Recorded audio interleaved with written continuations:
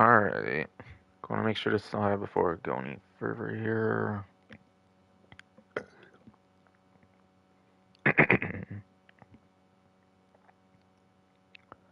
But yes.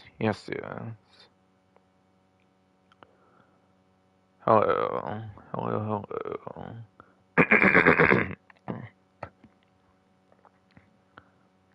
Yes, hello.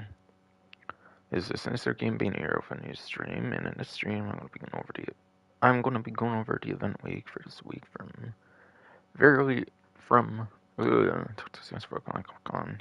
very early Thursday, whatever, like per usual, in Grand Theft Auto Online.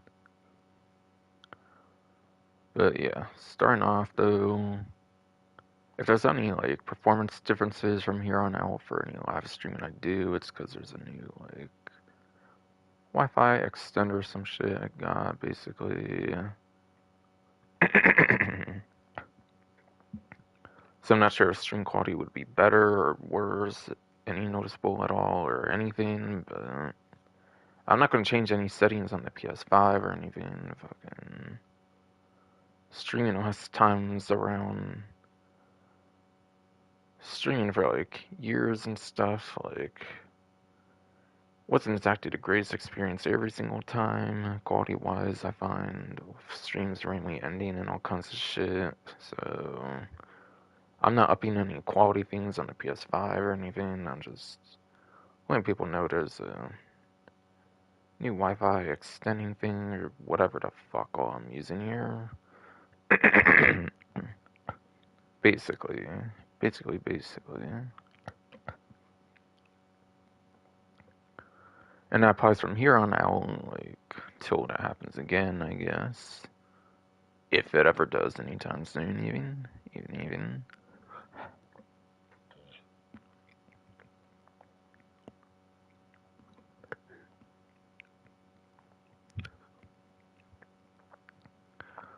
But yes.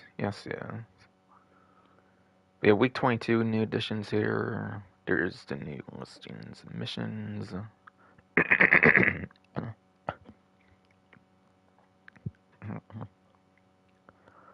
There's yes for the week 22 editions and new listings missions that came out, of course, for these free new missions.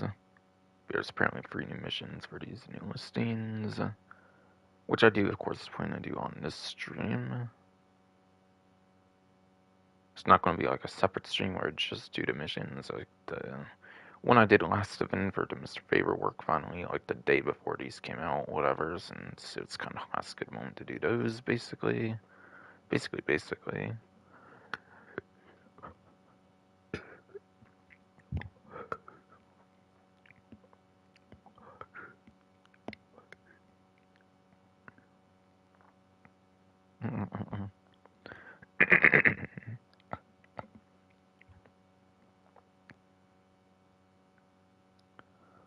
if you do these free missions, you do get like a property discount for the December property, basically.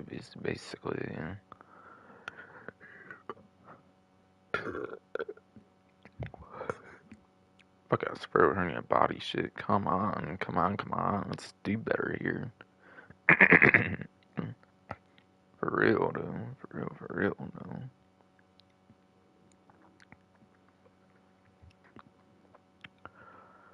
But yeah, when you get like a gold status thing, whatever, when you do the free new missions, you do get like a discount on the property that will be coming out in December, basically, for like the new like mansion property thing, whatever. So that's pretty cool. Definitely 100% for sure there. That's going to be absolutely amazing. It will be absolutely worth doing these new missions.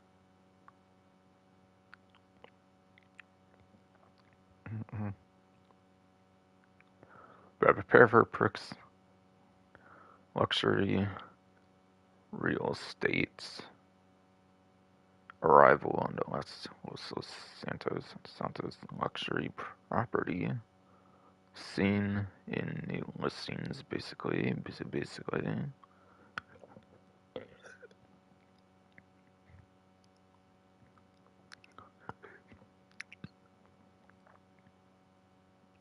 And yeah, it has Mr. Faber and Raph, whatever on there, so those couple characters would definitely be very involved, it looks like. So that's cool, that's cool, that's cool.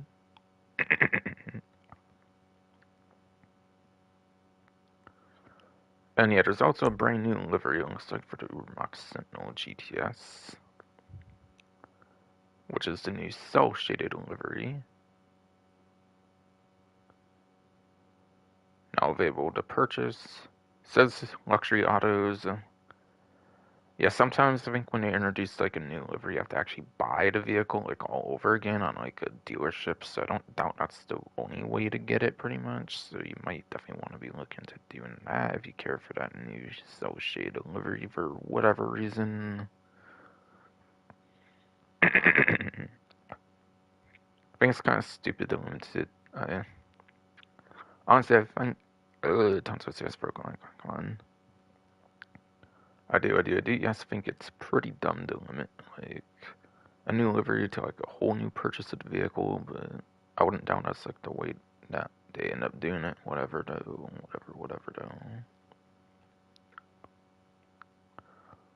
But either way, new livery, new cool-ish kind of looking livery for the Sentinel GTS at least. We have 3 times rewards here as well, by the way, for the executive bonuses. 3 times money in RP and all VIP work and challenges, apparently for the 19th. That's actually pretty good. Sheesh, and it's wondering, I guess. Okay.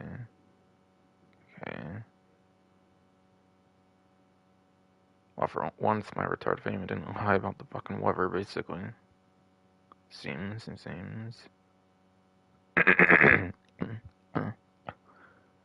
Whatever, though, I'm still on a fucking stream, I don't fucking care. Really though.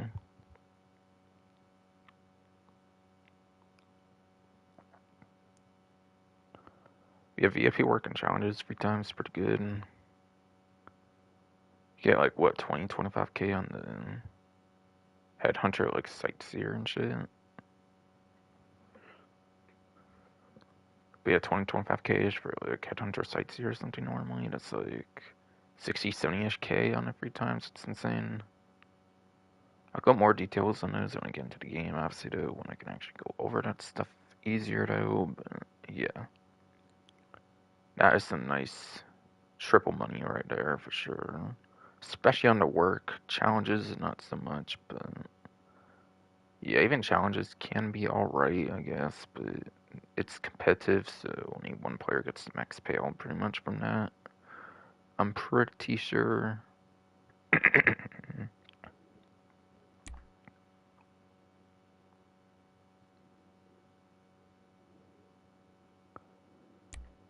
I think that's kind of all I wanted to mention on that for now, of course, since, yeah, it's going to be easier to do that. Oh, yeah, that's right. Still have to visit your executive office, or you can claim one free for this week as well from Dynasty 8 Executive. Yes, from Dynasty 8 Executive, you can actually claim a free one as well this week, apparently as well. So that is really cool.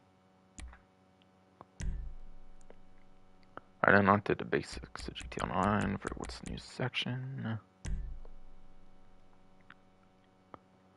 Yeah, I went over this last event for the plus benefits pretty much. Which, by the way, those new listing missions are 4 times as well, which is new for this week for plus. I think it's 2 times for regular event. And it's at least for this 1 week. I don't know if they're going to do it the whole time until like the new update comes out or anything. For plus, maybe, but I'm not sure about the regular event having 2 times. And 4 times could just be for the 1 week. I'm not really sure, actually, just yet, per se. Per se. Do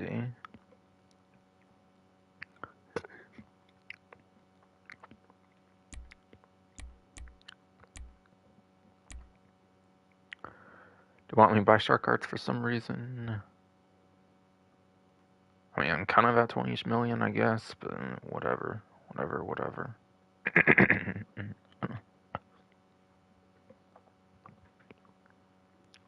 plan to be working on that though, like before the next update comes out, obviously though.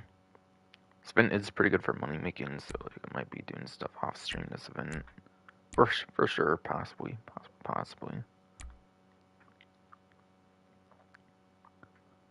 I'm doing this stream on Tuesday, if I've been said by the way, so I only have one full day at this point, so I'll have to see what I can do.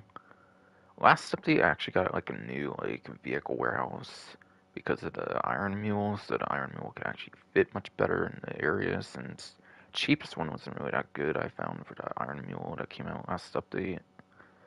Which again is, for those that forget by the way, is basically a Cargo Bot Mark II that came out last update for the Iron Mule, DH7 Iron Mule. So I would like to get some more like things done on the vehicle warehouse since I didn't get as much as I wanted to last DLC because of like the way they have it is you have to like sell all your vehicle cargo, I think, like before, like what's it called? You have to sell all the vehicle cargo before you can like change your warehouse, which is annoying, but yeah. And yeah, that's kind of a hint by the way of what's to come, by the way. Sorry about that. I kind of like to wait to go over stuff like that, but yeah, I kind of wanted to mention. I do kind of want to play this event, like, after I'm done streaming and stuff. If I find the time to do so much, that is.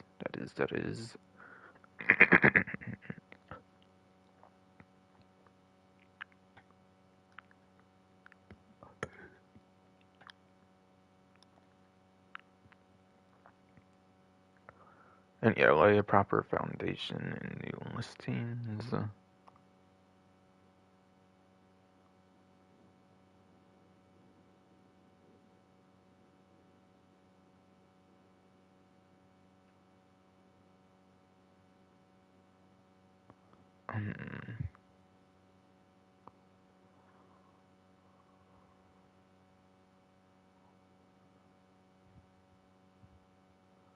Alright, but yeah, right now, at least you're double money RP for this 1 week. And yeah, if you help the pricks, luxury, real estate, whatever, by completing all 3, then you'll get the $2 million discount, whatever, the preferred rate, whatever. Again, it'll be a property discount for the upcoming DLC in December, in particular for December 9th, basically, as well. It's been pretty much all but confirmed December 9th for the Plus subscription. Also, I think I saw a tweet when you get like the $1 million or something. I think if you get the gold status or something, then like it kind of confirms it on that message as well, I believe. So that's cool. That's cool.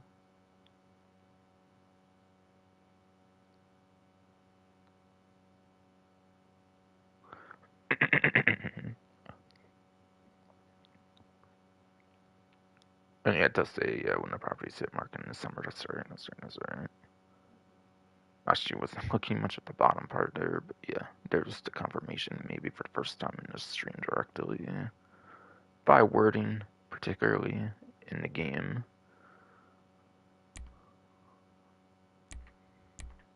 Alright, and very important pricks. Pricks Luxury Real Estate is rolling out their new VIP program to welcome up award-winning mobile homeowners into the elite. Playing for December 7th, a couple days before it seems like the DLC ends up coming out.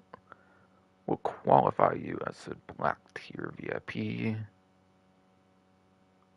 So literally just have to log in for black tier. And yeah, completing the free new missions, yeah. But at saying December 7th again, I think that's a couple days before the update comes out. Lets you ascend into the gold tier. Gain you $1 million bonus within 72 hours of completion or free real life days, basically. Not 72 hours in the game, but 72. What's the answer? Come on. Yes. It is not 72 hours, like in game, 72 hours, like real life on that. by the way. And then, yeah, black Rockstar Varsity crew neck.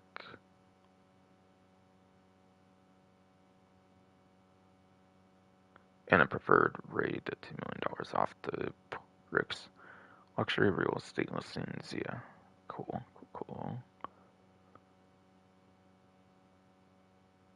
So there's at least a black Rockstar Varsity crew neck for like a clothing item as well. And that's like at least one new reward from there that I realized for gold that I probably definitely did not talk about earlier.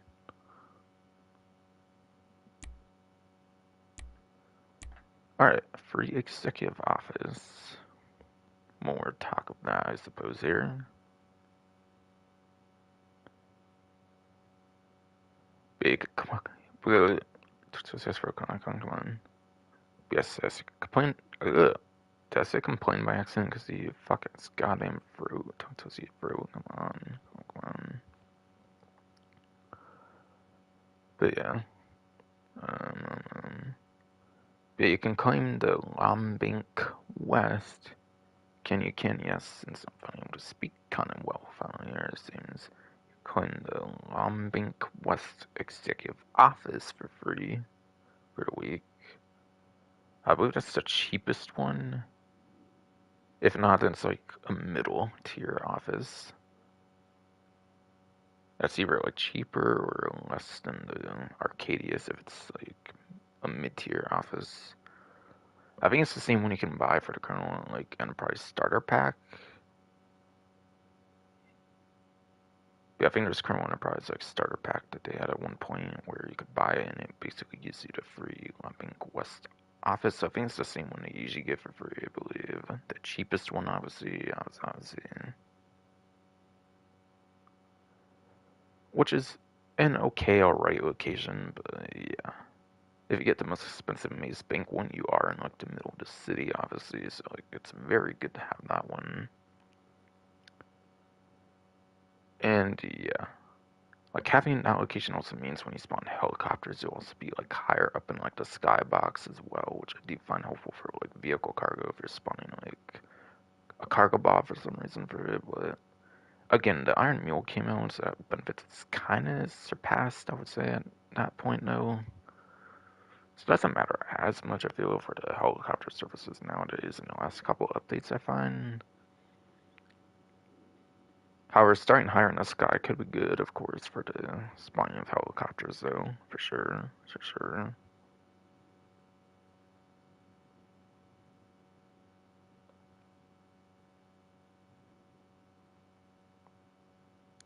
Every other location, by the way, will be 50% off, apparently. Also, the upgrades, modifications, garage expansions as well. So you have the upgrades, modifications, like the accommodation, yes, the accommodation that lets you spawn in the office, I believe, when you're in a new lobby, like new session. That's a good one to get for an accommodation, at least. Because office can be a good spawn depending on like what you're doing, I would say. Especially for the week with all this stuff on 2 times. Like plus even. For like some money opportunities. Garage expansions, I believe, would obviously be to import export like 60 car garage thing, I believe, basically. So that's good at least.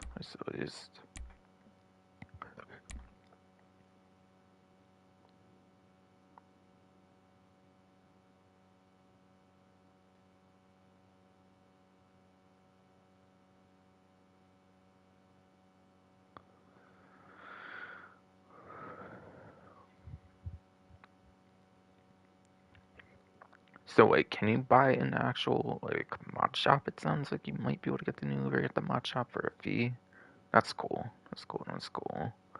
Though I think sometimes they do make you buy a whole new vehicle. It could be wrong though, but I think so though.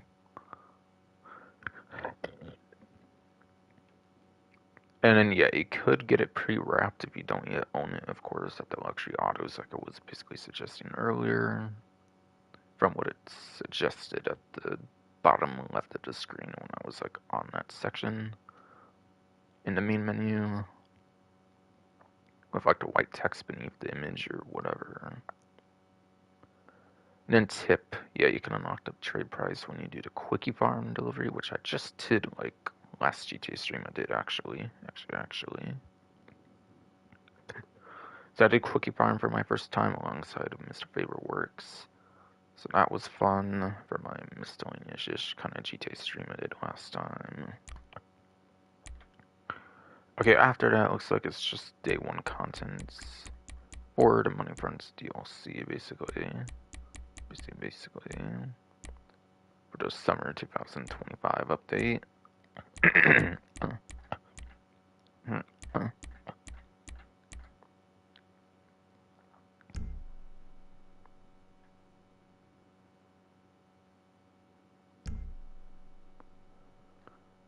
And yeah, I think that should pretty much be it for the main menu here at this point.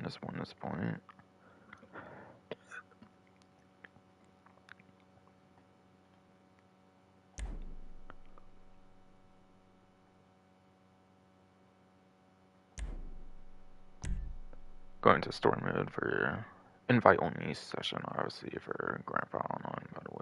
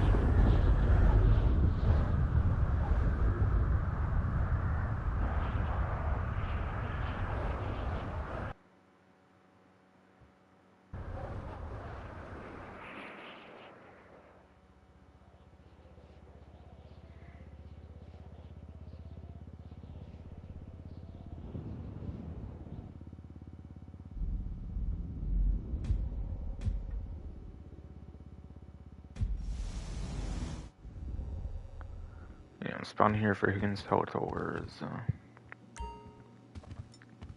I am, yes, spawned here for Higgins Salvatores. Okay. Knowing we dealt with the competition, Black Sano Capra coin pull sliders, Sano Capra cap, Black Sano Capra stuff all, like a couple other things, and new livery for this and on GTS, yes. You take care. Yeah, huge new clothing event, of course, with the black tier fiend just for simply logging in, obviously. That's how I say, yeah, like I was pretty much suggesting earlier. Yeah, it was a lot of stuff at the same time, I feel there. Especially with my fucking Sprilling and bullshit. The black Sano Capra, whatever the fuck all. Coin pool sliders. Santo Capra cap. Not initialed, at least there. On that one. And the only one there. Black Santo Capra. Ornament mini dress, I guess, for female characters. Because, like, I'm surely obviously not going to do that here. My character's not Trevor or anything who will wear a dress anyways. I'm pretty sure I don't have that being a thing. Pretty much. God, I hope they don't do that shit in the next game, I'll be honest. But did I ever tell you I once made 100 sexiest junior analysts in finance? Not that I, care about those things. Yeah, clothing unlock. Black Santo Capra. Ornate tucked tee. Okay. I have max heat right now. Okay, whatever. I'll just worry about it like off stream, unless new listings requires like no heat or something. If it could somehow contributes to heat, but maybe it doesn't.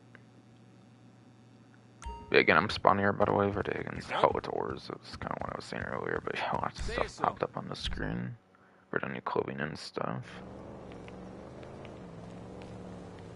I have the drag out right now, or the oppressor mark. Oh yeah, I was still in a couple biker businesses. That's right on my miscellaneous stream, right? I think that's what is out there then. I guess I'll roll with the oppressor for now then. For now then. The Mark 1 oppressor, of course, the one I didn't get like nerfed to hell Oblivion a billion fucking times. I know that's an over-exaggeration, of course, but yeah. With all the community crying and shit, fucking like I'm not even a Mark 2 Griever, but like the community did cry overly much about the Mark 2, I feel, personally.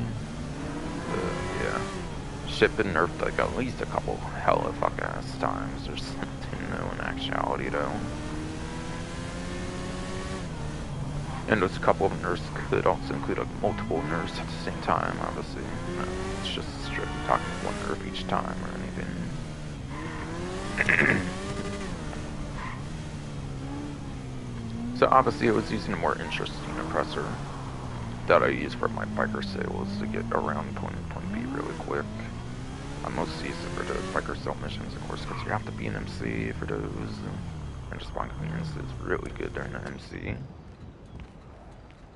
Which I don't usually use MC for because it gives you like 5-digit, yeah, it gives you like 5-digit like business fees and stuff. Which yeah, I know they've reduced business fees, which I never really asked for. I thought they didn't really need to, but they do that anyways. But yeah, by every CO, of course, for much less business fees, regardless though. It still gets like to be over 10k, I think, as a MC, I believe. Not to say I couldn't like deal with it, obviously, but if I were to grind it, like more, of course. But yeah, I just prefer CO on the average though, since there's a lot more I'd rather do with CO anyways. Like VIP work and stuff, obviously, and like it's a huge thing there. There. There.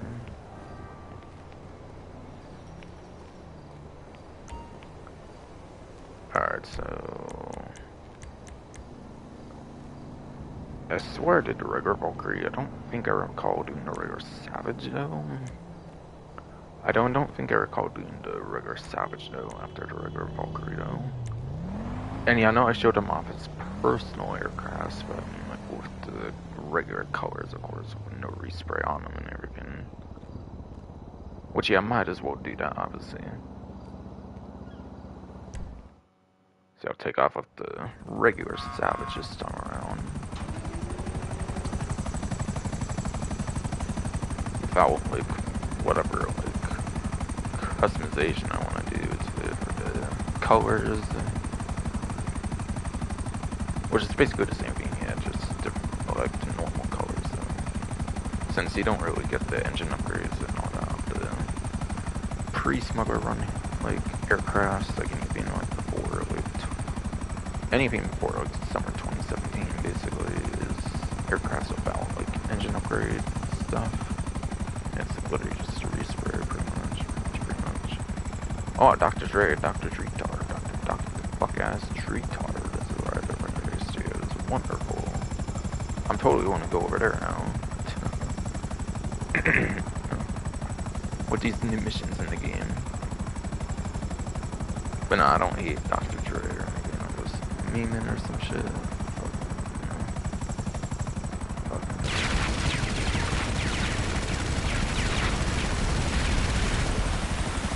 Yeah. I don't think the game likes that too much though. That's why I did that my way. It kind of stutters and stuff or something, I think. See? Hitting the building apparently with that a couple times. Let's see.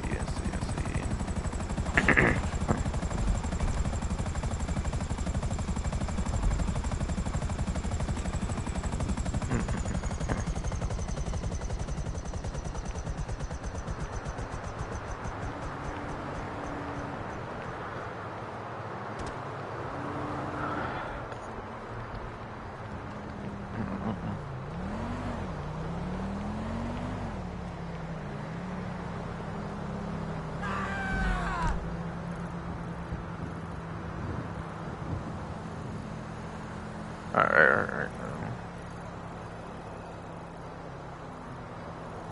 What was I going to do here? So, anyways.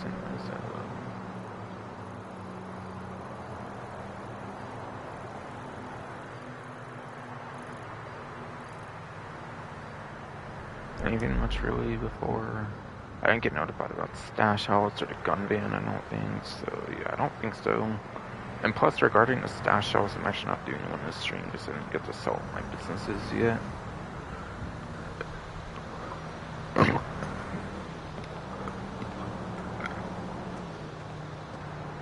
Fuck us, bro, hurting and shit. Body, oh, come on.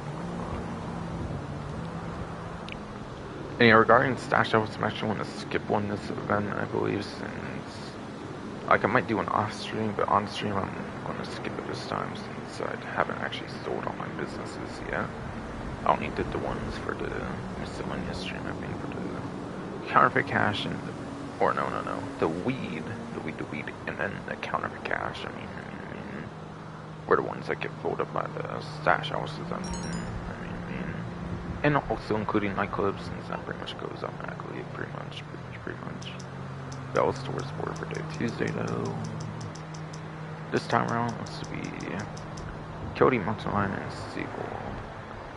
If you're on the 9th generation consoles and PC enhanced, basically.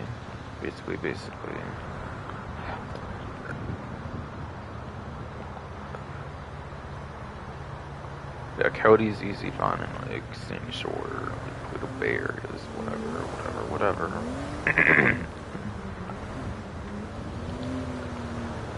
Mountain Lions, his name suggests, pretty much found them at like mountains, like maybe the Bonwood Hills kind of areas, like for the closest parts to the city. You have like Chiliad Mountain State Wilderness, actual Mount Chiliad, etc. for Mountain Lions, and then Seagulls. You find those around like water, obviously, like Del Perro Pier and stuff, obviously. Easy lineup, it's pretty easy one to go for if you want to complete that one.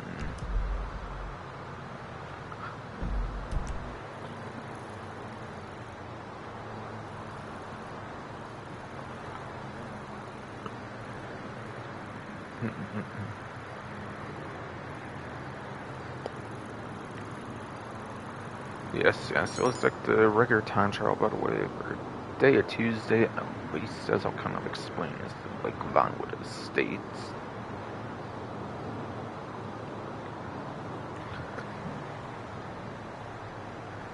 So what goes from here to Port St. Cudo, it's looking like? Okay.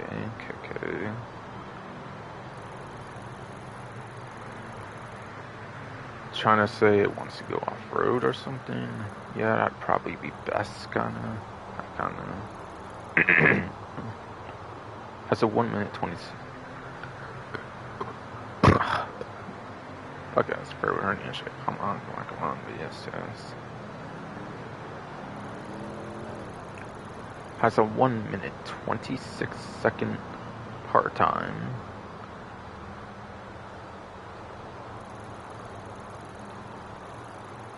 Or otherwise, like 86 seconds, basically. And the off-road vehicles sound like they'd work pretty good if you wanted to go that route. Otherwise, they do start in like Bonwood Hills, so will be lap time heavy, I would definitely say. So you would definitely want the usual lap time over something like the much more niche top speed.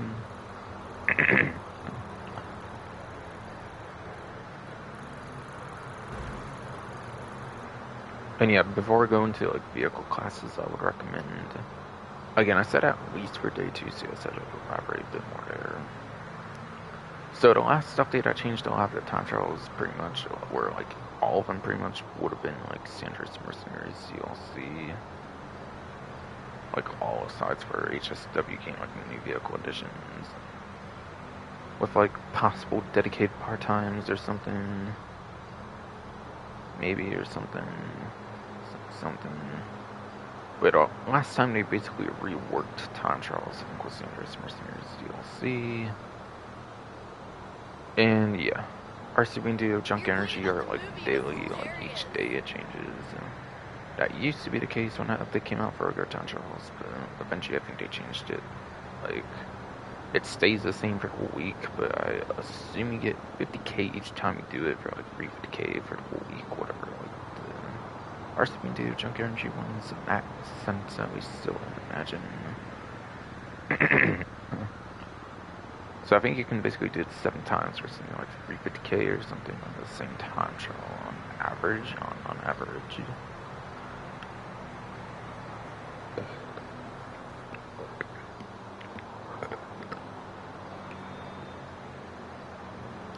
Fuck, that's probably running that shit. Come on.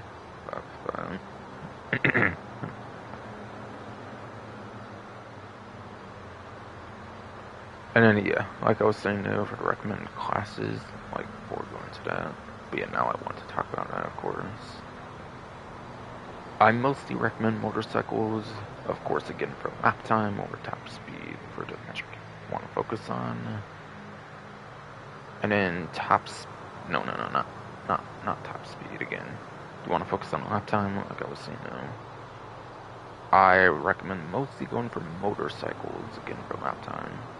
Not really top speed on this one, I'd say, since it starts in like Vinewood Hills, which is pretty much one of the most lap time heavy areas in the game, I would argue say.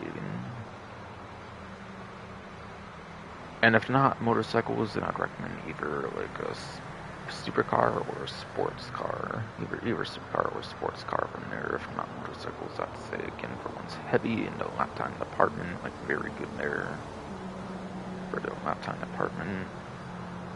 Which I'd recommend looking into Breathy 1322 or Racing YouTuber basically for vehicle performance for different videos, like a spreadsheet, all that kind of stuff basically.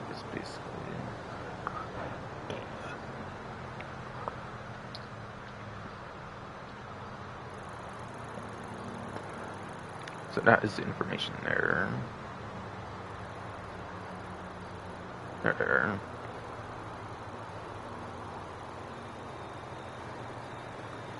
Recipe and data or time trial over day Tuesday, yes, supposed to be Vespucci Canals with a 1 minute 53 second part time, which is basically like what 113 seconds, I believe, for sure. As the name of this one does suggest, by the way, for the type, it is only Ford RC Bandito. So that's the only one vehicle you can use, no Invader Sway tank or anything else that's remote control or anything like that. So on these ones, you need to more so know how to take the turns and corners pretty much, which naturally you should be doing with like holding triangle on Xbox 40 and PC allows you to respawn if you really need to pretty much. And eventually with enough respawns and stuff, you should get it down, like how to do those turns and corners. And that's the way I recommend and like prefer doing. You could of course also look up, you could of course also look up a video guide. Yes. But yeah, a video guide would be more of a short-term way of remembering how to do something at video, and it wouldn't help as much long-term. And plus, you could always do bad even when looking up a video guide and have to respawn anyways, pretty much I find. So, like, probably better just do the respawn mechanic and learn on yourself. Turns, corners, and all that kind of stuff on this.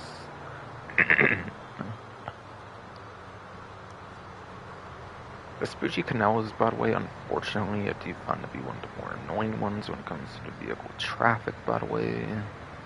It takes place on like main streets, so obviously you do have a lot of like traffic that can happen, and therefore it can get in your way pretty randomly, so it can make it a bit inconsistent for like some routes and stuff you might be able to take on it.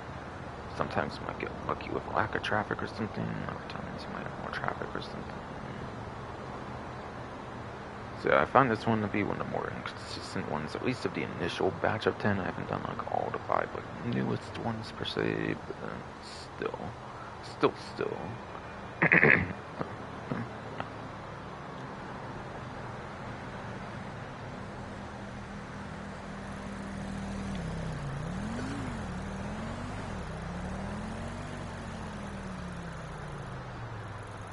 I mean, that's pretty much everything I want to talk about there, pretty much though.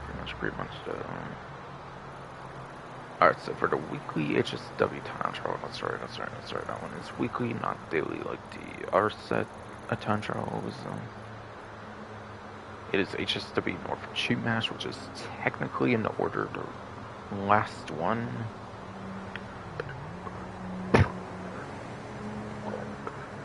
Oh, damn it, yeah, fuck, that's bro, hernia shit. Come on. Fuck. But yes. Technically, when it comes to HSW Town Trials, this is the final HSW Town Trial in terms of the raw order.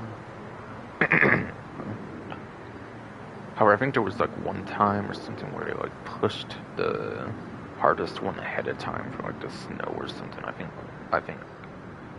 I think 1 year in the snow they pushed it like ahead of time, so like it kind of messed up like the whole schedule in a way. Like my 8 weeks I do obviously for the time trials, since there's 8 HSW time trials, but yeah, I do each vehicle for 8 weeks, but it never really aligns with the final one anymore, unfortunately. So.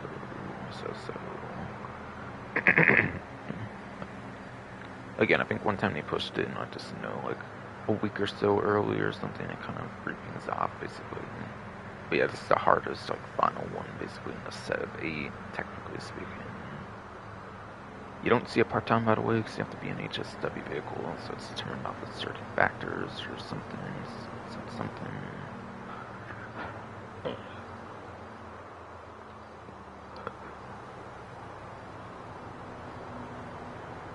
But yes.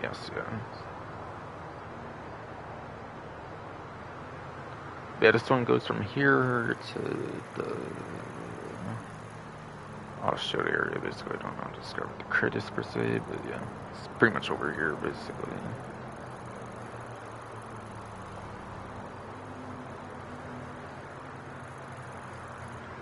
So yeah, for a route, honestly, for the most part, I found on the final one, it's probably just mostly best taking the GPS route. I think there is a way to do it for Fort Zancudo, if I recall, but I'm not the greatest at getting to the area over here through Fort Zancudo, I feel. Like, I don't know the best way to take from there, so I usually just go to GPS route, quite frankly. The final one, really though.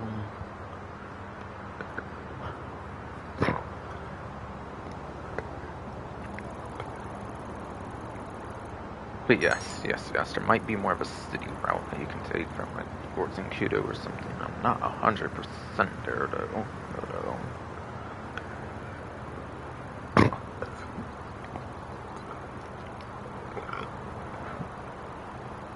Fuck, that's throat hurting and shit, bro. Come on.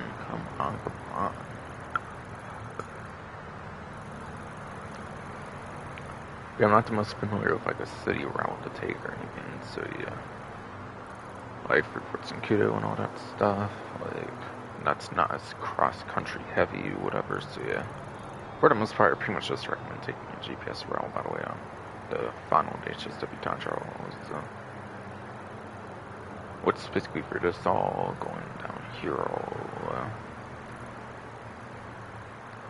through here, all like, what are you calling, like the whole time where this is going, basically.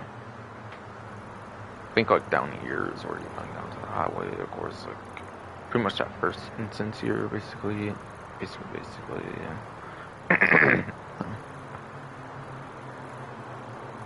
And eventually cross over more to like over here, of course.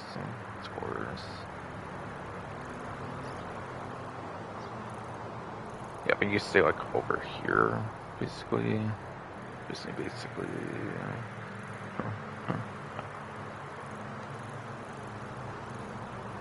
And yes, pretty much, I find pretty much the shortcuts are at the end of the thing, pretty much for any shortcuts. Pretty much. I think over here there's like a barricade or something you basically go through or something, and you basically can shortcut from there. And you can also shortcut like here as well, basically.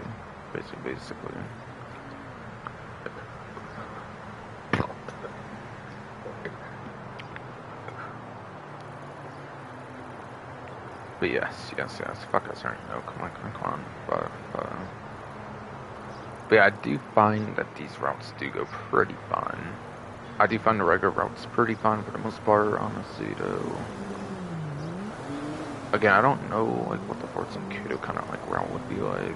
I think I watched it from Digital Card Deck one time, but I didn't really like realize like what they do for it or anything per se.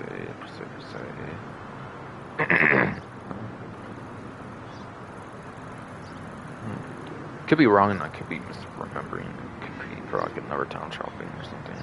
But I don't. I think there probably is a way to do it for Force and Kudo and stuff.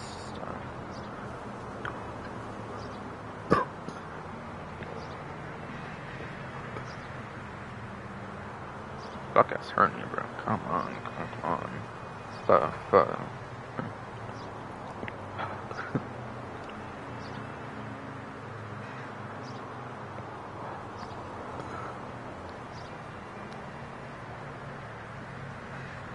But yes.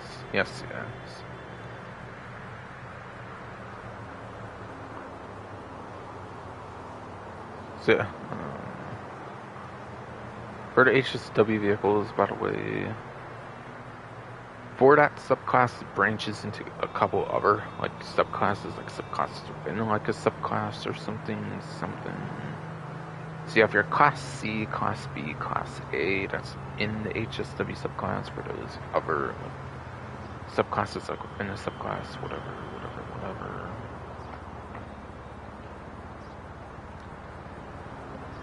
Which, yeah, Class C ironically has just classes that start with C, being compacts and coupes. And there's only 3 vehicles for Class C, which is Briosa RA, HSW, which is the only compact HSW, which is actually the one that's on the screen with the thumbnail view, basically, of the North Chumash HSW time trial. That's the Briosa RA right there, HSW. And then for coupes, you have the Ubermax 10LX SHSW, and then also the Euros X32, and this Euros X32, X32, X32, whatever. HSW, basically.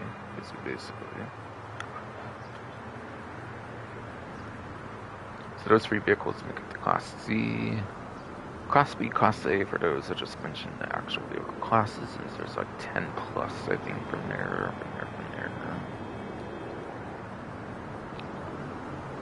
Yeah, Class B, you have like muscle car, SUV, sports classics, and I'm pretty sure off-road eventually got thrown in there as well when off-road got introduced with the San Andreas Mercenaries DLC as a whole class.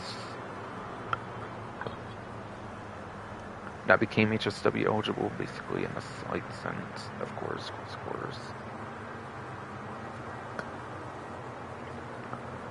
And then Class A is where it kind of explained, like, why I chose the best classes I did, by the way, for the regular time trials. So that would be your sports, supers, and motorcycles as a reminder for your classes I recommended for the regular time trials, and that's because HSW time trials are basically the best vehicles. Like, they're basically the Class A. They are basically, yes, the Class A vehicles. Which means they're basically like the best classes, I would say, in the game, basically. For racing, according to like Rockstar and like just in general, really. So Class A again is your sports motorcycle. So.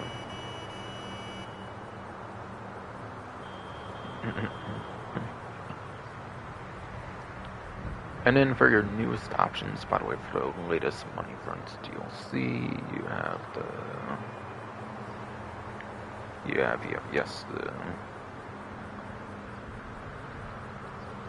Woodlander HSW, by the way. That was for the SUV class. That was new at launch of Money Front. Sadly, it wasn't very revolutionary. I would say it was like 3rd place in lap time, which is even like worse than one non-HSW SUV, which is the Kness Castigator. But yes, you have heard that right. The Kness Castigator is actually a worse vehicle. Or no, tongue twisting, yes, throat, no, come on. But right. You have heard that right, though. I mean to say the Kness Castigator is a better lap time vehicle than the HSW Woodlander. And it's not even HSW. Which, yeah, it's not the only case, and it's not the most embarrassing case as well. But, as I'll get into, but yes.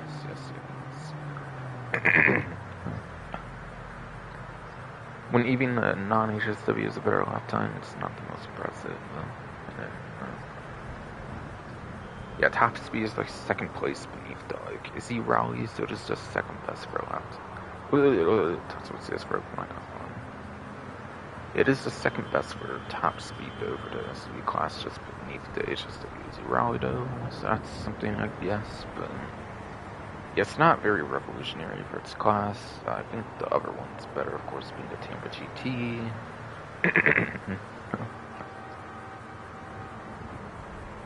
But yeah, Woodlander was one of 4 HSWs for the SV class since it came out in this update. And in this update, there is a 5th muscle car that came out for HSW, and that's the Tampa GT HSW, which is actually the worst lap time of all HSW vehicles, I think, in any class. I mean, it's second the worst lap time of any of the HSW vehicles, so they're like 27 or however many there is right now, basically, yeah. Which means even Arbor GT has a better lap time for HSW there, and when it came out at launch of 9th gen, it wasn't exactly the greatest lap time. Like, I think that one, at the time, actually was the worst for a lap time in the class, like HSW subclass. But yeah, Tampa GT is, I think, the worst of all 27 vehicles for HSW for a lap time. However, though, it is actually very insane for top speed. It is actually the number 1 for the muscle car class in top speed, over the Vigero ZX HSW and the convertible version, which has the same top speed as well. Speaking of the convertible HSW Vigero ZX, I am actually using that right now, by the way, is the vehicle I'm using. And even though this is technically the last one again, they kind of changed the... They didn't change the order directly, but like they pushed one ahead or something, like I was saying one time, I think, and like that means I do have a couple more uses of the HSW Vigero ZX, by the way.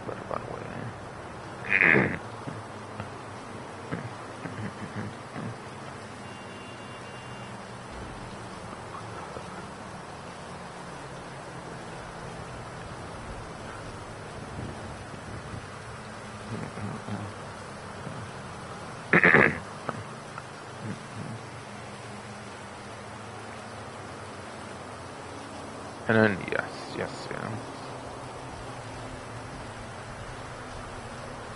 And then, yeah, overall, it's actually the 3rd best top speed for HSW, at least.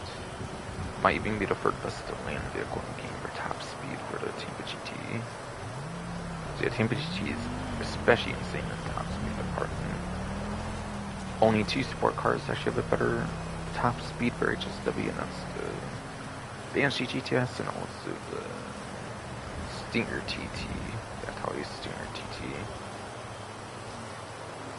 Or, no, not Italy Stinger TT. They changed the name at some point, like recently. I think it's the Stinger TT. So only like 2 sports cars for HSW even have a better top speed, which is insane. So yeah.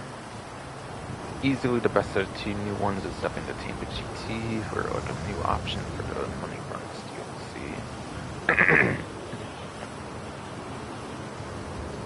And overall, if you want the best overall option, it goes to the HSW Hawktail Drag, of course. Like I was saying, motorcycles are pretty much the best for time trials. As long as you don't fall off of them, they're basically the best options you can use for time trial, I find.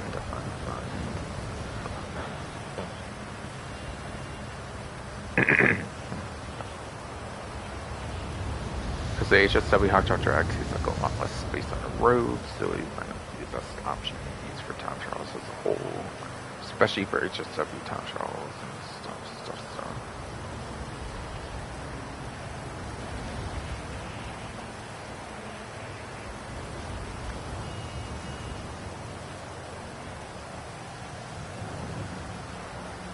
Okay, and I think that might pretty much cover all that for the HSW time trial for the week.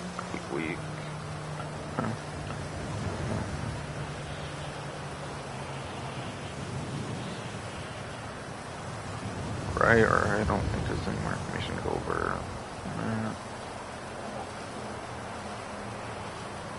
Yeah, I don't think so.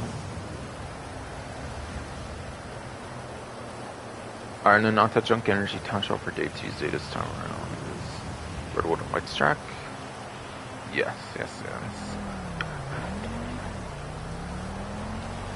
with a 1 minute 50-second part time, which is basically 110 seconds. I believe.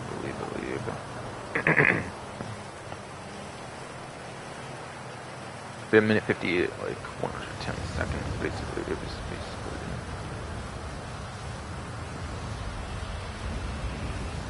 Yeah, for these, advice is pretty similar to our Tito time. That's for yes. By the way, for these, I think the advice is very similar to our Tito time trials, where you can only use like 1 or even 2 vehicles, but yeah, it's technically 2 vehicles, but it's technically 1 as well, since 1 is basically one with like a livery on it, and 1 is basically just a regular inductor.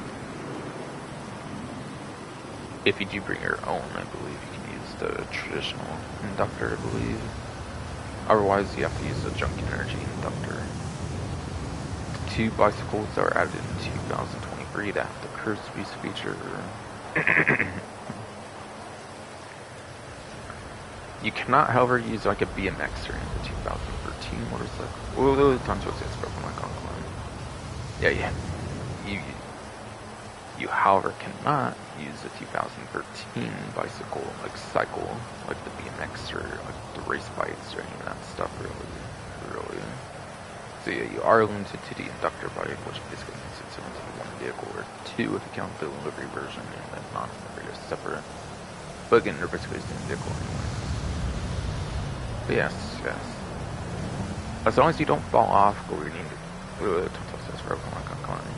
As long as, yes, you do not fall off, go what the hell? Come on.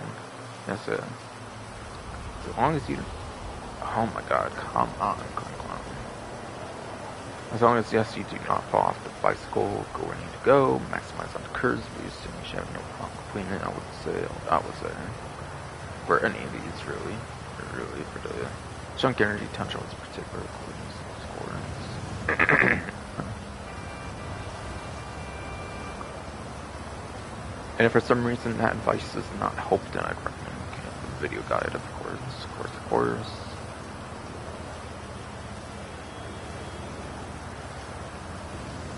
Alright, and then on to pre and race, I believe next up to finish off before going to casino. It is for the supercar class. So supercar class has 4 HSW options if you are on the 9th generation consoles and PC enhanced. Those are the weaponized Ignis, which is number 1 lifetime, and is number 3, I believe, for top speed. And yeah, there's no non-HSWs above it for either of those metrics, so that's good. Like, overall, not just for HSW. After that, you have the Cyclone 2, which is 2nd place lifetime, I believe is actually 2nd place, even if you include, like, non-HSW. It is 4th place top speed, which technically HSW, the main thing about HSW is insane top speed, so it is actually 4th place top speed, with, or without HSW to account, I believe. And then it is electric on the second two, so it does have the acceleration benefit, like it has the benefit of having acceleration, which is like, obviously it's an electric vehicle, yeah, so, like I was saying earlier, I think, but yeah. The main thing of the electric vehicles is they do have acceleration, which is how quick you get the top speed, and especially being HSW and electric, it makes it actually insanely good in both of those metrics. So it's kind of a very good all-arounder, I find, even with acceleration. However, it could also be a downside as well. Acceleration mostly helps with like when you get like hit and you need to get back up to speed or something. So if you can like not get hit at all in a race, which of course is ideal, then you probably just want to be better off with like the weapon segments for a lifetime situation anyways. And like overall, I would say.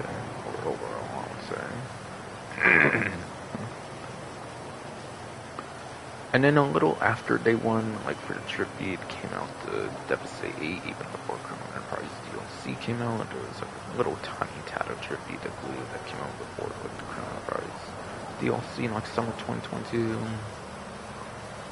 And that introduced Devastator 8 HSW, which is, I believe it's third place for a lap time with the 4 HSWs.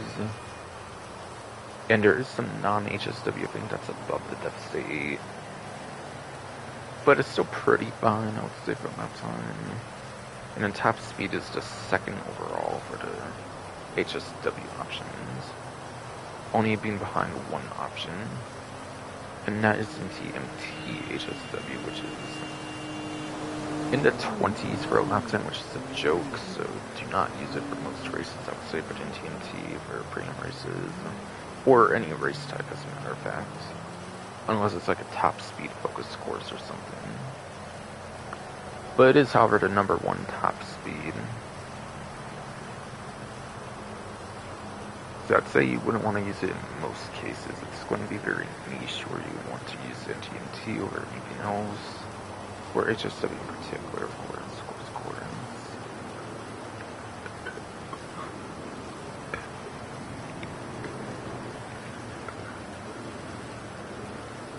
Yes.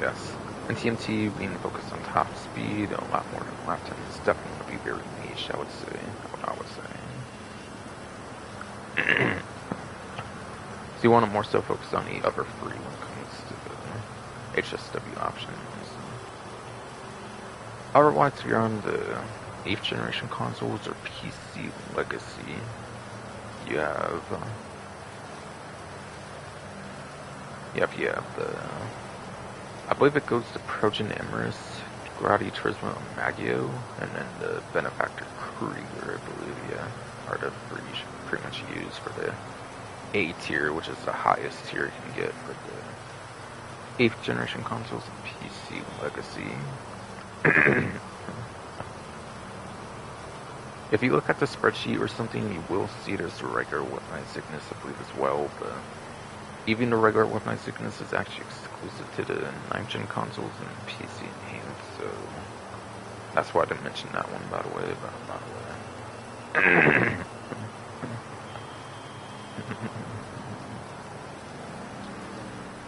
But any vehicle, like performance stuff, by the way, comes from roughly 150.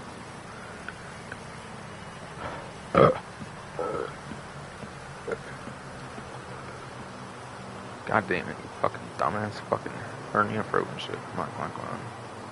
But yes. Fuck. But yes. Any of you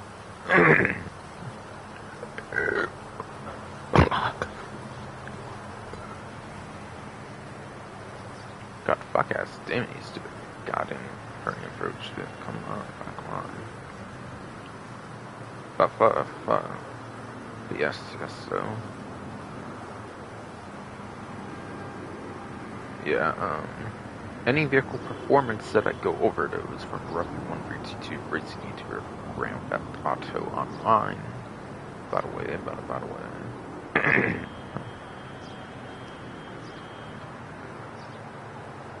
And yeah, what is lap time and what is top speed? Lap time is turns and corners in the city, which should be most areas of the whole game as well, even outside the city, which is why lap time is a lot more important than top speed, which, like I was saying before, is a lot more niche. And top speed is what it sounds like would be where you can get your highest speeds, like on highways, airport runways.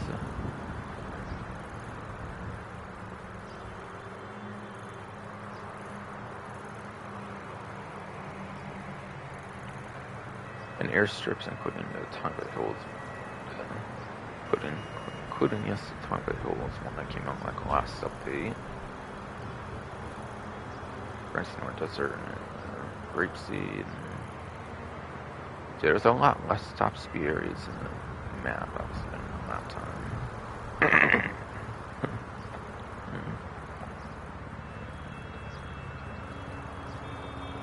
And sadly, I think it's a little misleading on the like thumbnail theme, but you never get like the stunt races or anything. I think it's always regular races, I believe, for the premium race. Yeah, I think premium races are always on like regular like city courses, I believe. So I think that tends to be misleading on the thumbnail, I believe, if I recall. Oh, and I'm not done yet, by the way. I can do that again. Yeah. How do you know what the race course is going to be if I'm not going over the actual race course? As you can see in the bottom right of the screen, there's the black rectangle square for start job. That would be X on Xbox, whatever key on PC. And same button, square X on Xbox, whatever key on PC. Once you get in the lobby screen where it gives you the title of the race, you can do the button and it gives you like the much more important map of the race. You can scroll left and tap speed and see if there's turns, corners, like straights, all that kind of stuff. If for some reason you get in the lobby screen, you can also do it when you choose a vehicle. Yeah, man, that's your only ever opportunity to do that. Probably so when you see a vehicle, you get an idea of like performance if you remember it well or something. I'm guessing for why they have it available like when you choose a vehicle. Probably.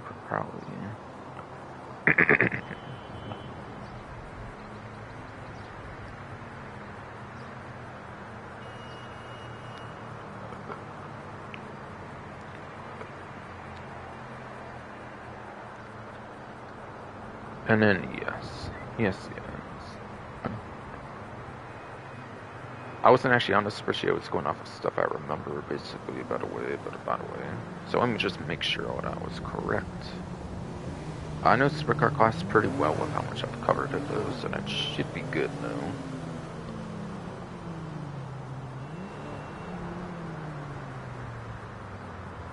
Yeah, HSW was obviously correct. That's easy to remember since there's only 4 HSWs.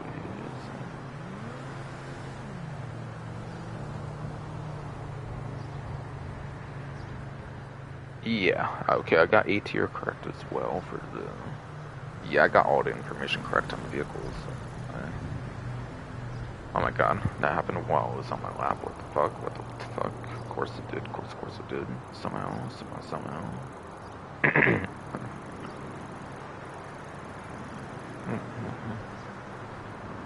But yes. So I got every vehicle information correct, by the way, like all of that, when I was seeing what was best for, like, Ninth Nation, basically, yeah. I knew I remembered it right, just wanted to make sure, basically, before I went further, though. Yeah, Crystal Meth. Counterfeit Cash, I guess, has, like, a good amount in it, in a sense, already, but obviously it's not filled up anymore since I stole that last stream, now, basically. Superficial ass. So it doesn't mean the business is full, it means something else, basically, or whatever, as I get a random phone call from Ron. Apparently. I never do Hanger, and I don't think there's rates for Hanger, I believe, so I don't think it was an important one, of course, for scores, or a phone call thing.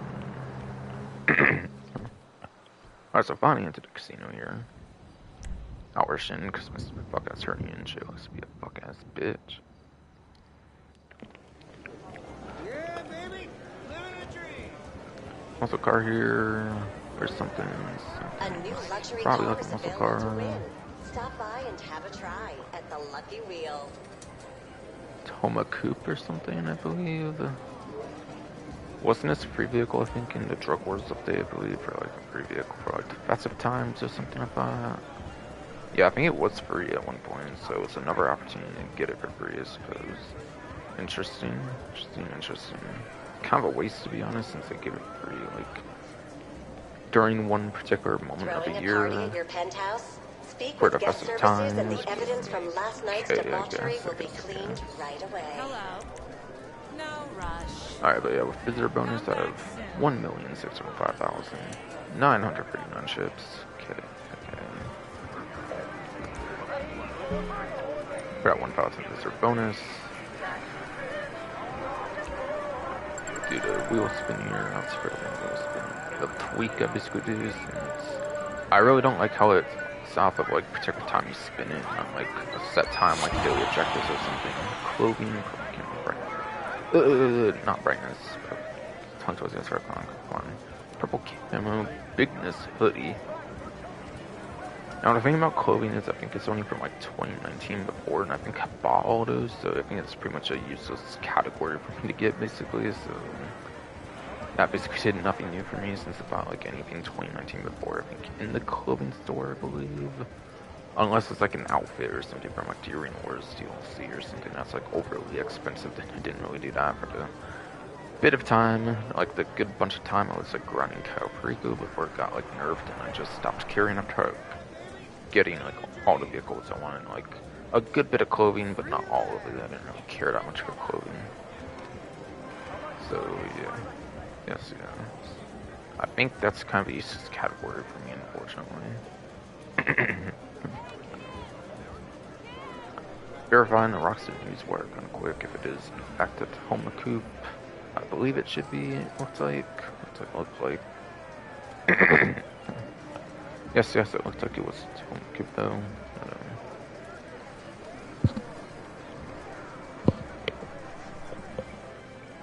Move on. I've moved on. I'm golden.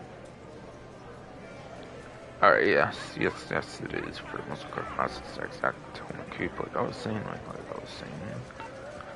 Obviously, I saw it on like the badging, but I just wanted to confirm it 100%.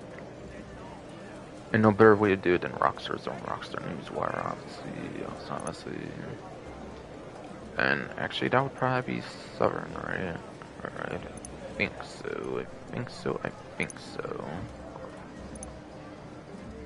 Is it a 2-door or a 4-door?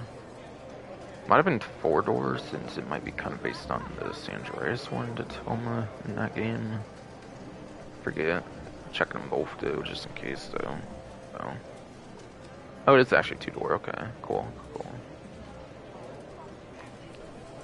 Little pre-bets some discounts apparently. Get to those and I get dedicated section. Obviously, to stream those, so I'll do it all at like one time. I think would be most efficient.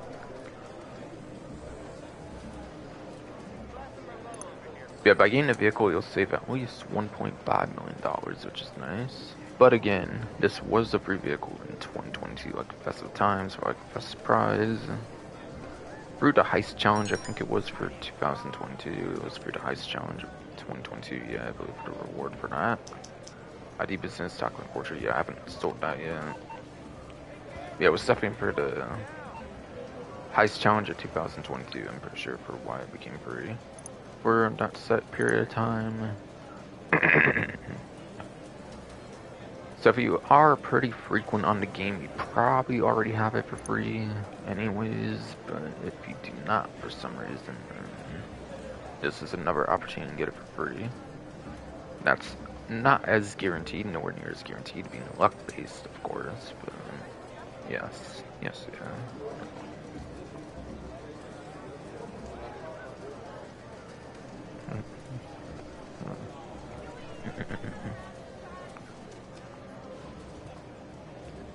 I'll go on the spreadsheet for the information on the performance. Performance, yes. Can't twist the spread, come on. Yeah, again, I'm on Breppo 152's vehicle spreadsheet for performance, so don't know.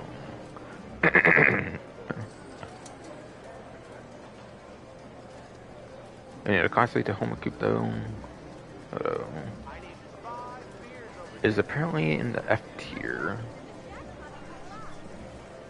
for the muscle car class, which is 43rd place apparently for lap time, as well as 47th place for top speed.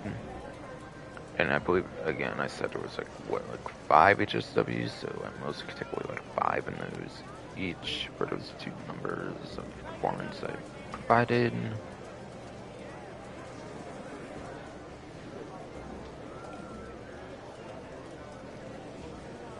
So that would be 42nd place, and then like, or wait, I was looking at the wrong vehicle. I think when I said 42nd, my bad. It's Homa Coop, 43rd, 47th at performance, so -5 would be 38, and then 42nd, which is nice. On the lap time, it's pretty fine, I would say.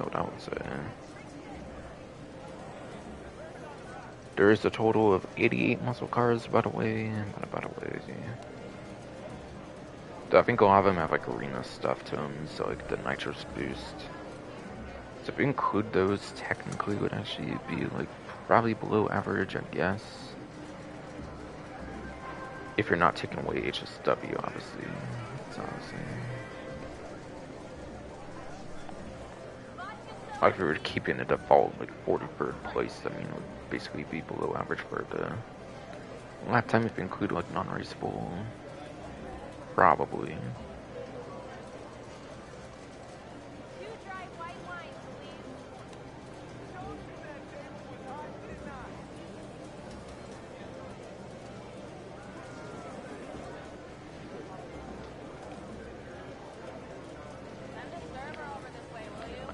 Yeah, I think at least 4 muscle cars actually. Since Imperator, I think it's an arena ready vehicle, not an arena upgrade. Which I think it's where arena in parentheses specifies something like that, is if it's not like ready made arena or something.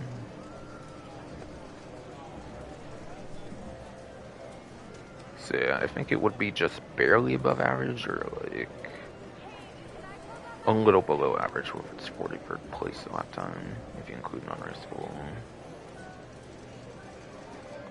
But yeah, if you take away like 5, going into 82 vehicles, I think, for muscle cars in the game. Or no, if you take away 5, it's like a goddamn political text message I never asked for on my goddamn phone.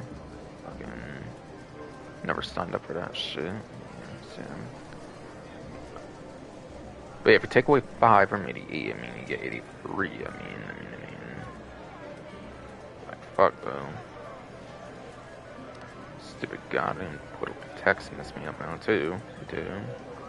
I have my fucking starting just doing it. Christ, Christ.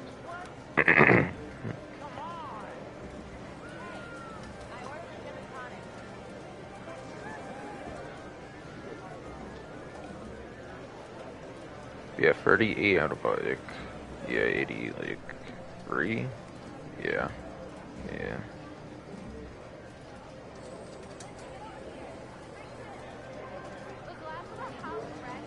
Yeah, 38 of 83, yeah, that would very much be above average, just barely, I think. Just barely, I think. So it can be fine for a lap time. Yeah, top speed 47 out of the 88. Yeah, that's just not gonna pretty much be like above average, I think, no matter what, pretty much.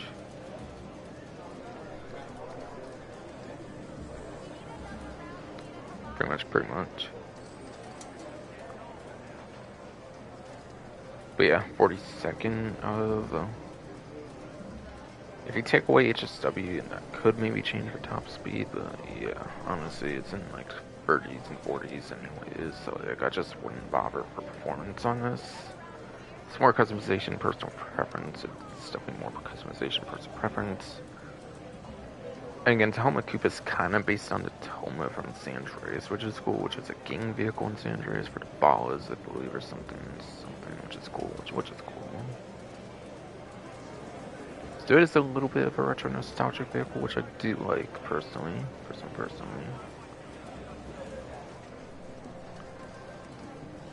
But yeah. Honestly, I don't really think it's worth the wheel spin, especially when they give it free during the Drug Wars DLC as a best vehicle, as a reward for the Heist Challenge 2022, or whatever. I don't really think that's all that great, honestly. In terms of raw performance, which is the main reason to get a vehicle, pretty much.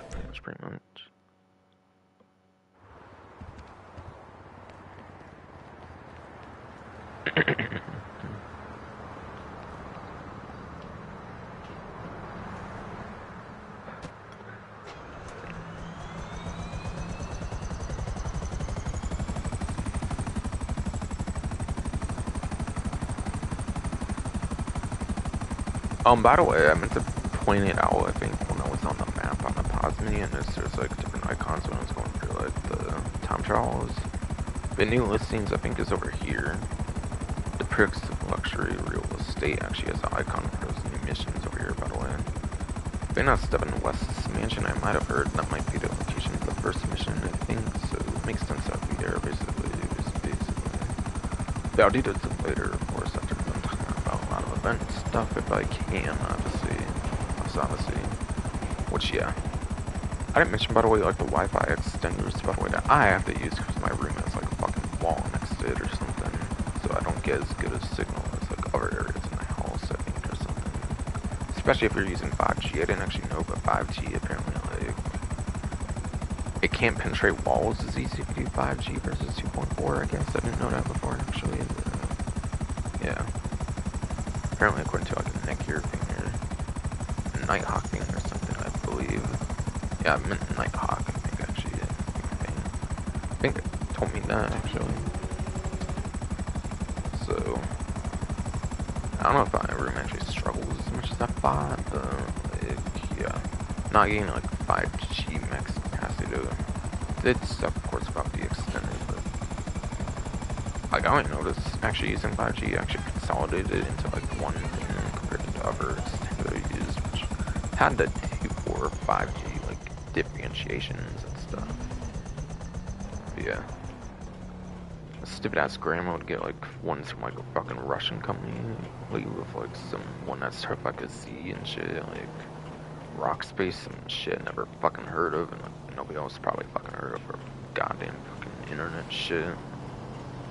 But now we got Netgear extender, some shit, like an actual reputable fucking company and shit, so, like, hopefully shit will be better for streaming, you know? Like, less streaming issues and stuff, with, like, streams disconnecting or some shit, right? Hopefully.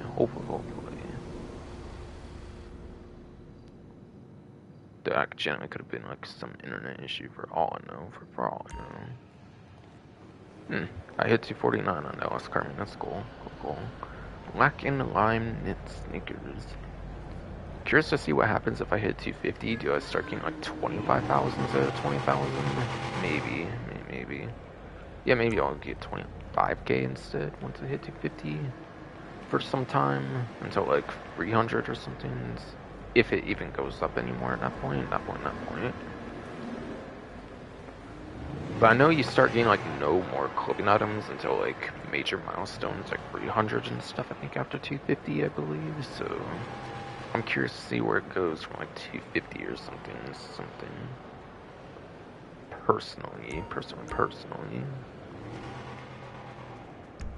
I'll bank to 20k right now, I think, actually.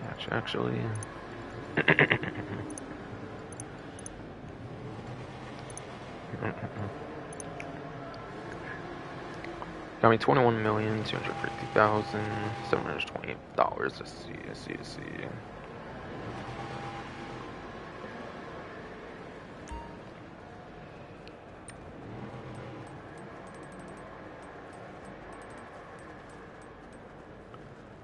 That's the second to last one, apparently.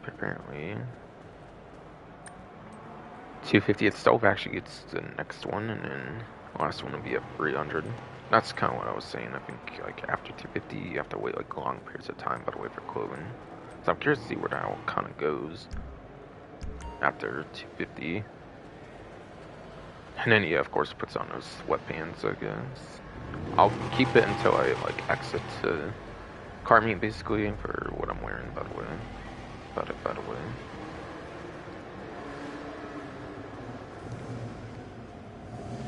And what was that, a couple $1,000 or something? Nothing really at all. Yeah, I assume shoes is the first complete category, I believe.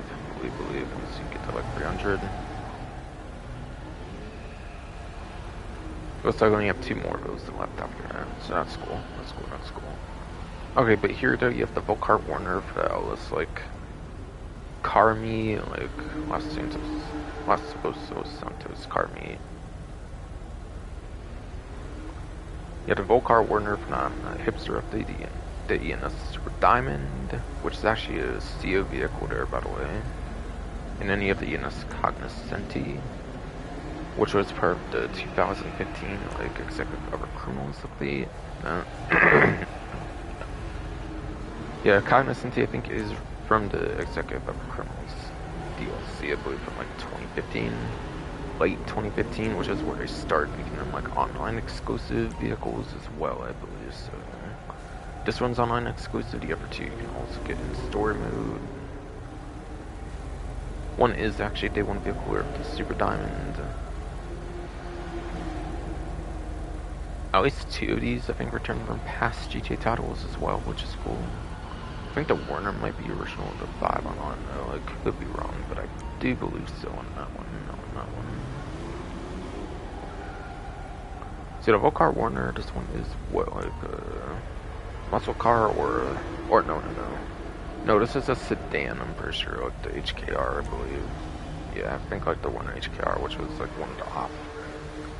one of the like random class kind of non-sport car, basically like tuners up class vehicles, and they wanted the tuners update. It was one of the ones that was not a sports car, basically. Yeah, the Warner is a sedan, I believe, like the HKR is, I believe, yeah. So it's sedan class, which has no HSWs, so there's nothing that would like overshadow it too much if it were kind of good or something. The thing is, I don't really think it's a top sedan. You have like all kinds of like newer sedans nowadays that are kind of top now. I think you have ones like even as like old as like the Reinhardt for 2022, even if you like don't consider it like the last 2 years or like 2024, 2025. That tend to be like the top dogs pretty much at this point. So I think stepping past 10s, I don't really think it's going to be all that ideal for performance for the sedan class.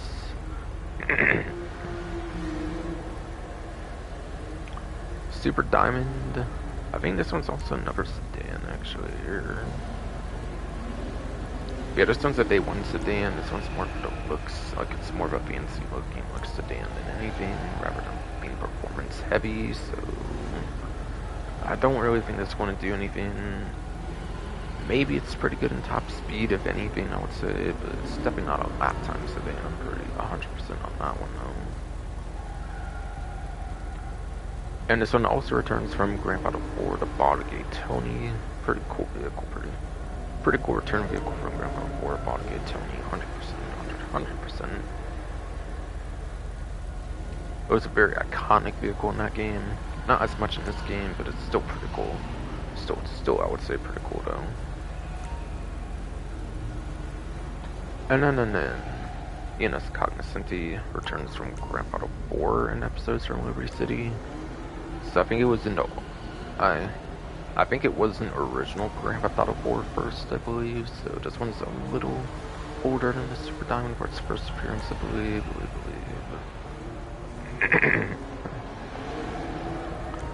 And again, this one's also a non-exclusive. Like compared to the other two, this one's actually a non-exclusive.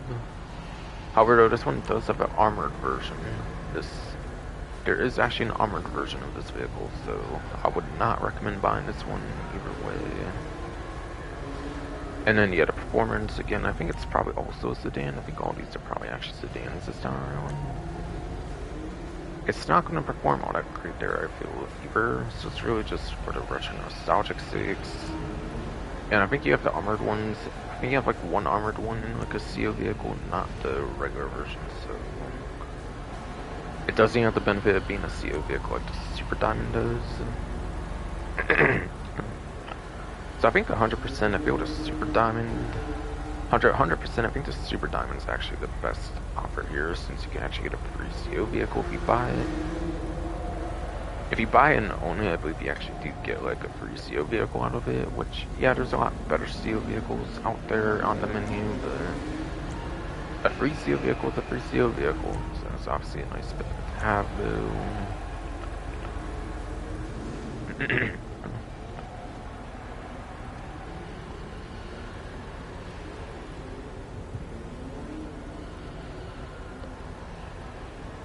Gotta check, make sure on the class scene for the Newswire, yeah, all three of them are in fact sedans this time.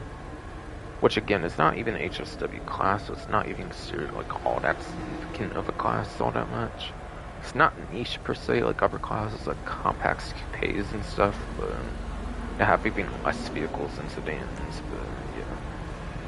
At least those classes have HSW where this does not. I find. But yeah.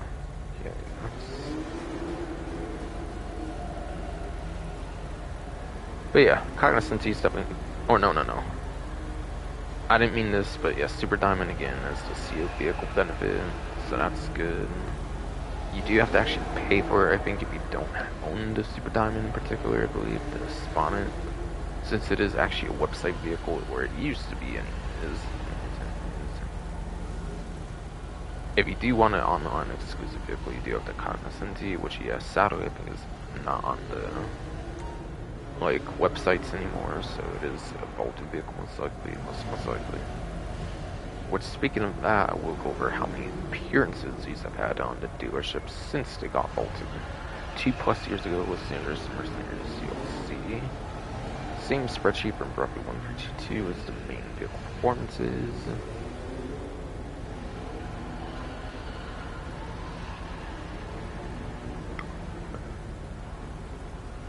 So there's removed vehicles like dates or something that's the spreadsheet I'll be on for the section of the spreadsheet. Basically.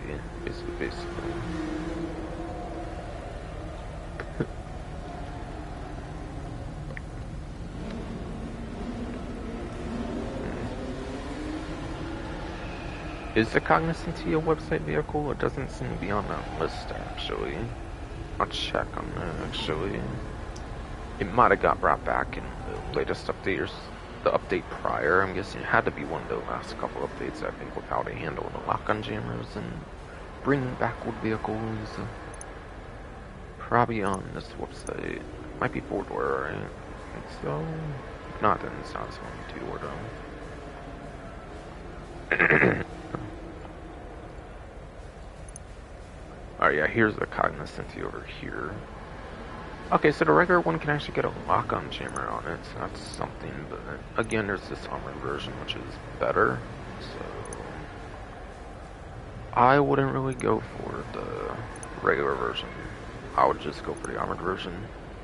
I don't see that being that valuable, quite frankly.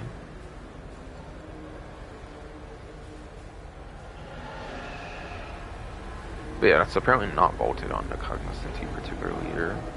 Just features, I guess, for some reason. But the Warner and the Super Diamond are vaulted vehicles. Alright, so the Warner apparently has appeared for the 9th time, apparently, as a disappearance on the dealership. Again, 2+ years ago with Xander's Mercenaries DLC, summer 2023. So it has 9 appearances total now as a disappearance on the dealership, for any dealership appearance. And then the Super Diamond's at 1 less with 8 appearances apparently. So yeah, 9 times appeared on dealership now, and then 8 times appeared on the dealership now. Basically. Again, this one's on the website, has a lock-on jammer, because it got brought back at some point, so it does have lock-on jammer support, or whether it's the regular or the armored version, it looks like. But again, no way I would recommend the regular over the armored. So I'm not going to really recommend it, quite frankly.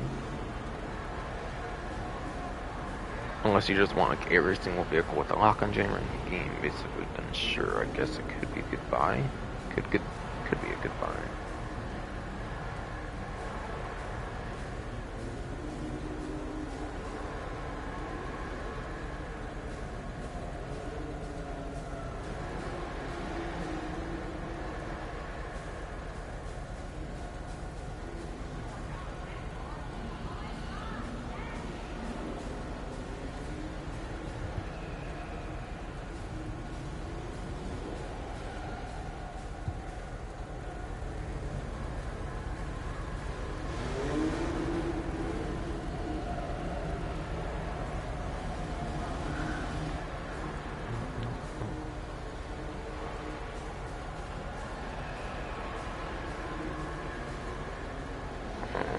Okay, but yeah, it's gonna check the newswire for the, or like the support page or something for the title update notes or something for money front, see if it was this update or last one.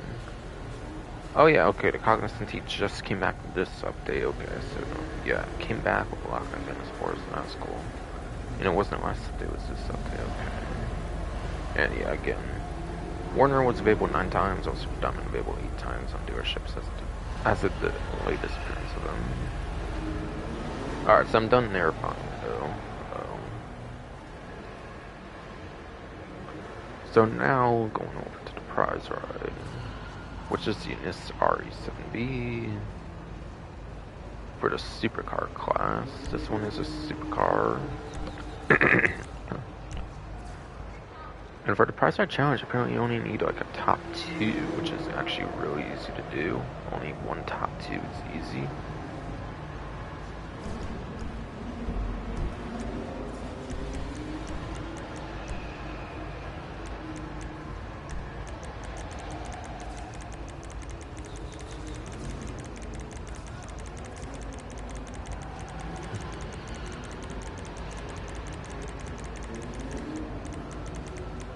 Yeah, pursuit races, not the ideal way to go on pursuit races for sure, since they are a minimum of 4 players and you need top 2, so it's only a 50% chance, which is a half chance, which is better, I guess, than like worse than that, if it needed to be like top 1 or something, obviously, but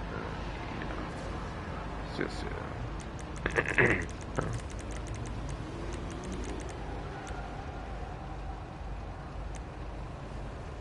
After that, you have street race. Yeah, street races are exactly 2 players. I think the way it works is you have, talk to me, it's for come on, but yes. I believe the way it works, by the way, if you have like the street race at exactly 2 players, is both players will get the vehicle, I believe. So you have exactly 2 players, so you basically get a top 2 guaranteed, which should get you the vehicle. So that's an easy way to do it right there, basically.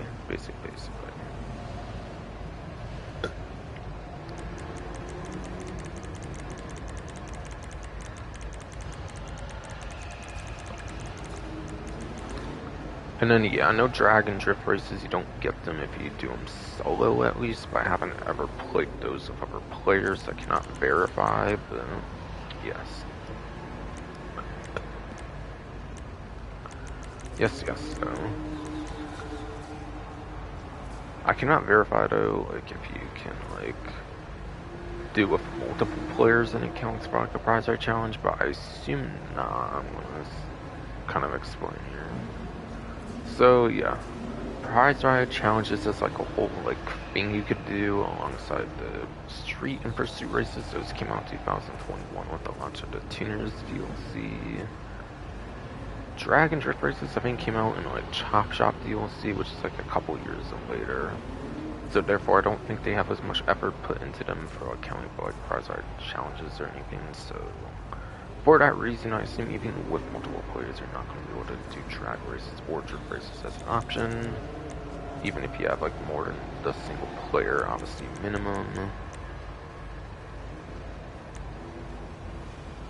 To explain that, basically.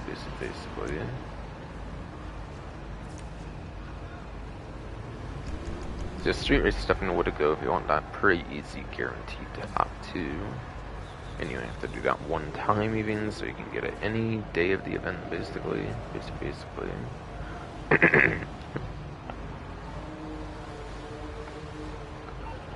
And yeah, these usually tend to be website vehicles. Yeah, prize ride vehicles usually are website vehicles, so it should be on the website. I feel like it got vaulted at one point too, because I think any kind of stunt vehicle that wasn't legendary got vaulted at some point, I believe, so I believe it will have a lock-on jammer as well as an option. Yeah, supercar is pretty much all 2 doors, so it should be there.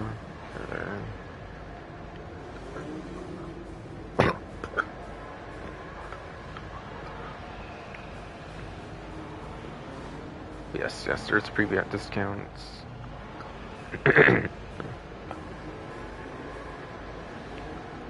There's yes, previous and discounts. Alright, here it is. Here it is.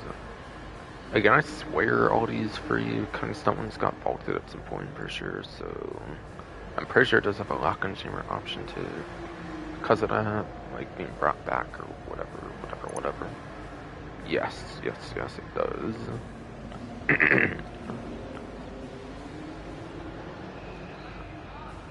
So when you get the vehicle, you can choose either the standstill livery or the Pegasus livery when it's like normally obtained.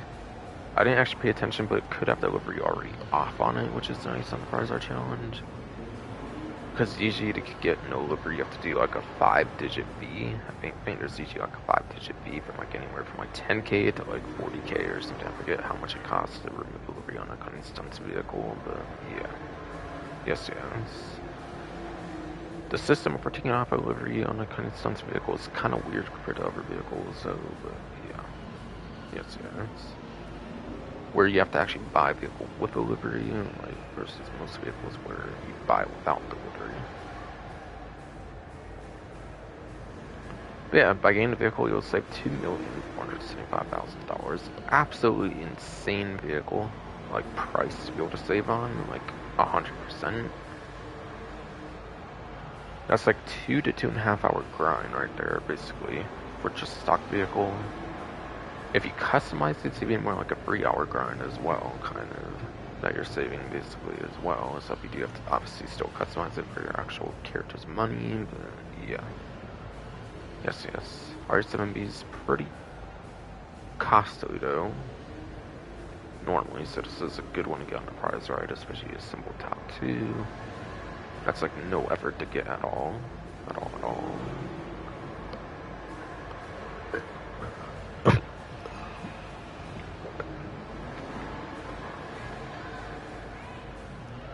Okay, sorry, bro. Come on. Button.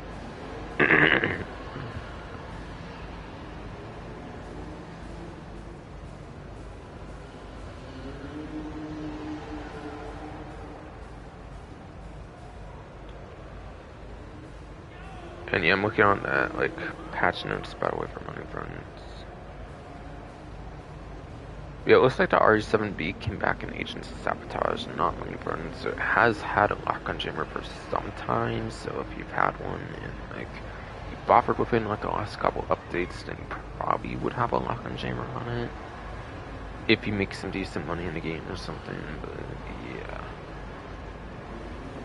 It is a supercar, which is more of a speedy vehicle, of course, on average though, so a lock-on jammer on this is definitely pretty fine, I would say. It's already speedy as it is, so a lock-on jammer just makes it even better at avoiding like missiles and everything. Or like actually good at avoiding missiles, obviously.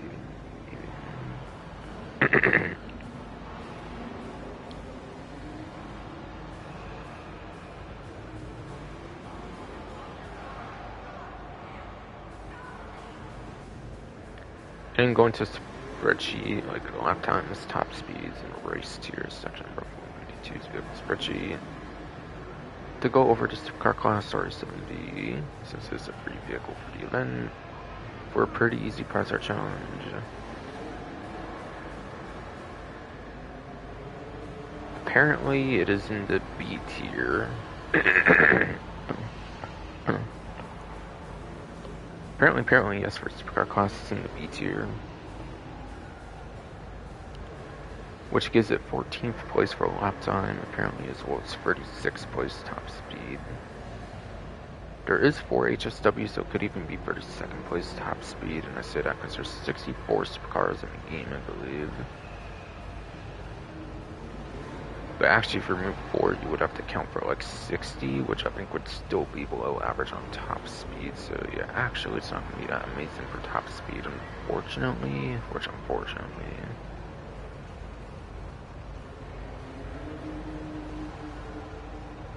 So yeah, 36, 32nd, like out of 64 or 60, that's not amazing, quite frankly.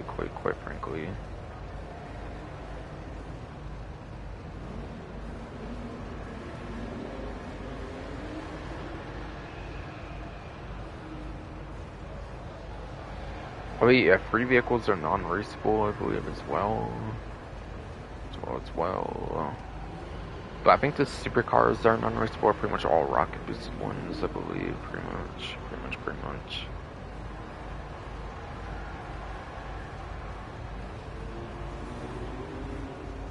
Yeah, indeed, that is the case. So, even with non-raceable into account, yeah, it would be below average for top speed pretty much no matter how you slice it. So, it is a final lap time option though. Free HSW vehicles are better for a lap time, which does at best put at like 11th place for a lap time. Which, yeah, 11th place would be just right beneath top 10, which isn't terrible. So you could run it for a lap time, but yeah, there's just going to be better options. But again, it's the spot right beneath top 10, so it's pretty good still. Pretty fine still there. So yeah, I think it's overall pretty fun.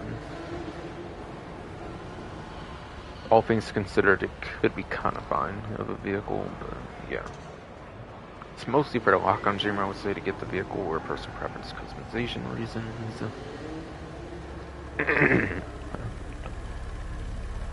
And here you have the Benefactor Sterling GT for the premium test ride if you're on the 9th generation consoles or PC enhanced.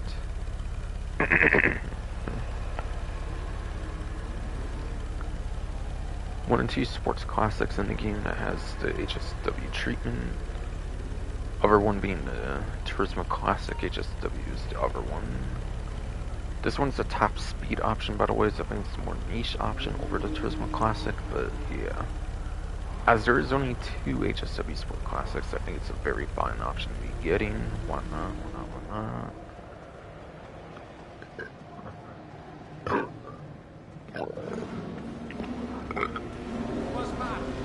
Fuck, I broke her and shit. Come on. But yeah, when there's only 2 HSWs per class, you basically have like one that's good for lap time, one that's good for top speed, basically. So yeah, it's a very good option to pick up, though.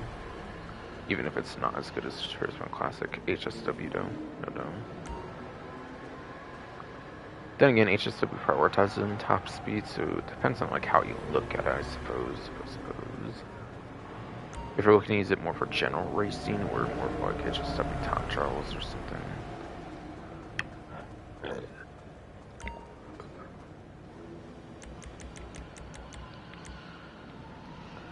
And yeah, the information's wrong about this vehicle, by the way, for the Sterling GT. They actually vaulted it at one point between Dangerous Mercenaries up to Agent Sabotage, but Bonnie brought back the lock-on jammer. So this is therefore HSW vehicle that actually has a lock-on jammer, which is nice. So that's cool. That's cool. Albeit you do have to drag as of this update that got the lock-on jammer, so it's not saying too much at this point, I feel, anymore, but yeah. Not all HSW vehicles have a lock-on jammer though, so Sterling GT having lock-on jammer with HSW is actually very good, of course.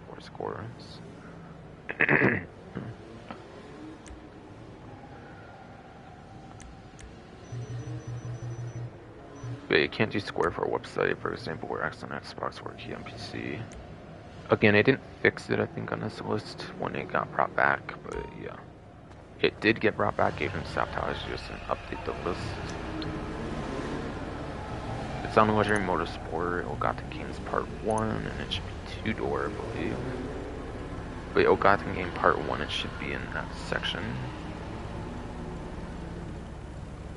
Even though the website, like, information on that list will say otherwise, it is actually there. And just not updated for, like, being brought back on the website. Yeah, literally it's right over here, with the HSW upgrade we mentioned and everything. It's just an oversight that they didn't like fix or something.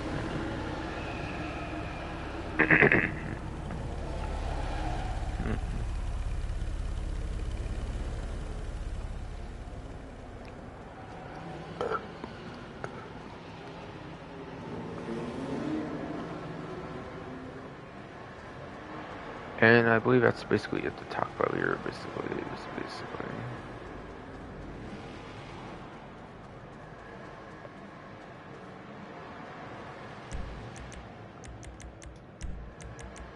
So I'll go back to the YouTuber outfit then, and then I don't know if I'll show any clothing items off of my character, by the way, but yeah. So if I don't do that, then that's why I don't necessarily care too much for the clothing to show off and stuff. Stuff for the new stuff that came with the black tier, or the gold tier, all that kind of stuff, really. In terms of if it's clothing item or whatever.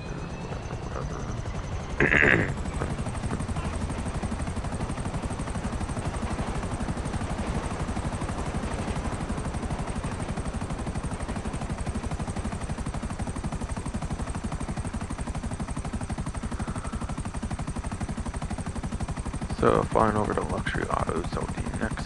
One vehicle is already known about, of course, being the Sentinel GTS with the new livery support that I got with that one new cell shade livery or whatever the fuck it was called again. Vinewood Club, like, plus subscription.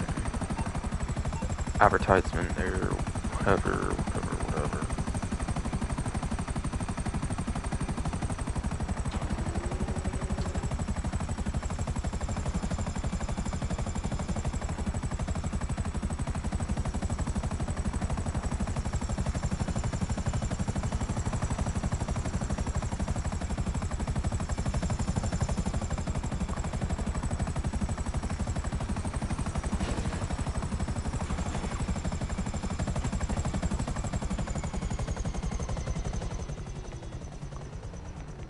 Apparently in green, it looks like we're just on a cool country to like the red and stuff it was showing, which might just been default color red or something that you buy on the website or something. For the one they were showing on like the main menu, of course, otherwise though.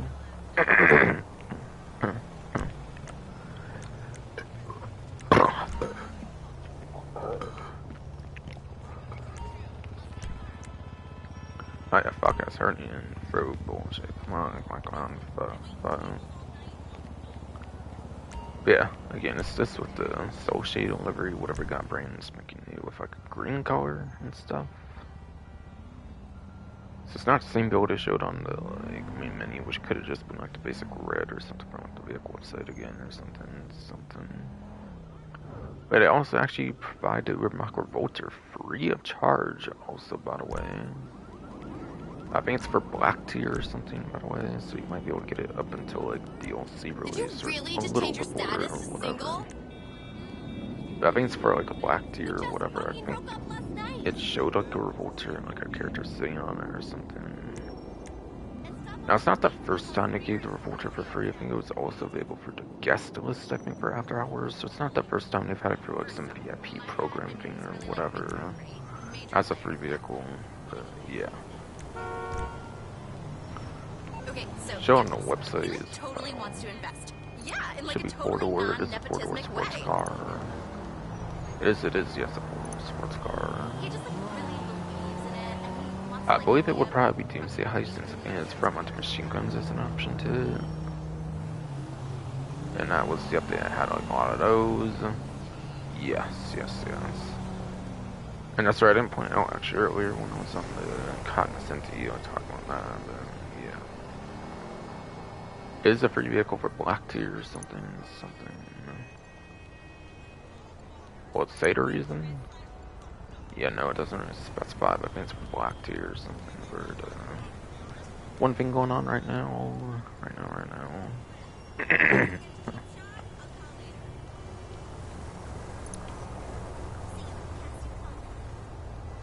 But yeah, it's a four-door sports car with the way to classify it at least. Did eventually get the lock-on jammer support as well, which is why it got brought back on the website. I know it got vaulted at 1.2, I believe.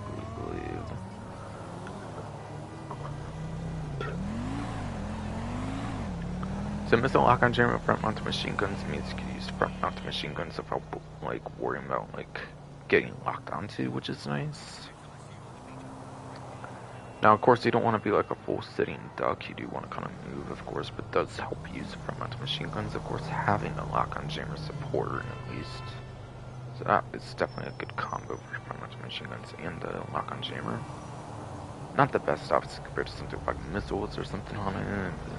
Yeah. If there is anything like that with a lock-on jammer support. If there is anything like that with lock-on jammer so far. Forget. Maybe some of the stuff with the machine guns on it though. I forget though. Forget though. Albeit I noticed like the armored ones, like the good depth, for example, that's actually pretty decently armored with a lock-on jammer when they add it as well.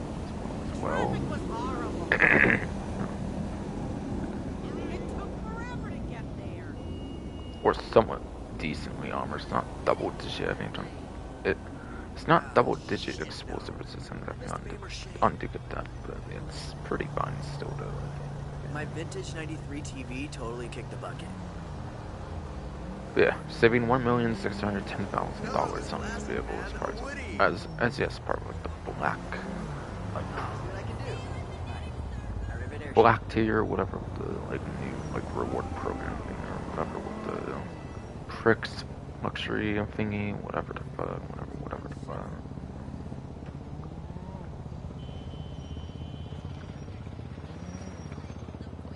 Alright, so what's the performance like on this vehicle, by the way? I'll go over that, of course, for the sports class. Albeit it is useful for, like, Headhunter VIP work, which is triple right now, obviously, for the VIP work challenges, like I was kind of saying with the Headhunter Sightseer thing, whatever, earlier. It is a useful vehicle, which I usually don't go over performance for it, but I guess it's free and stuff, I guess I might as well.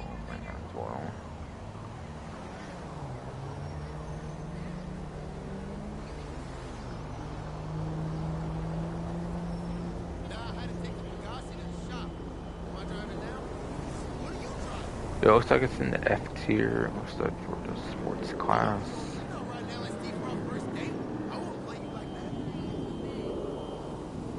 Be F tier for sports class.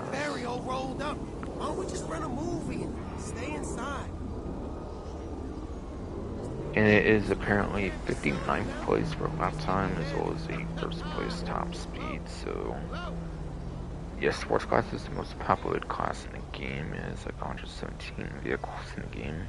Yes, 117 vehicles for sports class. Insane. It's insane. So already I can already pretty much safely say it's below average no matter what for top speed, since even if you take away HSW, that's only like 6 vehicles, so that's not going anywhere for top speed. Whereas the lap time, minus like 6, is like 53.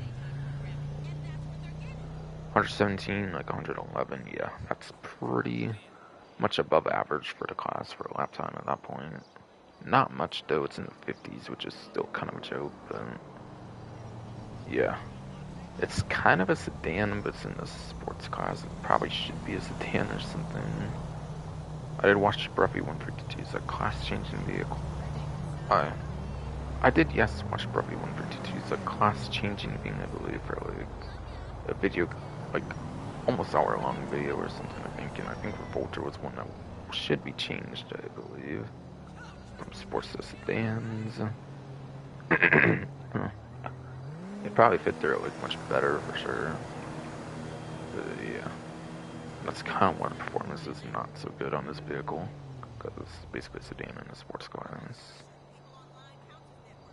But yeah,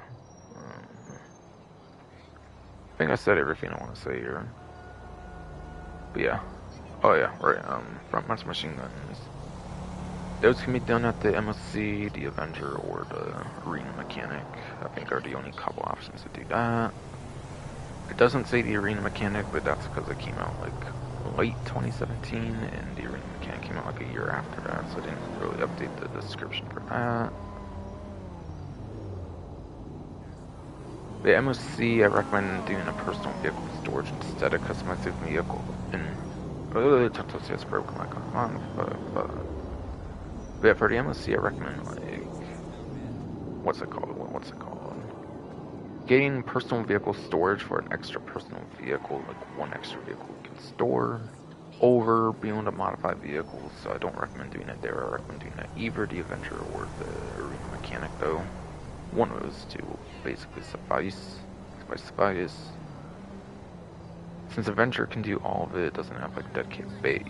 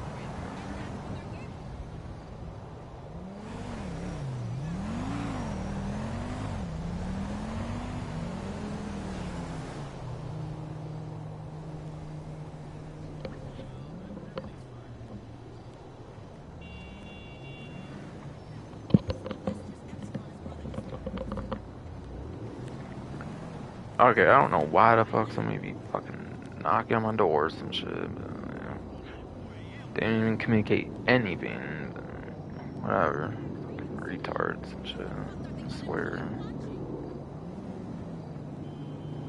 God, so fucking annoying, bro. Like, if y'all don't have anything interesting to say, just fuck off. I don't care about y'all knocking on my doors and shit.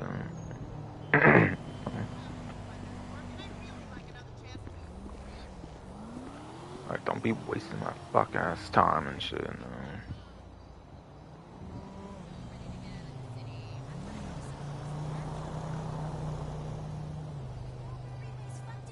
Like, seriously, though.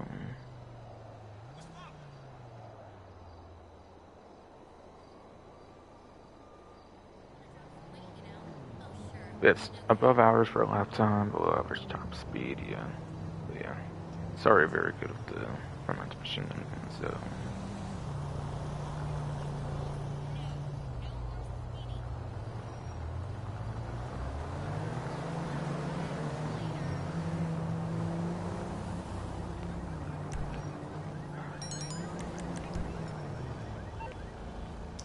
Yeah, cocaine, I haven't actually sold my cocaine yet.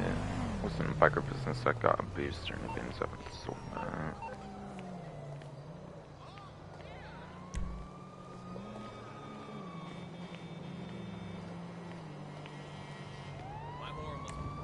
Men and women keep approaching me for sex.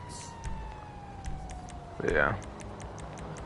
No, they're both good. Headhunter is probably one of the most simple, like, free mode themes. You could definitely do stuff for those, so. Front mode machine guns, which won't do much, will be useful for something like a Headhunter, though. I understand. Believe me, it was never on.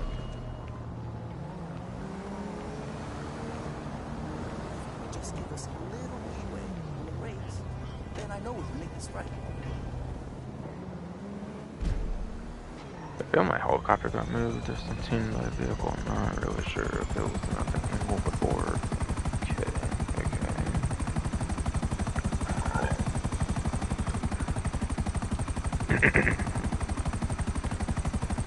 And yeah, I'm not really going for performance on this. I want GTS. It's just a new livery. It's not like on discount or anything. So, I don't think so, at least. But if it is, I will mention it, I guess, later. Or I can check it now if you have to make sure on that.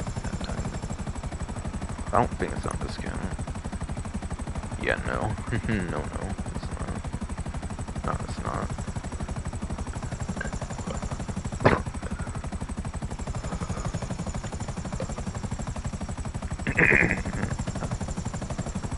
Fucking throat hurting and shit, bro. Come on. Fuck.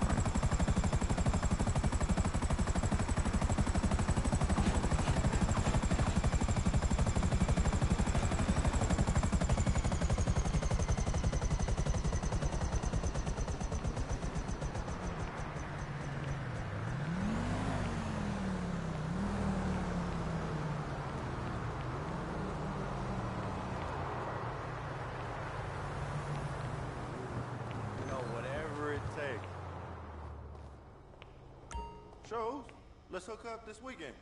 Fire fall.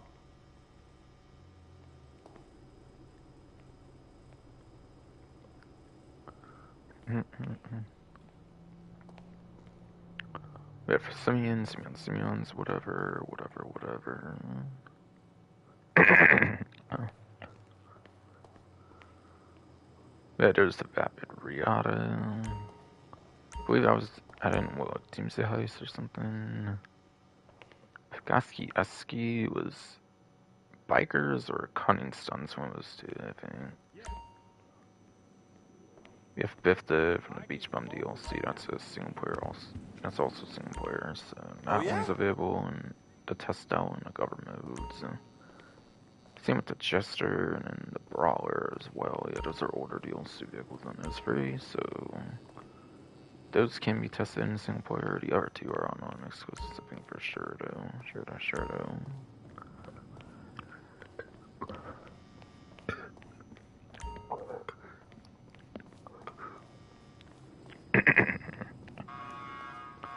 Sarnia, bro. Come on. Fun.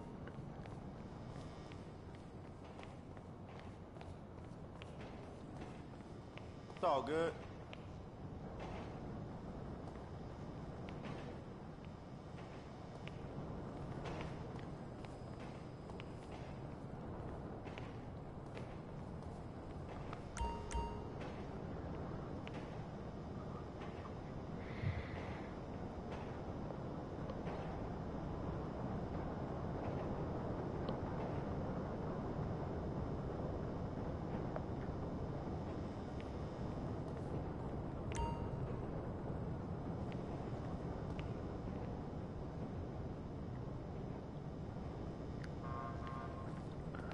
Yeah, Riata's like what, an off-road truck or something. That shit definitely isn't probably top tier off-road. I'm guessing part of why it's vaulted. I'm sure. Esky kind of looks sport bikey, so I could see this actually being kind of good. But also, let's not name I recognize the most for top tier like motorcycles. So, especially for a lap time at least. Could maybe something for top speed, but not really sure they're there. And unless it's on discount, I'm not gonna go all into that, of course.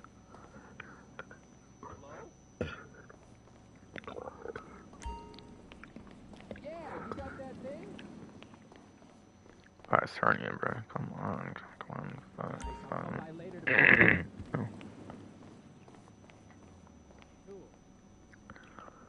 And then BF50 though. Yeah, this off-road vehicle might even be worse performance than the Riata at this point. Or like around that kind of same area, I'm guessing.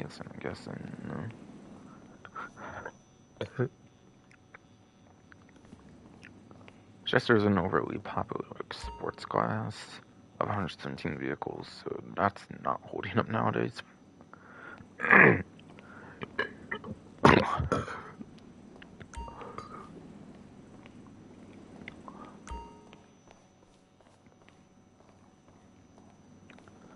Goddamn Vergarnian shit, come on, fuck.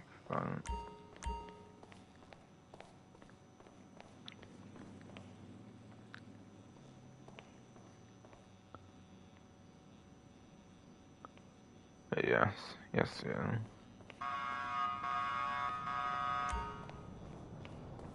Yeah, Jester, I was trying to say before my fuck got started to... Yeah, I really don't think that's gonna be like top tier for sure, being in the most popular class of sports, being 117 vehicles. That stuff is not holding up nowadays, I'm pretty sure. The top tiers at least. And yeah, the Brawler for off-road is actually still pretty good for top speed if I recall actually, so... This one actually could be pretty good actually, I would say, compared to both the Bithy and the Riata. Even though it's like 2015. I guess newer than the Bifta, so it's not surprising it would be better than the Bifta, but yeah. Oh, and it's kind of like sporty, futuristic looking off-road, so yeah, I could even see it being better than the Riata though. Actually though. But yeah, fun fact, I think also it's a gimmick where like, if you're in water, I think the vehicle will raise for some time before it like descends. So it does have some interesting like watery, like floaty mechanics to it or something. That could make it interesting for using in like Lagos and Kudo or like some shallow water areas, but obviously not really for deep ocean areas, obviously though. It's going to sink eventually and like submerge like your traditional vehicle there though.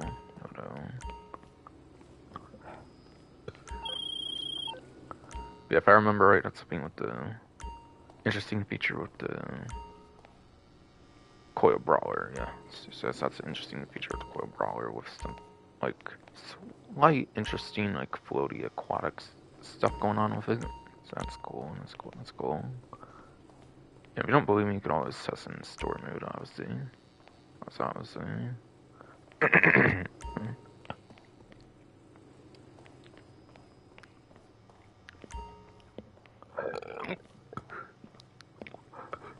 Okay, sorry, bro. Come on, fine.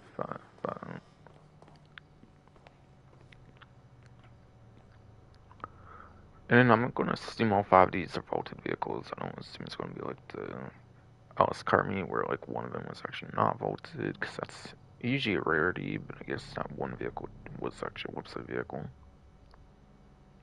Basically. It's basically.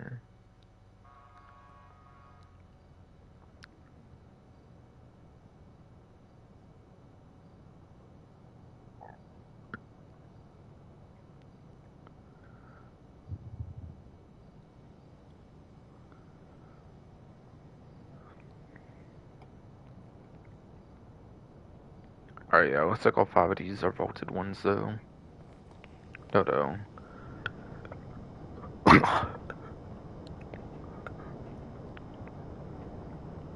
Damn, fuck, that's turning, bro. Come on.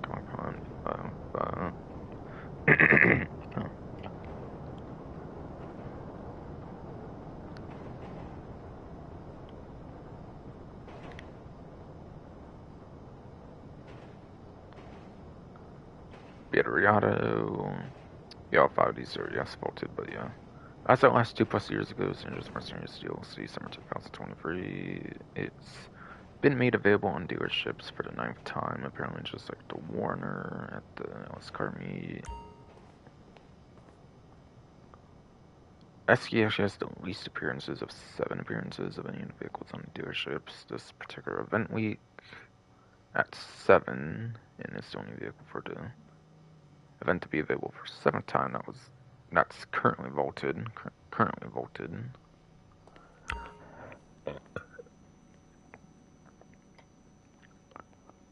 BF Bifta, apparently, like the Super Diamond over at the Alice Carmi has been available 8 times on dealership since being vaulted.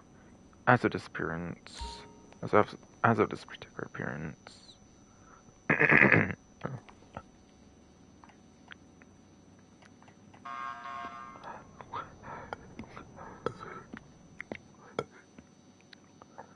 Apparently the Jester has the most appearances of any of the vehicles for vaulted vehicles in this event, being available for the 10th time as of this dealership appearance, and then apparently the Brawler will also be having its 9th appearance on the dealership this time around, just like the Riata and the Warner of the Alice Carmi. To give an idea of the frequency that they've appeared on the dealerships, of course. To know like which ones are rarer than others and stuff.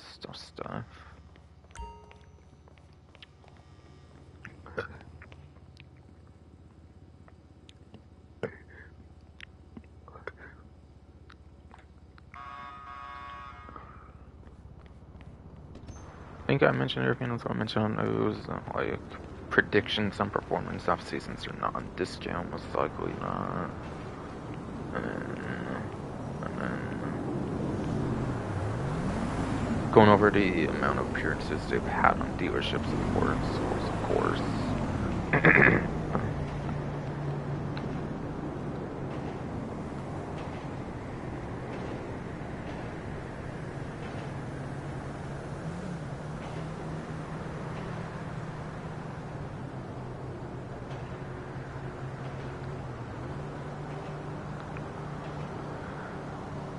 Alright, so now I'm free to dealership is yes, free all the dealerships, yes. Just yes for yes, that's for all dealerships, so I'll keep going through pretty much the rest of the stuff at this point.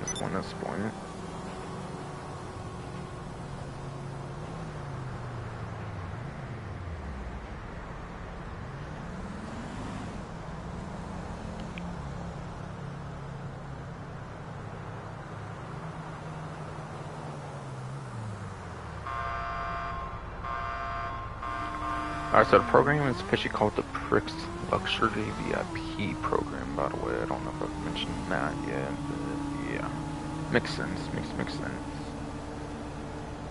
To earn a preferred rate on upcoming properties.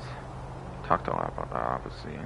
Plus get executive bonuses, get executive bonuses this week and more, so we'll just have to cover much.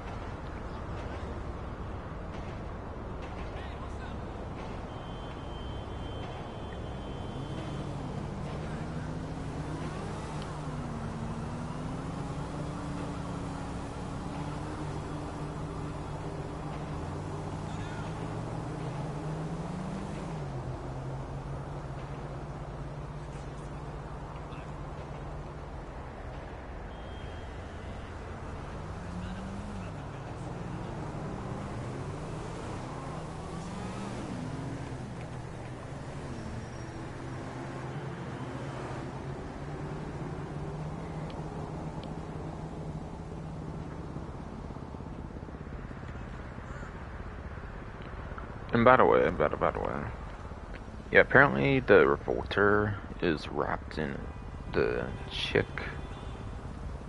Santa Nove monogram livery. Apparently is what it's wrapped in for the free one that's at the dealership.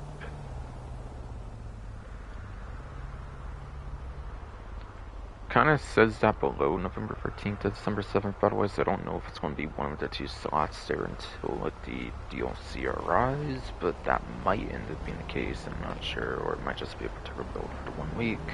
But either way, during that time frame, you can always get it for free on the website without delivery or something, of course.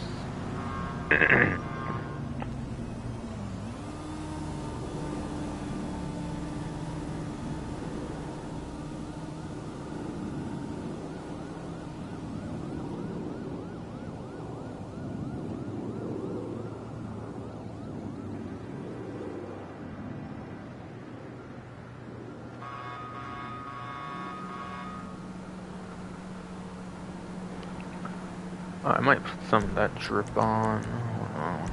Or at least one item more. Anything I can do for this mini. Screw it.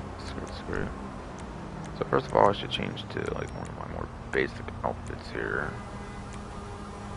These shirtless, obviously, that would be one without a lot of stuff on.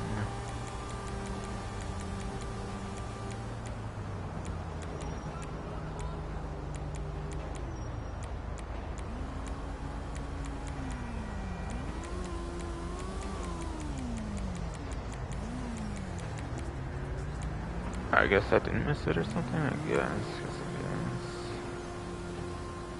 Alright, yeah, there's this thing to Capra hat, whatever.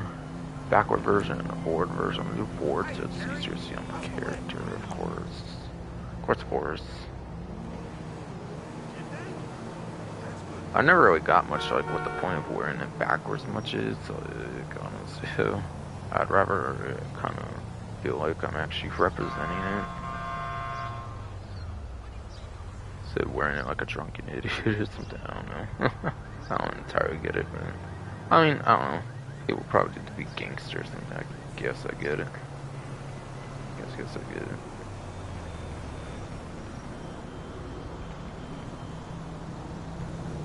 Underneath where it says Black Santo Copper Ordnance Mini. Wasn't that like mini dress or something about it though? I recall them. Call it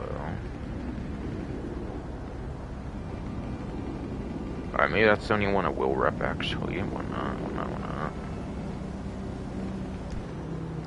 Yeah, sure, I'll just do that with the black underwear and stuff. Why not? This is a black cap, so it doesn't fit torse at least, but still.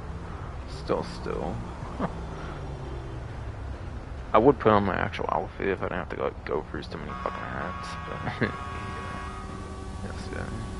yes. Yeah, I don't really want to go through trouble doing that at the clothing store. Like, screw it.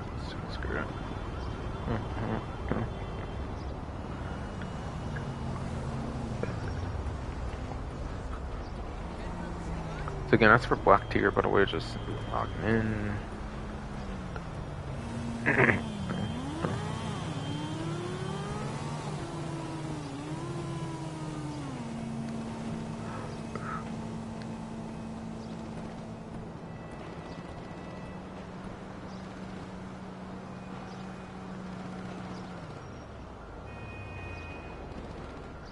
So now to talk more about the AP work challenges, I guess.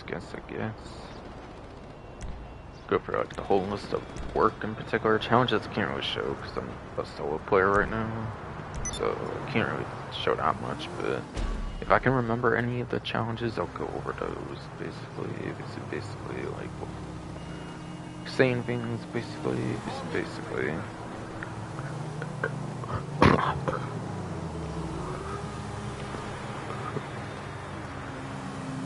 Fuck that turning, bro. Come on. But for challenges, if I remember any of them, I'll say it with words, basically, on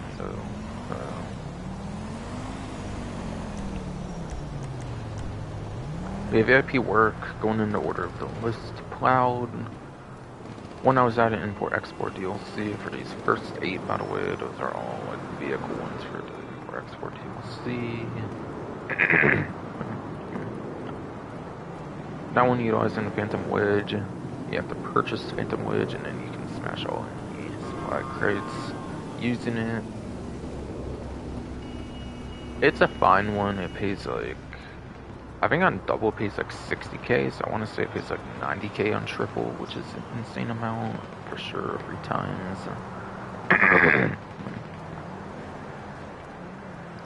3 times, I think for sure is like 90k, which is insane, which is insane.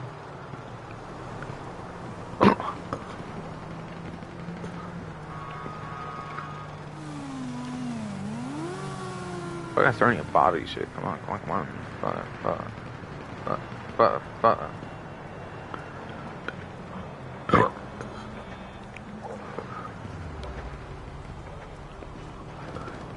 Gee, fucking starting shit. Come on. Yes, D. You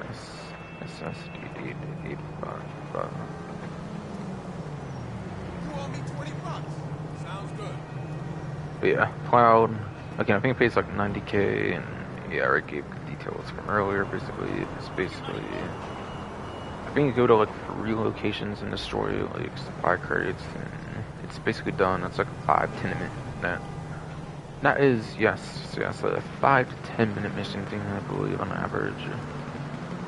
For 90k, that's pretty fun on triple. And yeah, fully loaded, I think if you complete all of it, it's like 20k, I think, normally or something. And it's like 60k triple, which is a joke. Yeah, I wouldn't do this. If you're going to do it for money, then triple is also a good time to do it, I guess, for money, but yeah.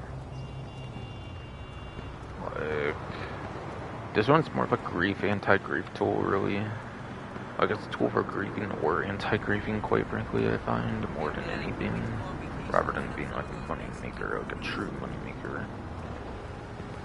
So yeah, this one you can destroy turreted vehicles, but yeah, most people probably just activate it to the grief or anti-grief, pretty much. So yeah, destroying 10 vehicles is pretty time-consuming as well. By the way, through 2000, you have to be in like a high vantage point if you're going to do like a lot of them in like one strafe or just something with a parachute or something. Which isn't really all that feasible to do either, even with like the best tracking missiles in the game, and unlimited at that, being a mission version of the 2000 as well.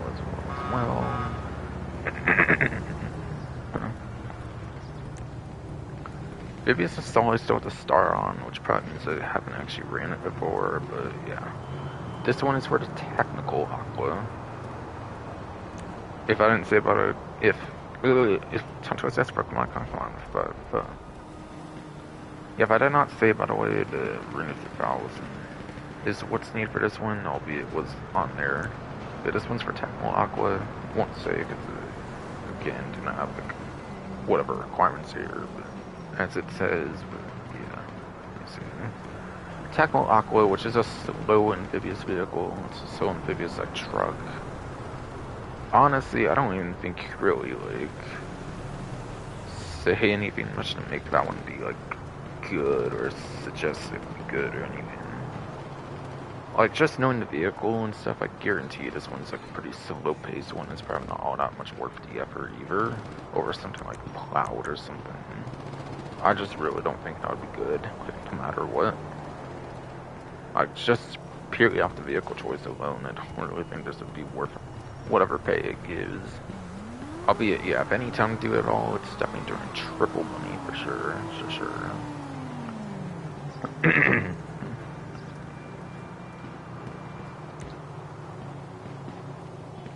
Transporter.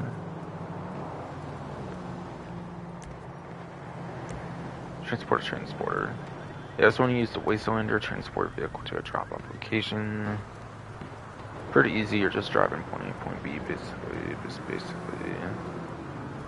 And I think on double, it's like a 40k thing or something, I want to say, if I recall, I could be wrong. 30ish, 40ish k, I forget. But yeah, it's probably definitely a 40ish k actually on double, so. It's like 60, 70k, which isn't as good as like a Cloud or something, but it is still a fine thing to do. still not a bad mission to do, even on triple, for like VIP work.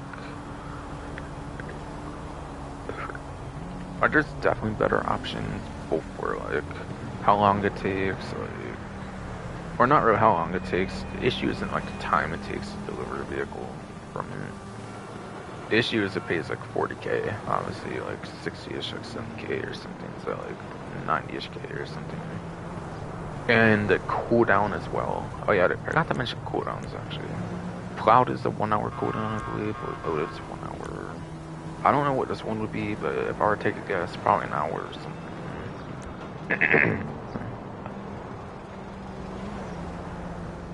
Transporter is like a 30-45 minute cooldown, I think, which is less.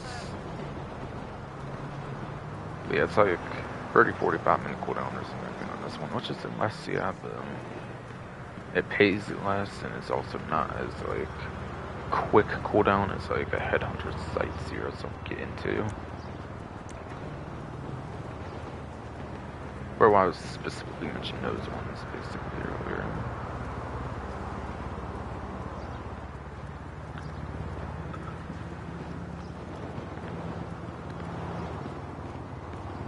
Yeah, Fortified is entering the armored Boxville, surviving until time runs out. And yeah, if I keep forgetting to say, you do need the vehicles for the first 8 of them. You do have to actually buy those vehicles to get access. But yeah. Yes, yeah. Yeah, armored Boxville and survive until time runs out.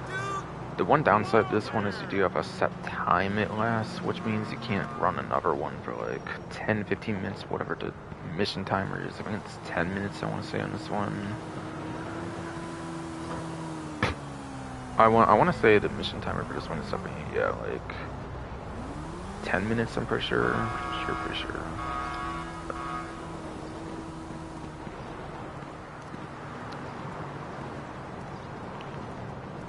And yeah, there's a strat for this one, by the way, if you're in a public lobby, I say. I say. Also, it could work in general for like invite only as well, since I believe it does send AI enemies after the Boxville, and you obviously don't want to get damaged as well, basically, as well. And you can just simply go into like the underground areas of like the subway, I would say, is the way to go about that one. That one. So there's like underground areas you can pretty much go into for the subways, basically. You want to go into like one of those to the AI, so.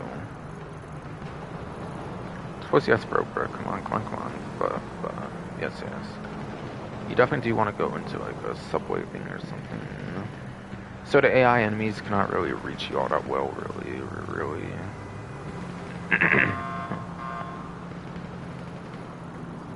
And then especially players, if you're in like a public lobby, will have a harder time of reaching you as well. If you're in the underground areas, of course, then you're against like a more uninformed player, something. A lot of online players are dumb as rocks, I find, so it could work pretty good there.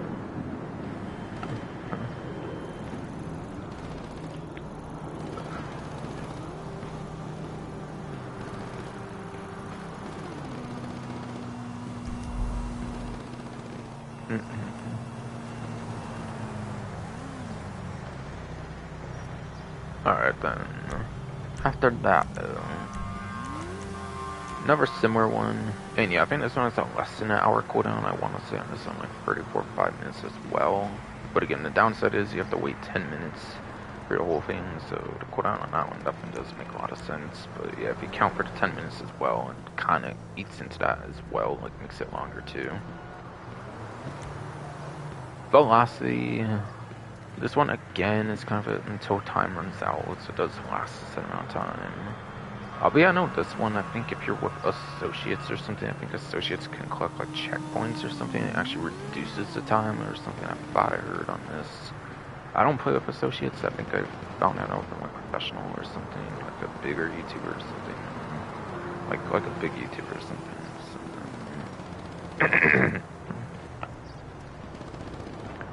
But it pays very similarly to Fortified, I think, but you can at least shorten time in a sense. if you have associates or something, if I remember hearing correctly. Now this one I also have a nice strat to do, like 45. And yeah, that one uses the rocket voltage. I like to start around the casino. I think there's a spawn that can be placed around the casino. I like to start there. Only boost if you have to, obviously, because you have to do it for 10 minutes. You're not going to want to boost all throughout for like 10 minutes. Plus, when you boost, you're more prone to like hitting something, like slowing down and getting blown up if you boost constantly as well. So obviously it's just inconvenient. It's just going to be inconvenience to boost all the time.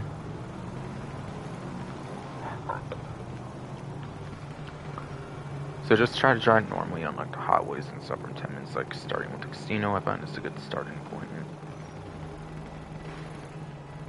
And yeah, when you're here, I think it's like the big one to worry about. Where it kind of can deviate, you want to still be on the highway at this point. Hey,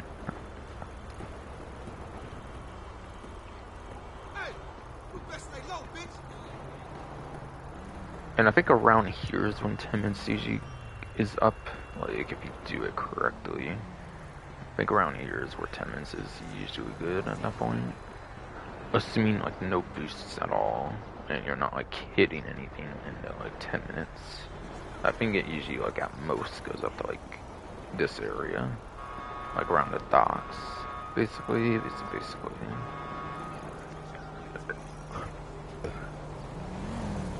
So that is definitely the strap to do, I would say.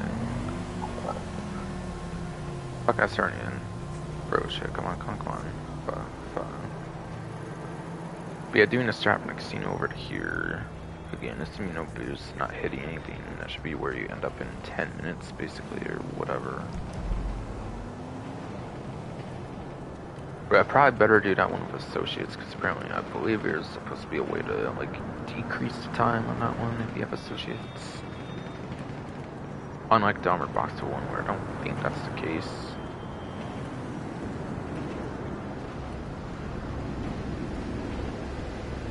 But yeah, it's still good even if you do it solo for sure, since it pays like good amount and like yeah, the cooldowns and less obviously, which means you can also like farm it a little bit better than like an hour like cooldown.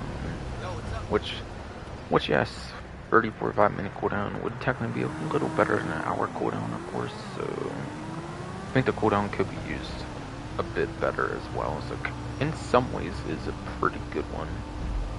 Well, like the Armored Boxville one, or Fortified, whatever. Yes. So I do like these two. They're just kind of annoying with it until time runs out a little bit. Alright, then after that, you have Ramped Up, which I have actually done before. This one's actually not too bad. Main downside to this one is you do have to have associates or organizations and stuff. Yeah, one of those two is your requirement, basically, or whatever. The downside to this one is you cannot run it solo. And you're intended to, like, ramp vehicles with the ramp buggy, like motorcycles, up onto, like, rooftops, I believe. But, yeah. Nowadays, you have the oppressors and, like, the death bike to an extent with the, like, shunt boost, whatever, that raises it in the air. So especially if you have like the Mark 1, Mark 2 oppressors, like some people in your like organization, this is going to be really easy to do and don't even have to use the ramp buggy, and the ramp buggy can just sit there basically, like somebody can just sit in the ramp buggy, like during the mission. It's pretty easy. I'm not really too sure what the cooldown is though, obviously, since it does have to be done with associates and stuff, so I'm going to assume it's a 1 hour cooldown. I don't assume it's a lesser cooldown. Could be wrong there though.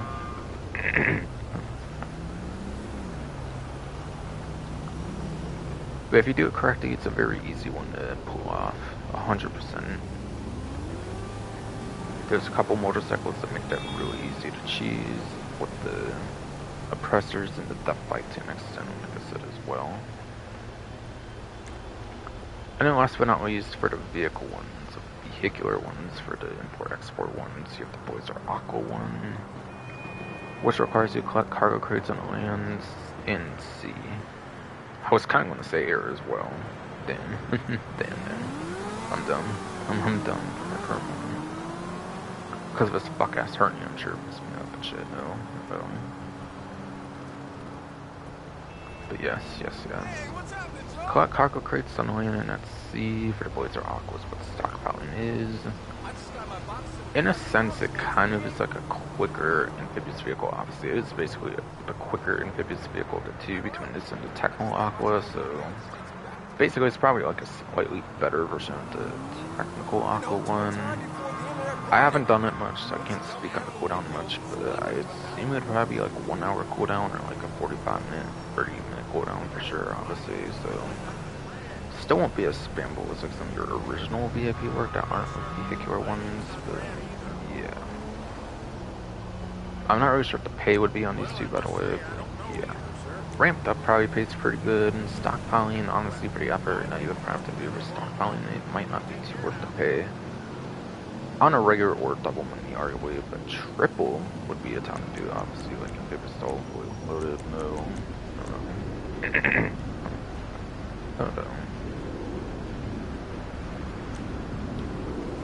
Alright, then you have Headhunter next, actually, which is actually one of the best ones you could be doing. So again, I guess like 20-ish K, like 40K, like on triple it's gonna be like 60, 70K, which is pretty fine. And yeah, Headhunter has a cooldown of only like 5 minutes or something. I think it's 10 minutes, so you can't do like back to back, but if you're doing like a different one, then yeah, I think when you do like a different one, like all of them are on cooldown for like at least 5 minutes, then it's on like a 5-minute cooldown versus like a 10-minute cooldown or something, so the cooldown is very low on Headhunter, and you can do this one in like a couple minutes if you're good at it with something like this Savage over here. Savage over here is the most deadly weapon with the explosive cannon, which probably will make the quickest work of Headhunter, quite frankly. Especially with the nerf of cannons to like jets and stuff, so like, yeah. This one's pretty good, especially with the Savage over here, I find. Where you can just mindlessly use the explosive cannon.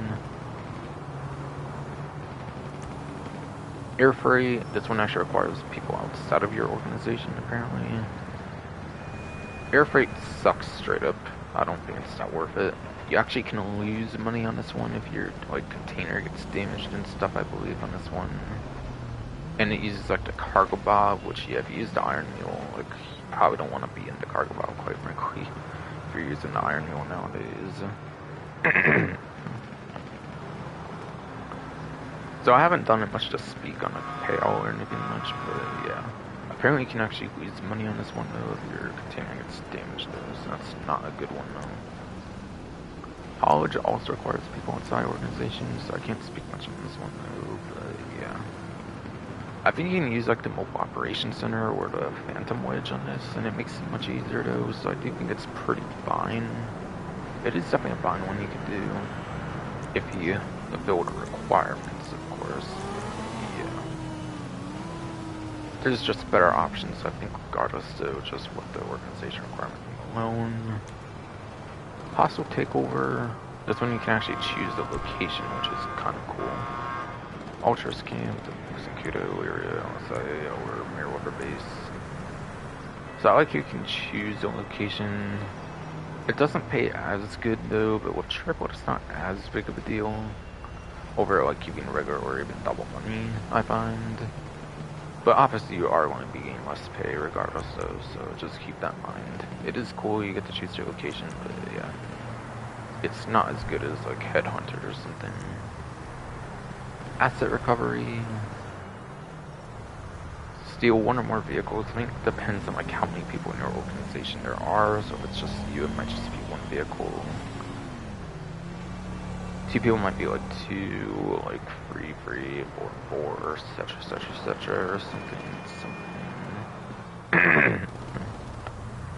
Like most likely you're going to be taking a quicker vehicle than the vehicle you have to actually deliver, so I don't really think this one's that worth it, quite frankly.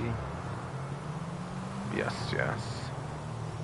most likely you'll be in a much quicker vehicle, and then you have to tow like a much slower vehicle from your much quicker vehicle that you have to use to even get through in the first place. I don't really think it's worth it. It's not like you're doing like tasks in a specific vehicle like the Phantom Blade or something that actually makes it all that worth it to do something like that, I do. And I don't even think the pay's as good either. I think the pay's like around Hostile Takeover. It's not like a headhunter or something.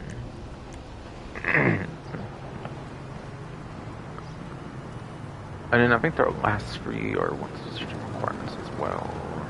Executive Deathmatch. You need other VIPs or like COs or something for that.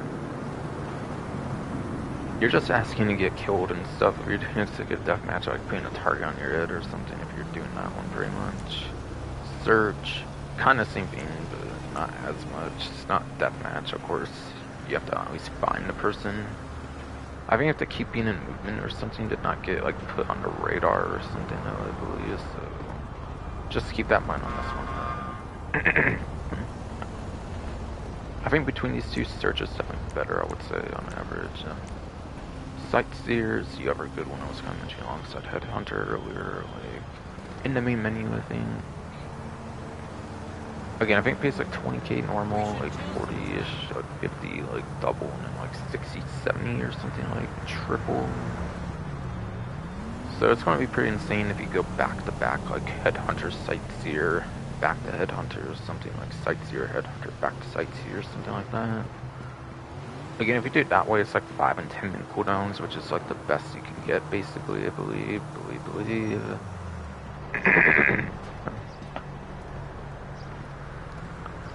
But yes, with tons of yes for it, but just switching back and forth between the Headhunter, Sightseer, I believe you just have like 5-10 minute cooldowns, basically, like the whole time, which is good. That is basically the best way to do it. If you want the most money as well as the best cooldown. However, some do pay like more money, but also the longer cooldowns, like the vehicular ones. That can also be pretty good, but also will not hold a candle to the... But yes, will also not hold a single candle to the Headhunter Sightseer back-to-back method.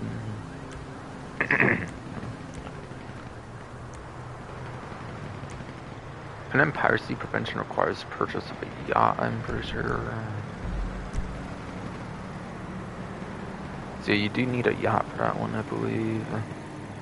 Now I think it pays like 30k, or otherwise it's like 60 double, 90k on triple. It's pretty good payout.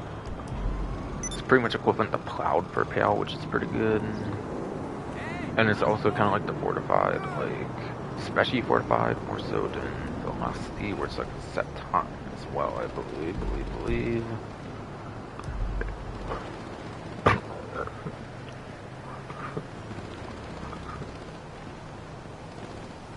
Yeah, fuck that certainty, bro. Come on. Fuck.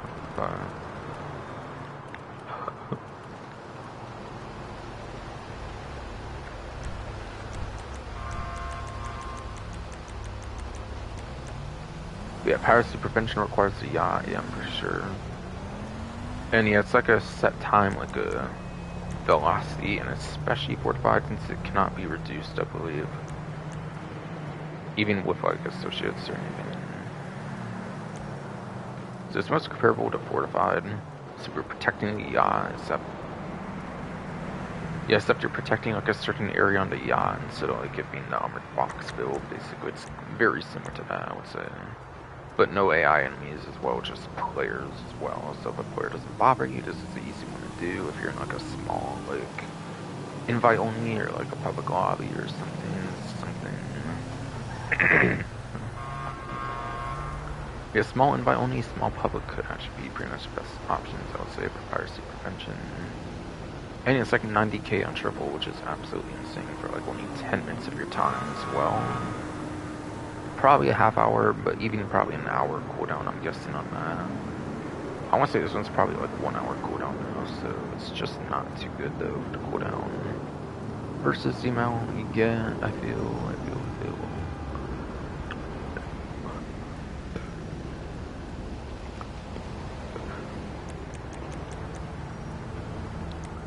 So if all of them mention something Headhunter Site 0 is 2 you should focus on.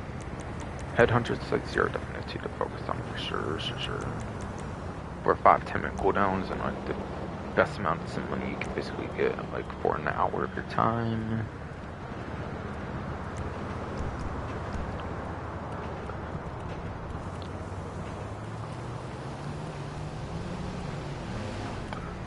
Indeed, you fuck-ass hernia body and shit. Come on. Yeah, back, Headhunter Site 0, 5-10 minute stuff is definitely the best way to go.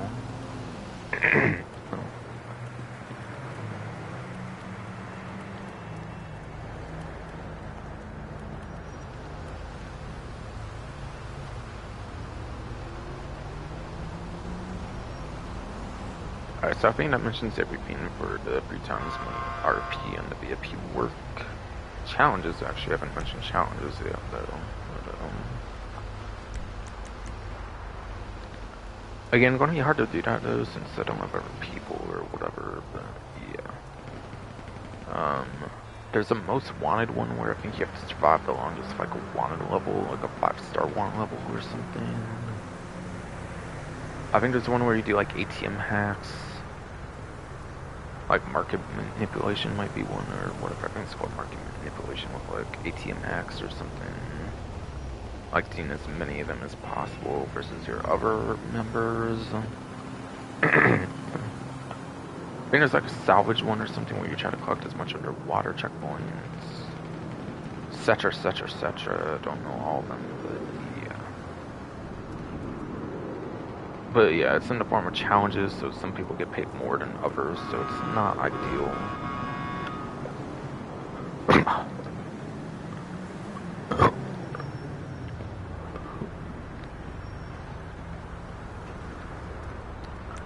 Fuck, it's hurting you, bro. Come on. Yeah, it's in the form of challenges, so of course some people get paid better than other people, so pay discrimination, it's not as good to do the challenges versus the work though anyways, so... Especially if we're doing it with like multiple players, so... And even solo you can't even like do them anyways, solo obviously, so... Since they're challenge, like competitive mode focused, whatever.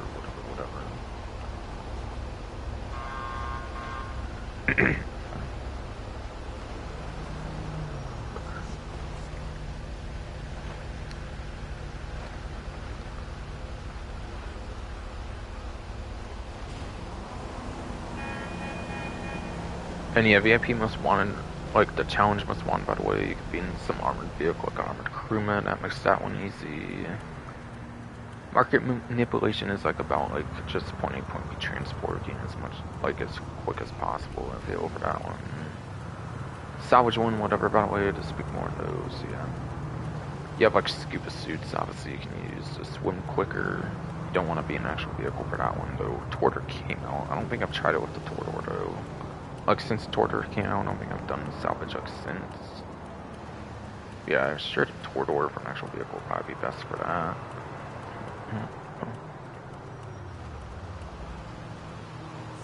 There's definitely some challenges or some, like, VIP challenges, some good strats you can do would be the good ones to do, pretty much, but, yeah.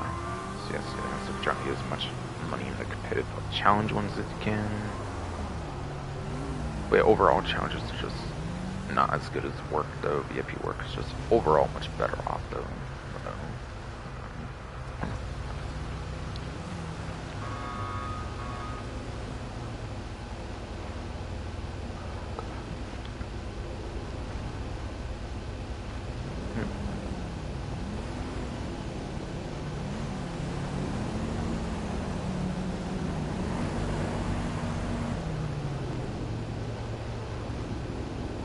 And then it goes into the wiki challenge, apparently, for the working challenges, apparently, as well.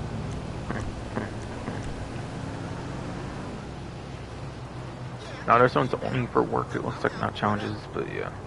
Wiki challenge is complete for ECO where VIP works, and that will get you $100,000 in a clothing item, apparently. Which is the LS smoking jacket. Which I don't know if that's new per se, but it is a clothing item nevertheless that you get for it. I said new, but I don't actually know if it's new. I will say no. Smoking jacket. Could be, could not be. I'm not really too sure of how many goddamn clothing items are in this game. I don't know.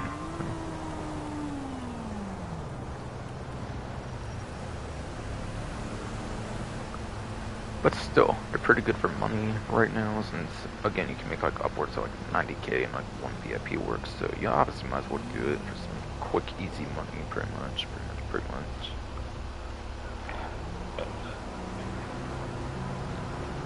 To start grinding for the property or something, or the property for December.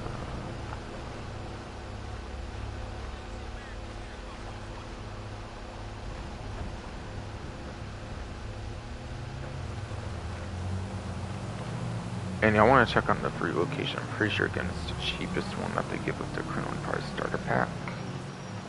Criminal Enterprise Starter Pack, I think they do give that one, I believe.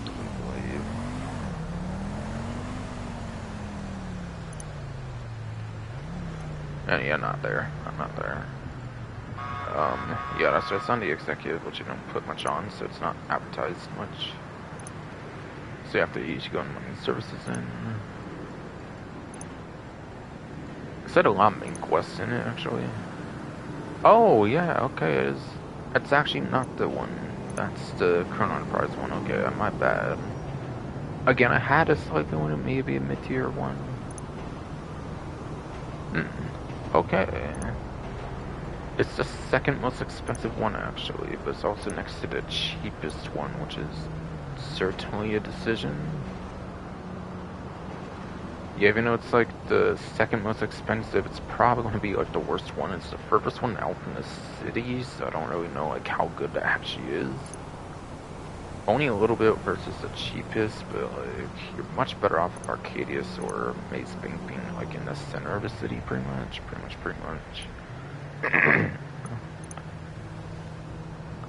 think Arcadius and like Maze Bank are definitely the best options. So. Definitely though. Like it's good for a free one, obviously, for sure, over like that one, but still.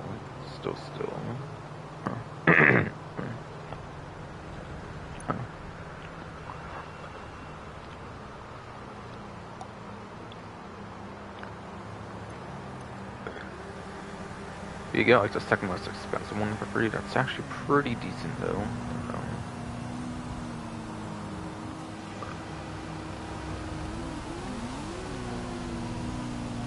I'll talk about the discount later, by the way, still.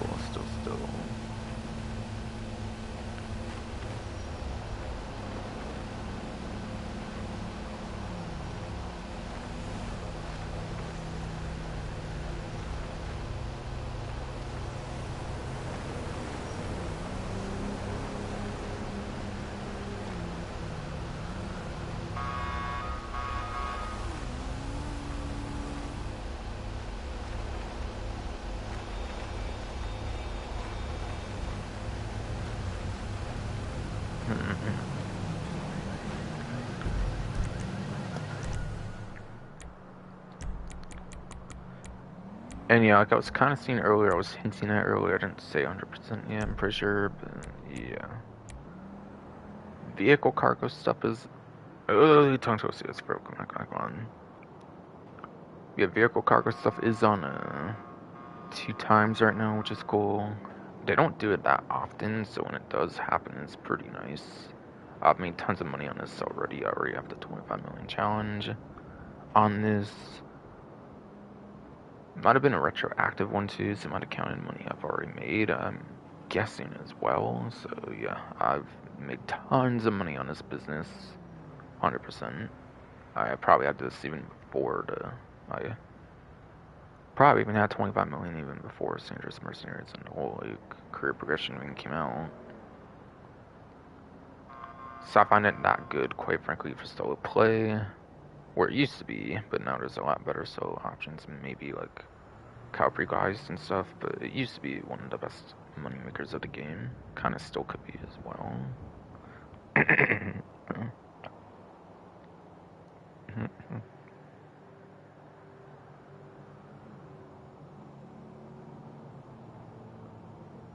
But yeah.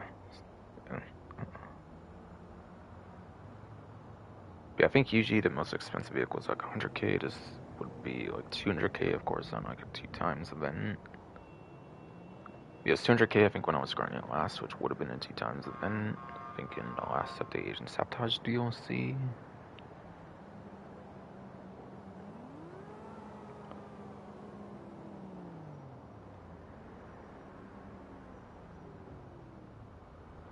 What was it, like 100k, like times 2, 200k? They made it where you can get like high demand bonus or something as well, I think. If you're doing it in like a public lobby, I believe, as well. Like in like Current Prize DLC, I think they added the high demand bonus in like 2022 to the vehicle cargo. So what, you can make like up to 50% more or something as well or something. But of course it's very, very risk reward there. If you do it in public. But like if you're careful with it and stuff, it's pretty easy to do, and there has been increase in like global signal timers and stuff, I believe, in this update as well. So if anything, it's as best as it can be for solo play as of this update. Very good, very, very good. The one downside is the missions do kind of suck though for the top range.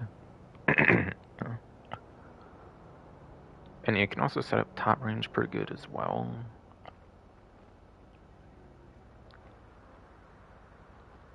Yeah, top range though, top range though. Yeah, there's a finite amount of like standard, mid, and top range. I think up to like 32, and then once you get to like 33 or higher, I think you get like duplicates or something. So I think there's like 32 models if you check like the computer or something. Like unique vehicle models, not kind of like the 3 different colorways of each vehicle, but I think each vehicle there's like 32 different vehicles you can source. So if you take advantage of that, you can get top range each time as well. So that's obviously really good, of course.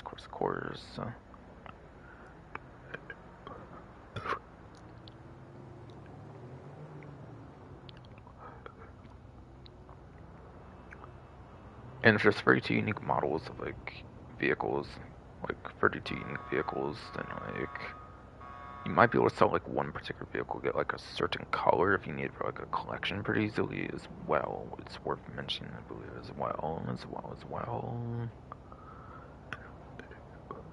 But I'm not as sure on that versus like guaranteed top range stuff, at least so.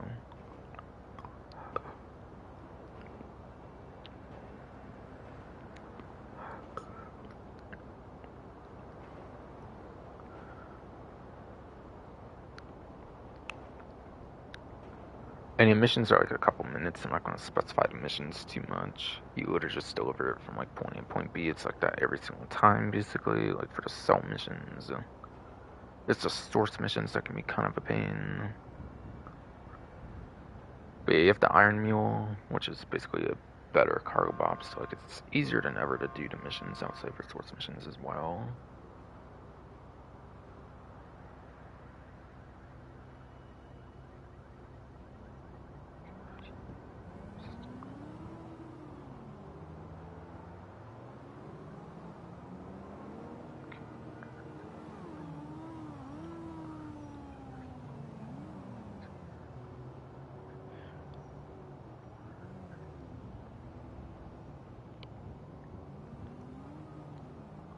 Yeah, vehicle cargo is absolutely amazing. Also, if you need those vehicles still, there is a special vehicle work on 2 times, which is those missions that involve the 8 vehicles. Not the VIP missions, but the ones that you do for the office. That is.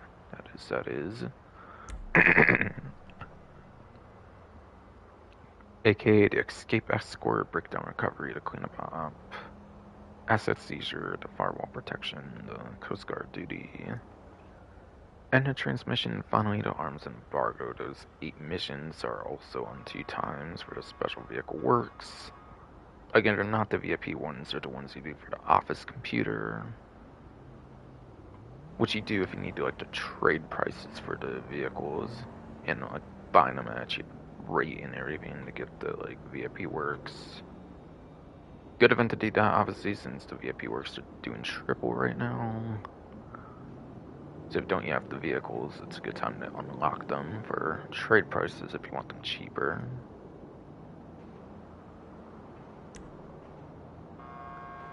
But the missions themselves are like contact mission payouts, or yeah, they'd be like old school contact mission payouts where these have never received like payout buffs, I'm pretty sure. So what, like 20, 40k I would say at like most on like a double money event. 20k maybe like normal, with 40k on like a double money event. It's not going to be amazing. Obviously you want to do vehicle cargo if you're making your insane money through the import-export DLC, of course so. Or the VIP works, of course, for the vehicles, obviously. For its first aid, basically, for the first aid, essentially. How you doing?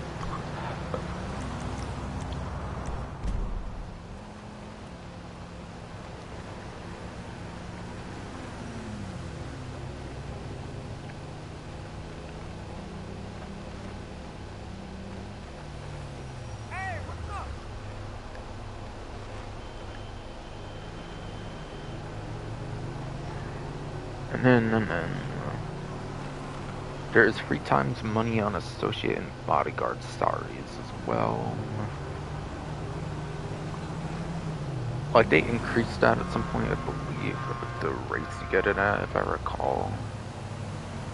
I could be wrong. I might be thinking of like sale missions giving you more money, and maybe they haven't like really touched the associate stuff, but like, I know like for sure it started out like 5 to 10k if you were like pretty dedicated to your like associate, I believe, like your PCO or whatever. I mean, if you're dedicated to them, you can get like from 5k to 10k like at the fall. I think it used to be. I'm not sure if it still is like that, of course, but yeah. Which means maybe 15 to like 30k or something like that then for 3 times then.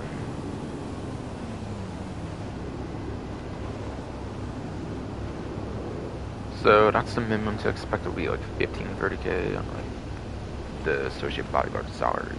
But yeah, it might even be more than that if they've like reworked it or something. I forget if they did. I might be confused with like the sale amounts. That amount of money you get when you get like sales done with your COMC and all that kind of stuff. Might just be confused with that, quite frankly. Maybe never touched that pretty much.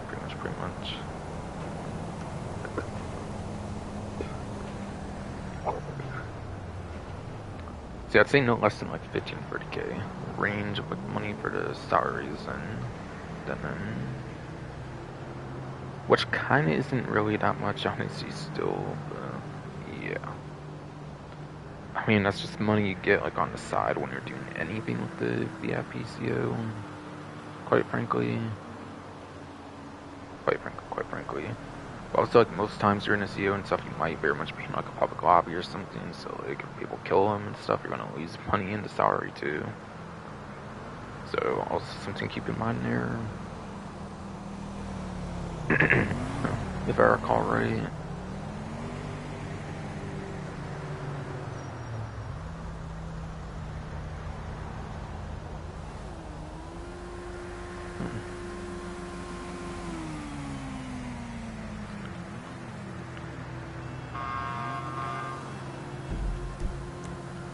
Alright, and then after that, apparently,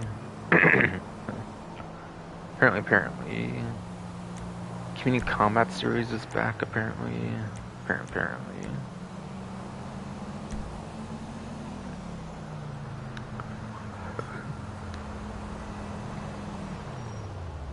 So you have hashtag, like the number hashtag, whatever, Mirror Docs, we're at King of the Hill, Son off Steel Horsing apparently for a team deathmatch. XII dot like 13 dot like Citadel with like the asterisk thing, whatever.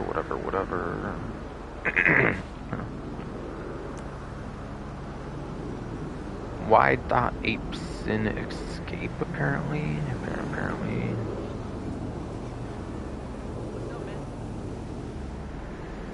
Yes. Pokemon Go notification popped up, my bad, but yeah. Y.Ape Sin Escape is apparently a team deathmatch.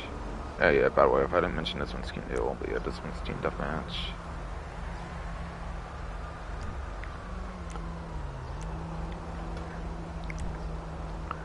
This one might be the new one here, actually.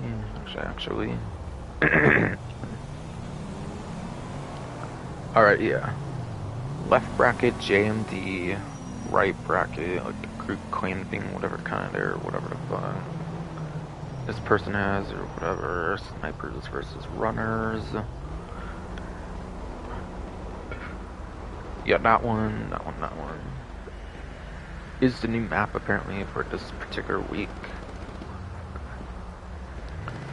All the other maps should have already appeared before, like previous like community combat series stuff, or like when it was like kind of a general community series, like every week or whatever.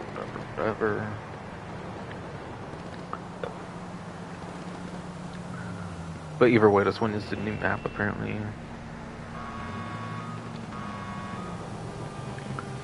This one actually doesn't say if it's platform. This one actually does not say if it's like a platform exclusive, by the way, for PlayStation 5, Xbox Series X, Sasha's PC and like 9-gen consoles, PC and of course. But I don't think it does suggest that here, but it might be for some reason, for all I know. For all I know. And then RPG versus Insurgent versus Train is apparently back, along with Runners versus Snipers. Those two are apparently back, apparently.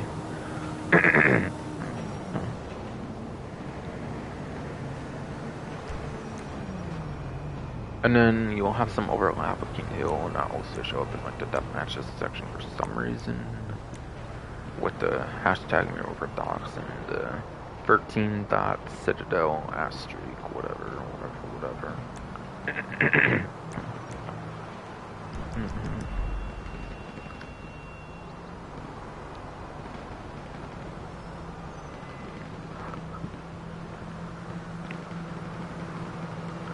Yeah, those are 2 times money RP.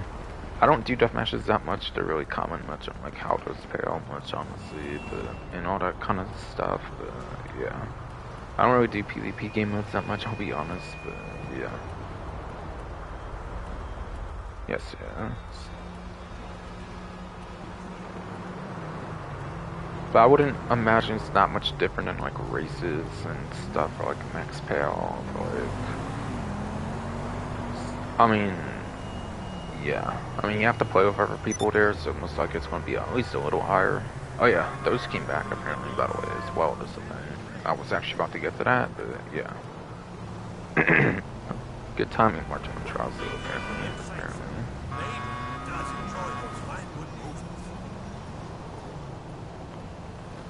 Can't say I like people too much, and there ain't much to see, so no.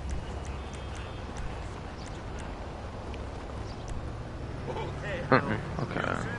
So apparently they're still keeping the Blazer Aqua, Rocket Voltic, and Runner 2000 like constant special vehicle circuit, like early 2017 DLC, like spring 2017 DLC, I think it was, like those thumb race things, whatever, with the special vehicles for the special vehicle races, of course.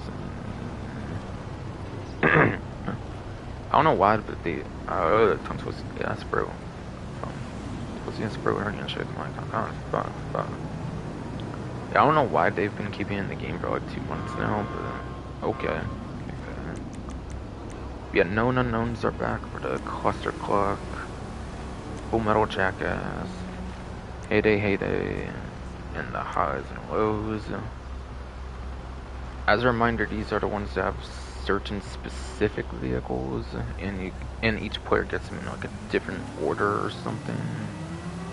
Otherwise known as random selects, I think, on like 5M and stuff, I believe.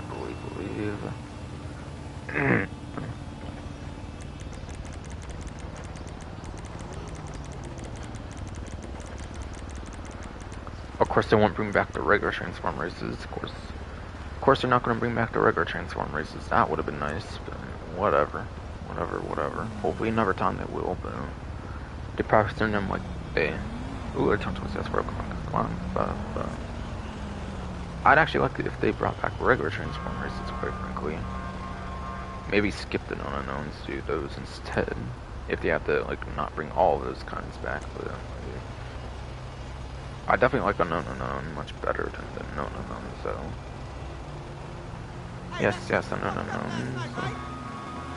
Also came back for like, the 3 of those, the cast up, need to jump in the skyscraping. Those are pretty much anything goes for the most part, as long as it's in the pool of vehicles that can spawn, which is not as free as you would expect it to be. There are like surprising restrictions to that list, but yeah. Like a lot of day 1 vehicles don't show up, it's like a lot of DLC vehicles pretty much are guaranteed to show up. Like there are day 1 vehicles, it's just not like all of them or whatever per se. For example, like some of the surprising restrictions there are on those.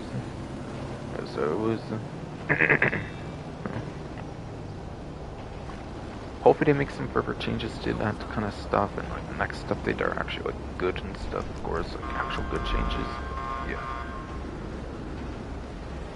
Yeah, race types, I don't think those ones ever got payout boosts in particular, I could be wrong, but yeah. 2 times on traditional races too.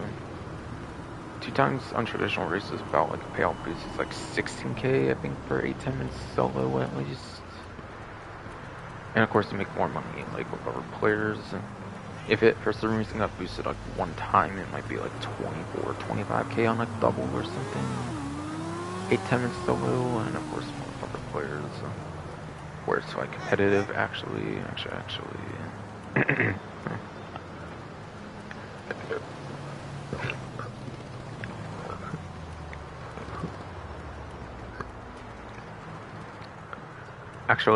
Actually. Fuck, I started it, bro. Come on.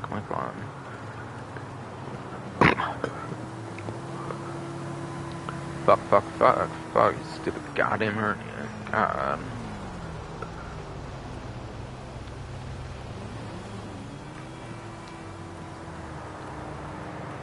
But yes.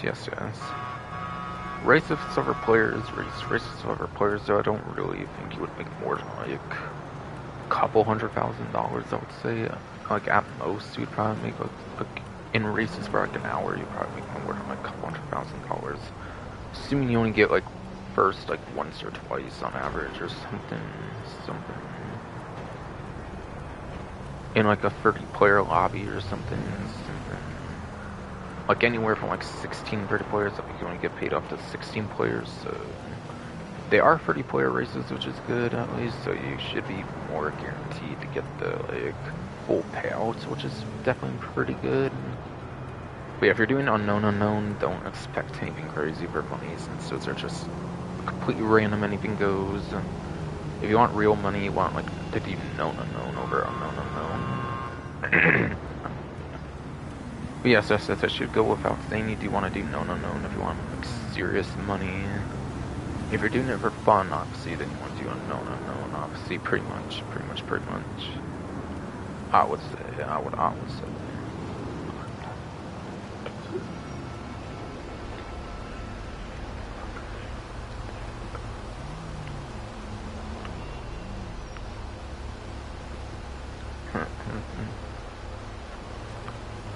And it's also the featured series, by the way, for the Rockstar icon, I believe, for the known unknowns. Those are part of this, apparently, over here right now.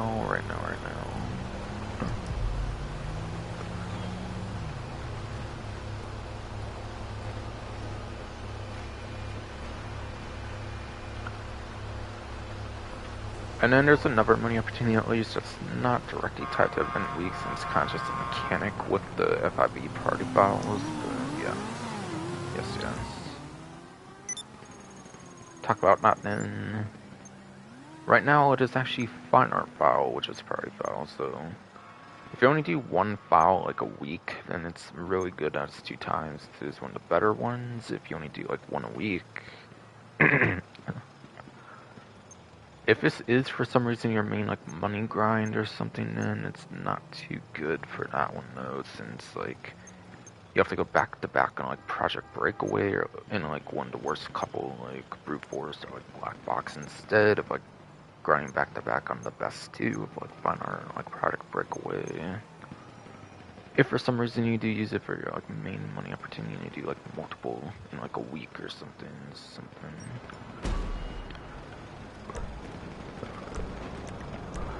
Indeed, that is the case, yes, you fuck ass.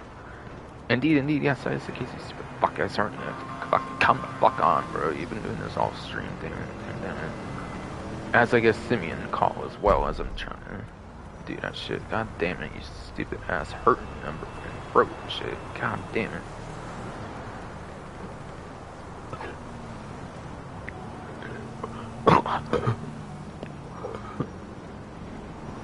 Christ, you got no decency anymore? Or like, what, you stupid goddamn fuck ass hurting, bro? Come on.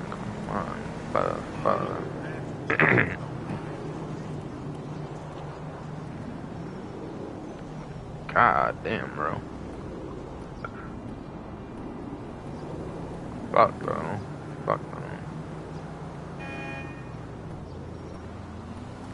But yeah. Fine Art is one of the better two of the every priority files. And yeah, you have to do two different ones if you want to be able to go back to number one or something. So you can't just do the same one each time. So if you want to just stick to the main ones and you use those like a main grind, it's not too good. But if you only tend to grind the one that's on the priority file, then it is a good option at least. I'll check and call the nurse. Thank you, sir.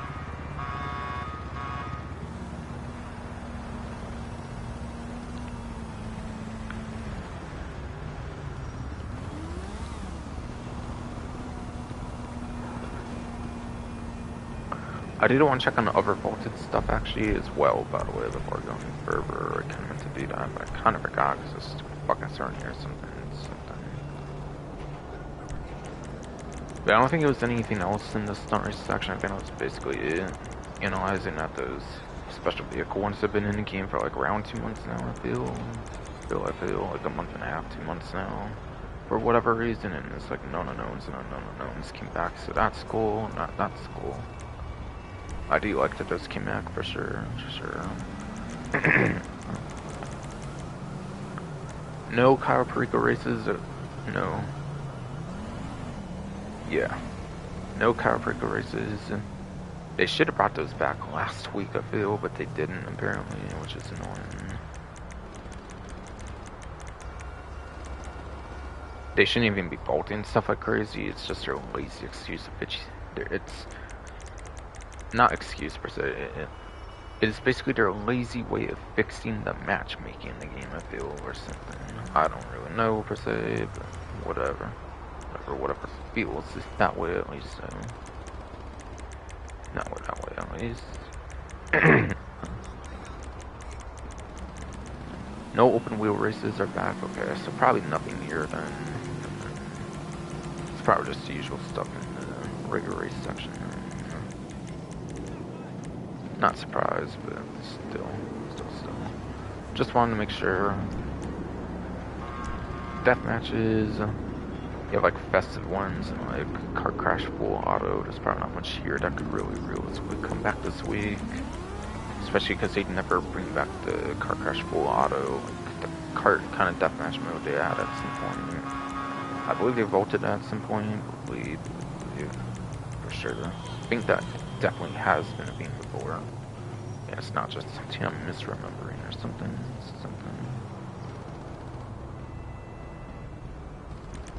So I don't think anything happened for death matches, and it looks like I didn't bring back the Halloween death matches, for example. Like that was a missed opportunity, I believe. Capture, I don't really do anything for that unless I'm standing in King Hill. I don't get to do anything in those. We're vaulting and everything.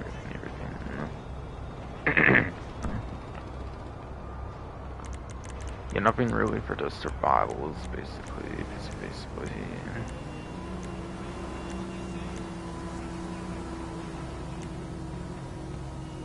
yeah, survivals or just basic as they usually are. Missions. There has been missions in 7th Gen that might have not ever been put into 8th Gen, 9th Gen or something for whatever reason. But those might have been deleted rather than like them choosing to vault in the newer versions or anything. For whatever reason, they didn't like how those missions played out. I'm like not really sure. But yeah.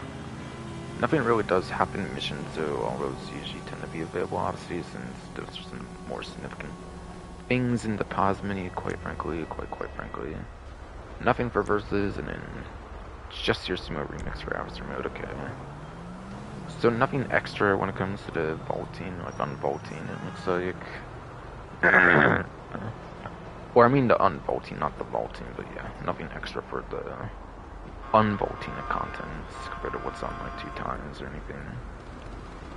There usually isn't, but on a rare occasion there can be. Like, I think one time recently they brought back one wheel and that wasn't on 2 times, even for like 1 week.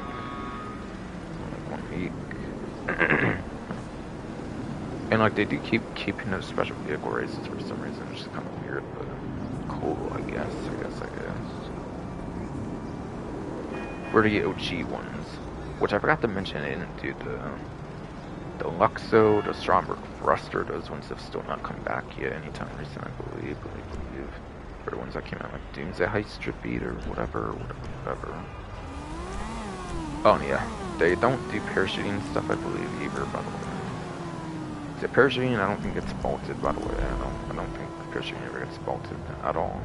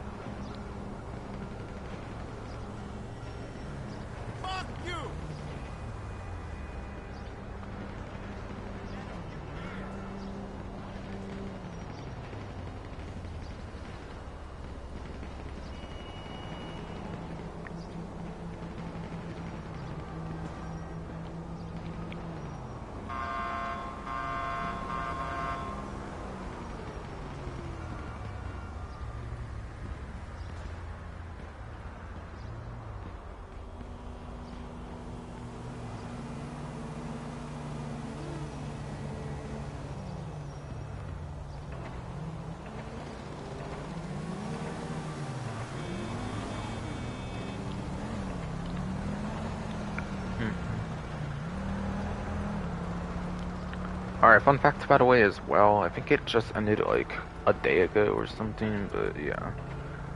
There was a free like week or something to play GTA Online on the newest 9th Gen consoles for PlayStation 5, Xbox Series X/S for the week.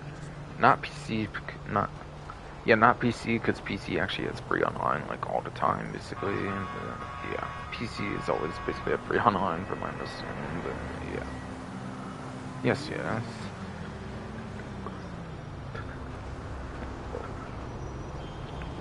So there was a free whole week apparently for the PlayStation 5 Xbox Series X/S only, apparently not even the 8th Gen consoles to do it for free, it sounds like.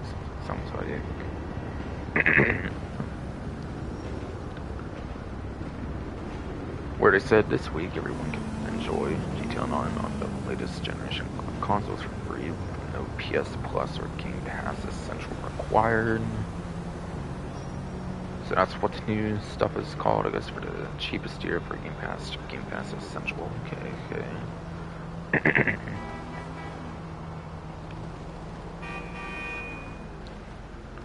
Experience special high-performance vehicles available exclusively from how Special works, stunning visuals and enhanced on sounds whatever levels of fidelity and performance with free detailed graphics, modes, and much more.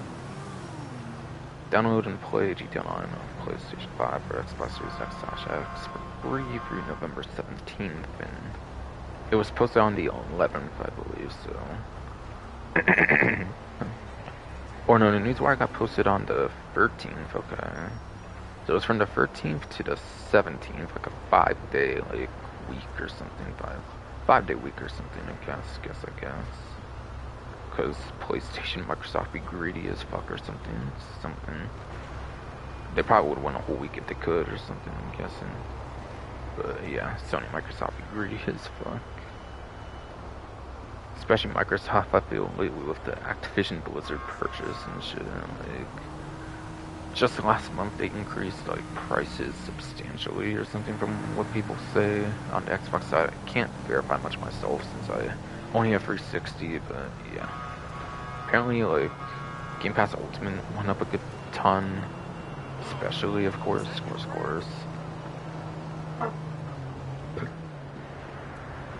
Like, I don't doubt they still have to make money from Activision Blizzard with how big that purchase was or some shit, but still.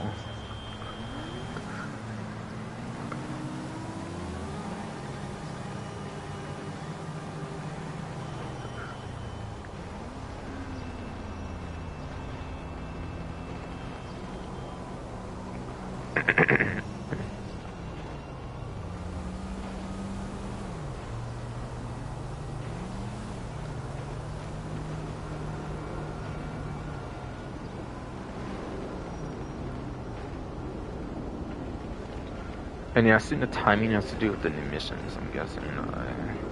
Honestly, they say like just general information about the game or something, but yeah. I assume the week, like the 5 days or whatever, like the smaller week has to do with like the missions coming out and they want people to get the discount for the like upcoming mansions like easier or something if they don't pay for the subscription or something. I don't know, that's my guess personally. There.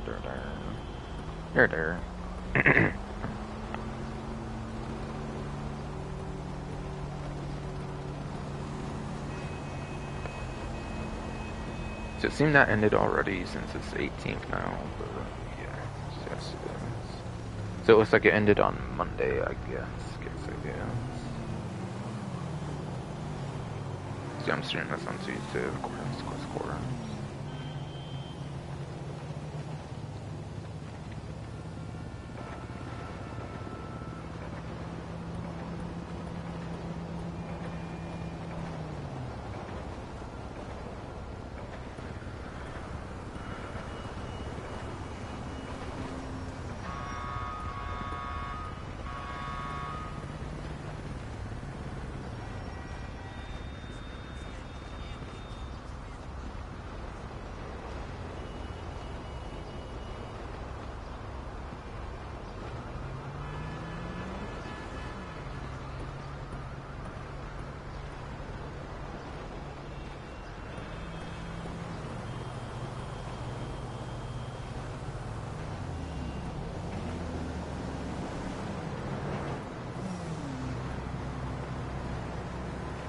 Alright, so I think it's pretty much discounts left at this point for the regular discounts, like vehicle, like property, like the gun ban.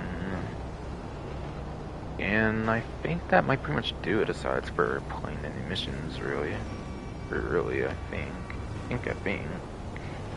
Check my stream again, because my fuck that starting should be how it's slowing down and shit, of course.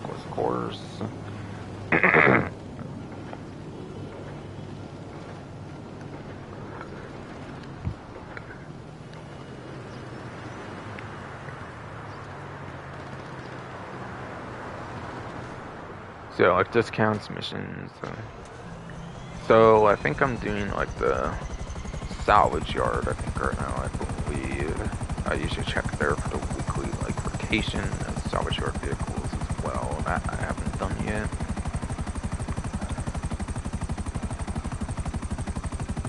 And yeah, again, I'm not doing stash house since that's still businesses from before. I'll probably do stash house off stream, and if I remember, I'll say what I got for it. Basically, if I find time to do all that, of course, off stream, of course. So.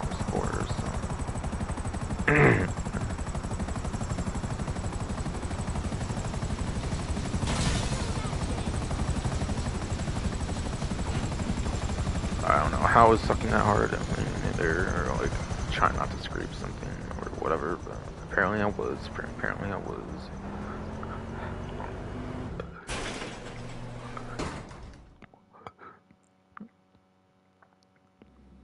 Alright, fuck, I'm starting, bro. Come on. Let's be decent for the discount section at least, please. Please. Catch you later. Yeah, I like how this one came right after Stranger's Mercenaries, which consolidated like COMC into like one menu on the interaction menu. Hey. And then you can like, sorry, dog was up barking, so see if I can say it later, I guess. Screw it. Screw it.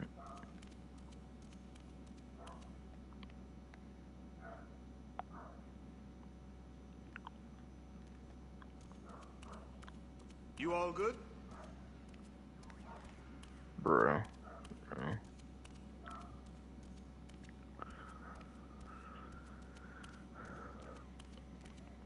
Alright. What's up? I might have an opportunity found here. But yes. What's it called? What's it called? Take care. Laters. Again, I like how it came out right after Stranger's Mercenaries for a chop shop, like, which added COMC into one menu instead of like having them as two separate menus and like having more accessibility for like computers and stuff, or like registering as one, I believe. But yeah, didn't really do it for this one, I believe, unless I'm like misunderstanding how that all works or something. I never know per se. But it's weird how some allow you to do it, but others don't. You have to do it more manually. It's just weird. Okay, so apparently starting off here, it's in reverse order this time compared to what it usually is. I see. Have to go on GTA series videos community post, I guess, to get the information on the robberies and stuff. Whatnot.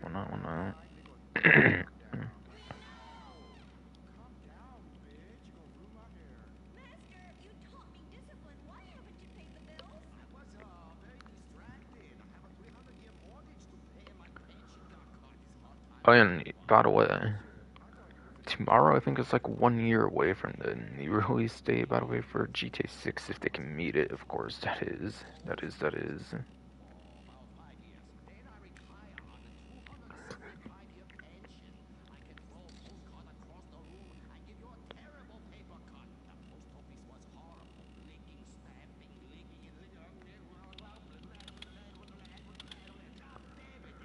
Oh yeah, I didn't show the props actually, for construction props, but I'll get to that again with the missions, like at the end, I think. I think after I do all the smaller stuff.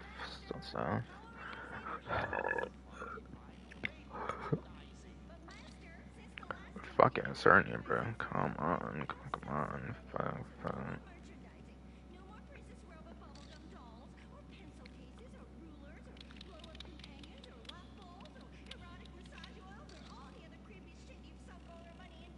But yes. Okay, so it's for the salvage yard robbery zone. No.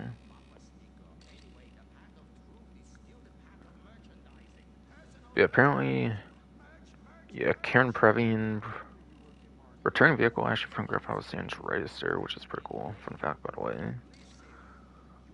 I don't think it was that mission significant in that game, but like, regardless, it appeared in that game apparently, which is pretty cool. Coupe class vehicle. Also tuner subclass vehicle, which is interesting.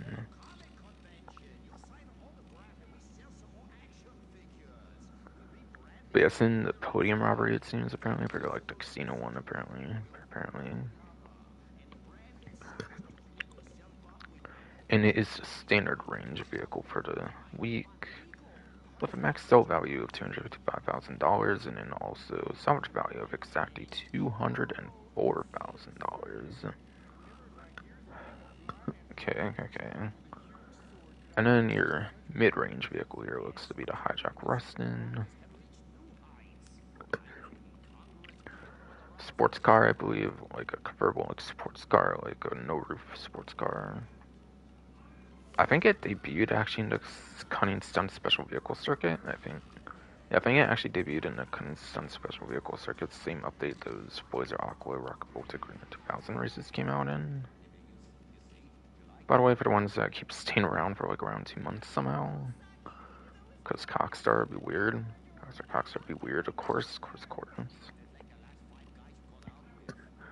when they should just keep everything around, like, all together. To keep the game more feature complete and shit. Then whatever.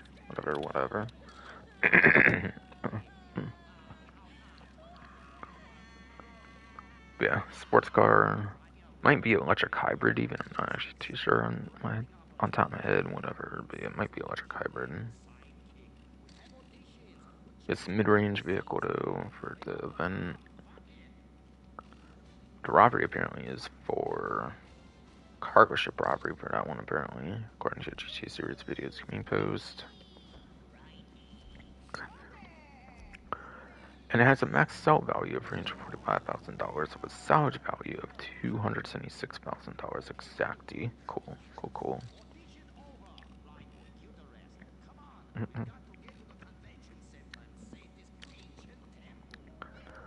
And then last but not least is the Vicer Neo. Only Vicer manufactured vehicle in the game actually for the Neo there. Which I'd have to imagine would maybe be a much more significant manufacturer in 6 than if it's only going to be used for like one vehicle. Could be wrong though, for all I know, but still. It is top range vehicle for the event. Never sports car, I believe, like the Rustin. Be a very unique being only one of the manufacturer, which I do like a lot. I think it was in Doxing Resort DLC, I believe, as well. And yeah, nothing since came out for Vicer vehicle manufacturer. I could swear on it. Could swear on it.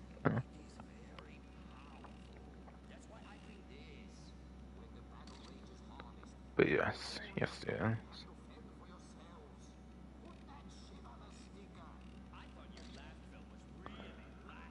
It looks like this one for the top range vehicle though is apparently for the Duggan robbery, which is the arena robbery. It's the one that's at the arena with the Duggans, of course.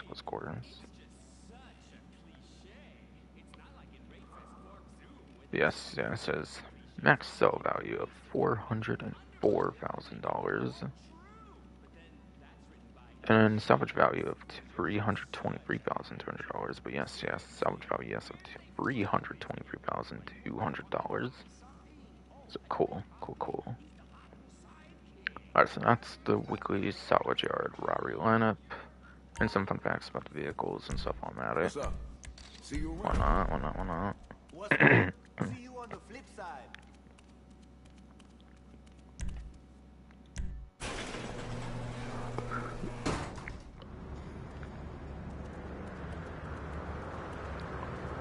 Alright, so I think I was turning shit those sides for discounts, so like HSW time trial. I forgot to mention that, but I still got the HSW time trial I want to do, and then missions. So construction props I'll show, of course, as well if I remember to. Possibly even before the missions, but yeah. Yes.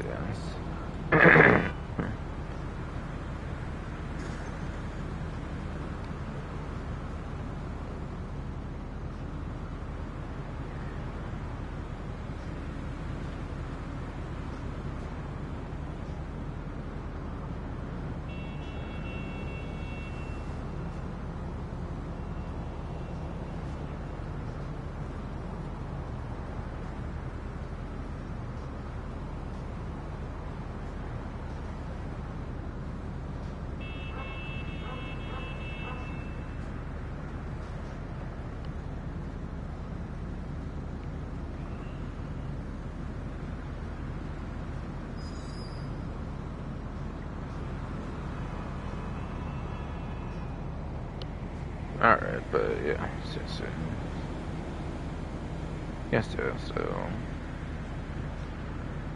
so I think all the property discounts are basically the ones that were already mentioned, I believe, in like the main menu, if I recall. Now I'll just be going into more details on that stuff, basically. So again, I'm going to need the executive website, which again, have to go for the money services for that. There was only like, it was initially made for the CO stuff, and then I think it obviously got added with the garages that got added to them, like import, export, and only the agencies, I think, since we're on there, basically.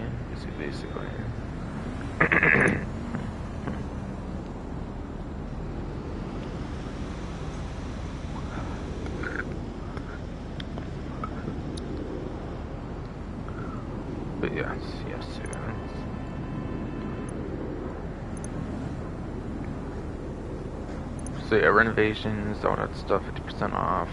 Yeah, all the offices straight up are 50% off. So like 4 million on Maze Bank Towers, like a whole $2 million off, for example. For only 2 million instead of 4 million, obviously. That's not the same. But yeah, that one's free. The other free offices are 50% off though. Again, this one you also get free with a Crown Prize starter pack, but whatever it is normally is free. So like, I don't know if it's like 1 million exactly to like 500k. It might be that. I forget. Come on. Fuck. Yes. I kind of want to say this is like a $1 million like office, and it might be like 500k instead, like with half off or something.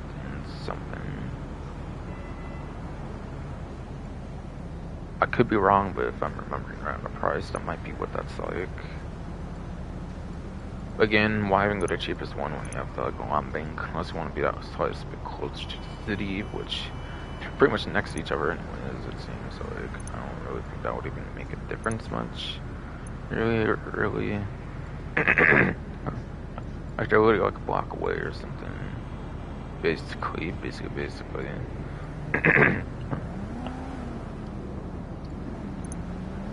The arcade is 2.25 to 1,125,000 is pretty good, and you can also be in the middle of the city. So that's nice if you don't want to go 2 million on Maze Bank, but 2 million's a steal for the most expensive Maze Bank. Absolutely would recommend the Maze Bank for not even $1 million difference on the base property. Absolutely would go to Maze Bank. Absolutely.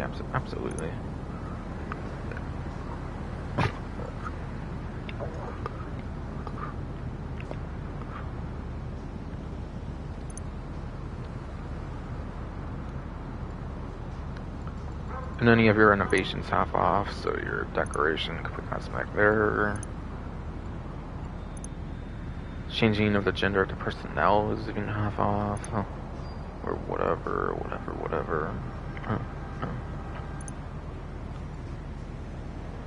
For some reason you'd be weird like that or something.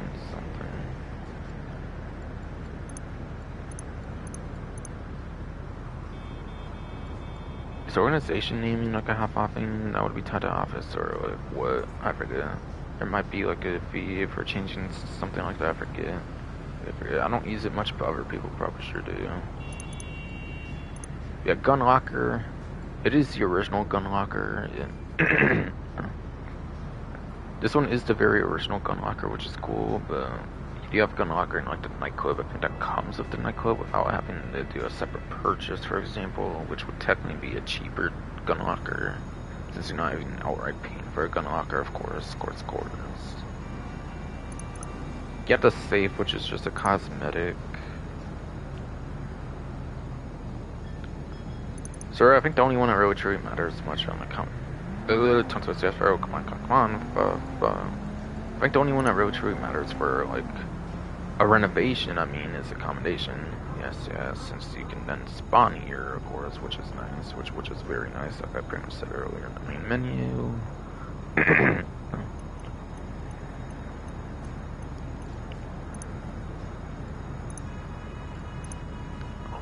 And then again, I believe this stuff, at least the basic garages, are on discount. Oh, and the renovations are also half off on this stuff too, which is nice for the interior, the lighting, signage. So all just cosmetic-y stuff though. It's basically the same thing every time, basically, I believe. Obviously, getting each individual floor is the way to go for like savings and stuff, obviously, if you don't yet have those. And the auto shop can get renovated easier. You might have to straight up buy a custom auto shop. I forget if you don't yet have it though. I forget. So that could maybe also be a good thing for the like renovating of it as well. Aside for straight up getting like extra floors if you don't yet have all 3 floors. Getting that in custom auto shop, if that's like a whole like extra cost. Besides for the cosmetic, of course, would be the pretty much the way to go. Pretty much.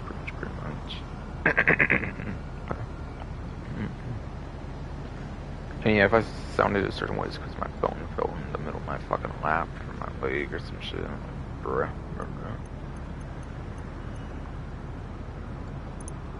So I think that was it for property stuff already, basically. Which reminded me, I meant to mention something with the vehicle stuff. For a location, I decided to move over here, which is basically the best location for having like a helicopter parked. Again, since the H7 Iron Mule came out and it's bigger than the Cargo Bob, I decided to upgrade my location. I used to have the cheapest one that was like around here, I think in like the gang infested area. You don't have gang infestation anymore if you move over to here, which is nice. And again, also, I think it's the best one for like parking the Again, I think yes, it is the best one, yes, for parking the DH7 Iron Mule. So if you are looking for a good new location for your DH7 Iron Mule, you're struggling with like ones that used to work good for the Cargo Bob, but not the DH7 Iron Mule, then like this is a very amazing location, I would say. Best location in the game. I looked up what the best location was, I think on YouTube, and this was the one that people said the most, pretty much. And I agree, I pretty much think there might be other good locations, but this one's especially good, apparently. In like the La Porta area, whatever. For those wondering what a good location is, by the way, on the vehicle cargo, I forgot to mention earlier. This is my Bacchus hernia and shit, where it's probably distracting, of course.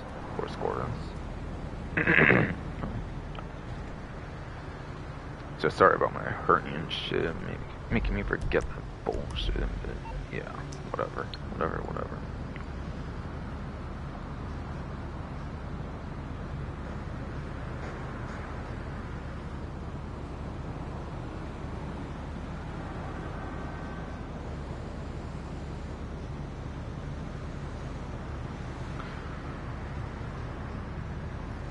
So I think everything from here is basically a vehicle discount for discounts and weapon discounts, and that's it, basically.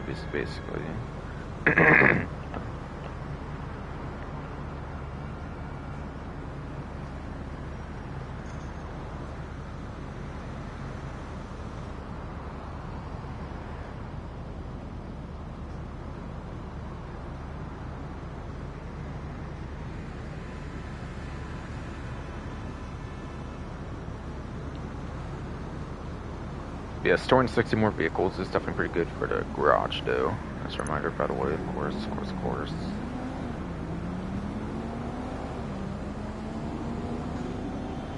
So I'll see if anything's on the arena or not first, of course, being the one on top there.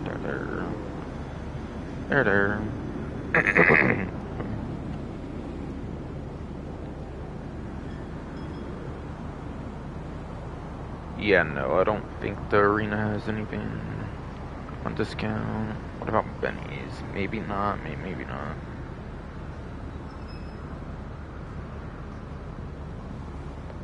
Yeah, I don't think Benny's has anything either, quite frankly.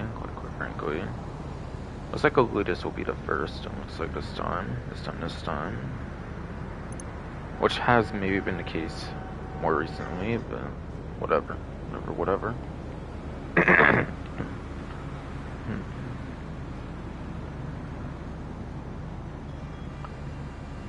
So no, like, Smuggler Run ones are onwards for this website, at least. It's going to be one of the older ones that don't have, like, performance upgrades. Which is mostly just going to be sitting in your Pegasus inventory if you want to ever spawn it for whatever reason.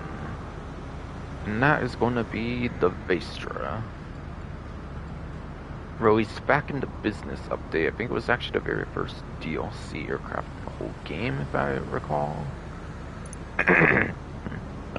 So I do like it for that, I suppose. Going from $950,000 to $665,000, since this was before trade prices was a thing, you know.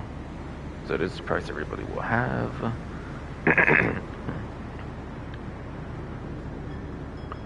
Looks like a $285,000 savings on the price. And yeah, it's Pegasus. There's no storage limit on Pegasus. You might as well buy one if you can afford one. Which it's dirt cheap at $665,000. So you might as well get one if you think you'll have enough money for the upcoming DLC for some reason.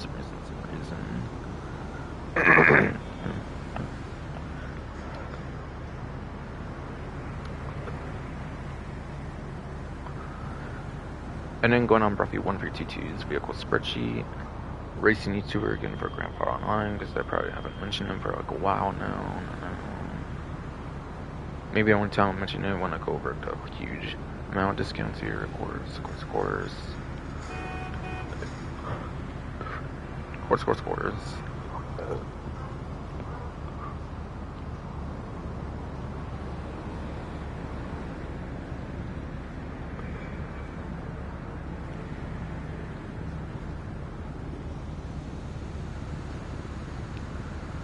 But yeah, it is, I believe, in extra classes, since it's a plane, and therefore there's not going to be a letter tiers. There's no letter tier to go over. I'll just go over the numbers for its performance, and then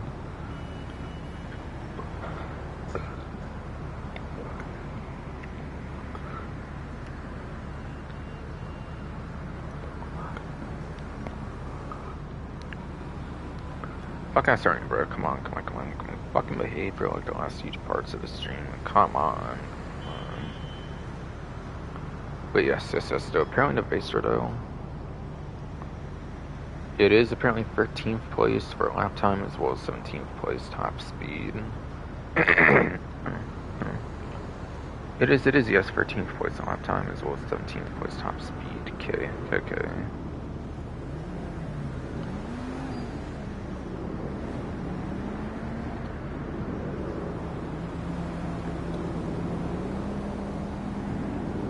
So it's a pretty nice aircraft, even if it's not top 10. It's only like a couple, like several, like out of top 10. And I think there's 39 planes or something in the game, right? Yes.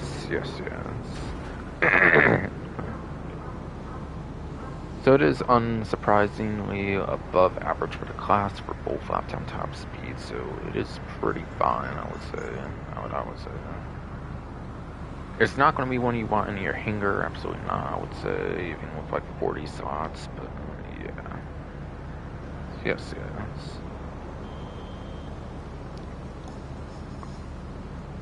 It's a fine aircraft though.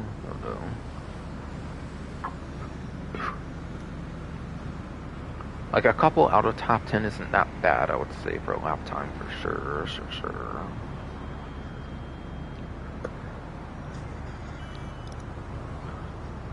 And again, it's Pegasus, so there's no storage to worry about in there for Pegasus compared to like actual garages, so you might as well just buy it if you have the money for it, and think you'll have enough for December 9th and all that, basically.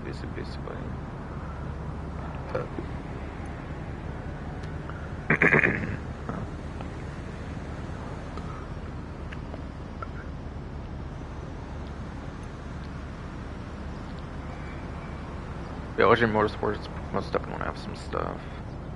On the Vaster discount, since there is going to be some varying percentages, by the way, I believe as well this time.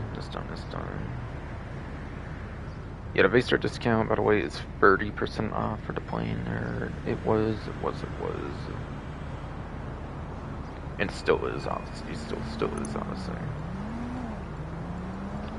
So yeah, the 285,000, whatever year is 30% off on the price, by the way.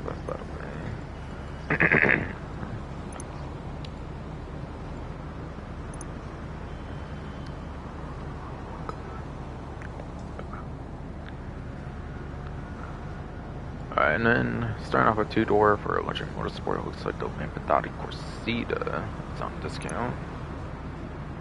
From the Chrono Enterprises, from yes to Chrono Enterprises DLC.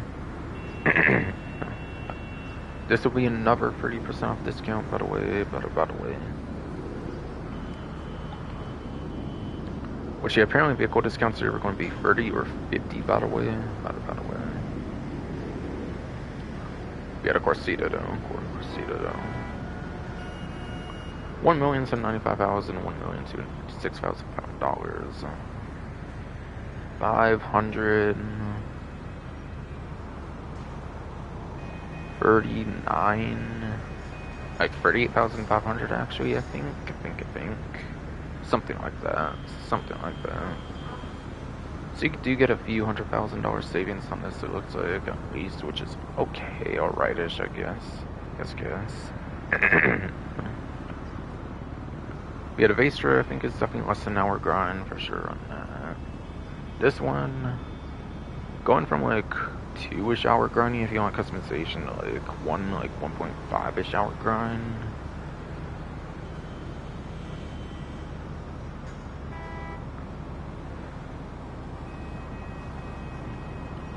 Is definitely going to be better. And this one is a sports car.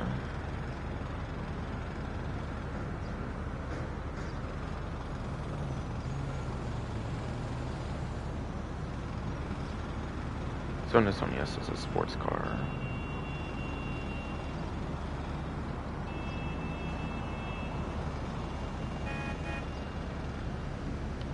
Back over at lap times, top speeds, and race tiers for the spreadsheet. Roughly 152.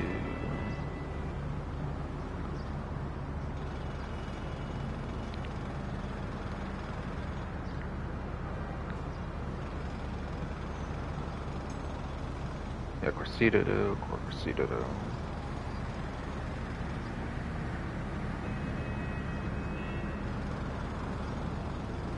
It is apparently in the C tier, which is good enough for 22nd place in this case for lap time, as well as 13th place top speed actually on the site.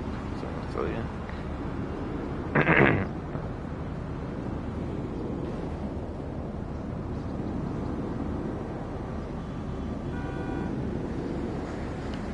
So yeah, it is 13th place apparently for top speed.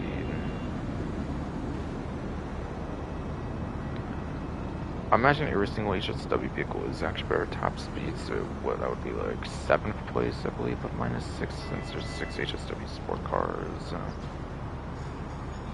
Basically.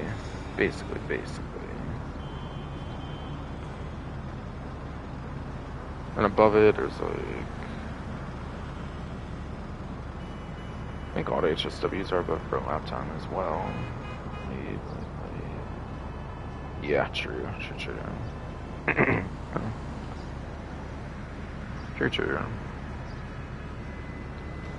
Fuck, I was turning here, bro. Come on, fuck.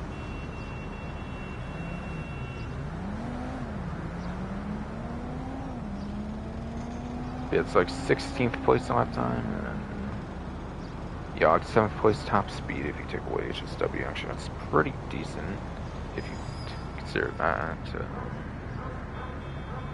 8th gen consoles, PC Legacy, it's pretty good.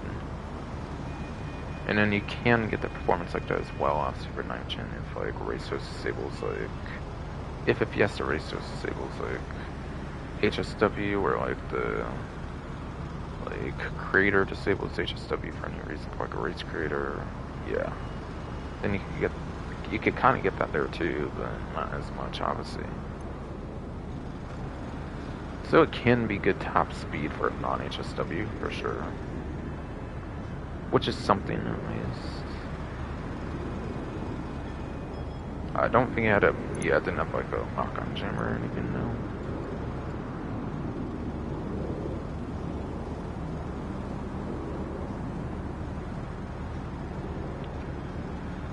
I also had to peep Mr. Growler's up next for a tuner subclass vehicle. So yeah, this one is going from on a trade price. I don't think the other one had a trade price. I think that was the general price. This one does have a trade price over this one.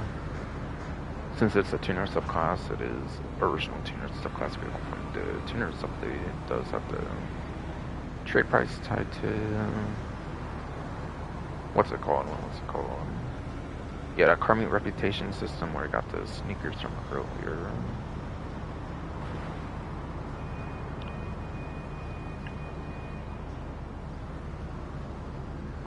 Basically.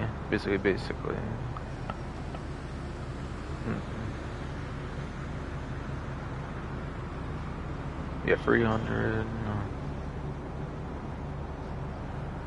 65, like 6-ish thousand around there.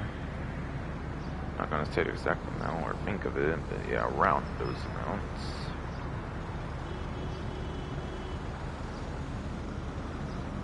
So, not exactly 400k off on the trade price, but yeah. You can get the stock vehicle for under an hour versus over an hour of time on average, I would say, though. That's that price difference. It's pretty good. No lock-on jammer for this one, apparently. Okay. But it is a sports tuner, so I'm noticing to be some of the best ones for street races. This one actually might be kind of good if you take away, like, I don't know, this one might be under, like, the top dogs, like, the Vector, or wait. Where it used to be before, just our wide body, at least.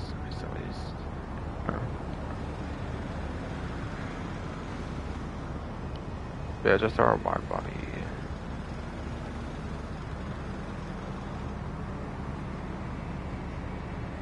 Sultanars Classic, the Vector, Calco GTF.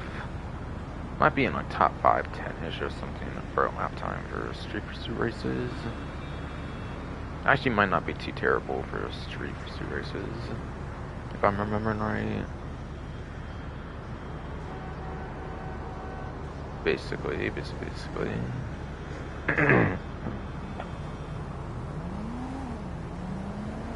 So it might actually be pretty fun for the racing. I don't know if this can have a rear louver on the back or something for like robbery contracts, but like you definitely do have better options for the robbery contracts, so I definitely would not worry about that there though. No.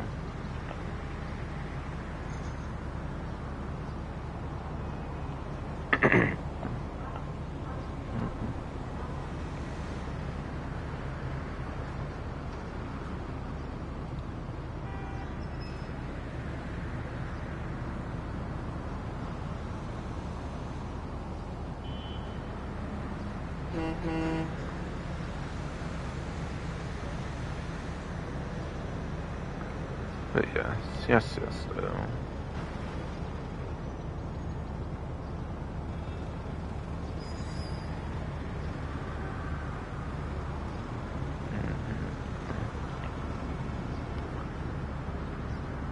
Yeah, sports performance, not that matters much anyways, by the way, but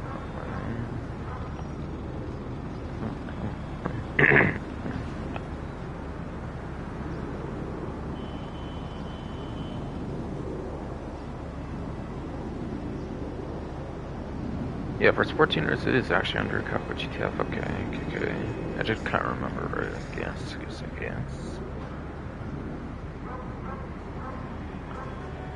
But apparently it's like 36 plays for a lap time, as well as like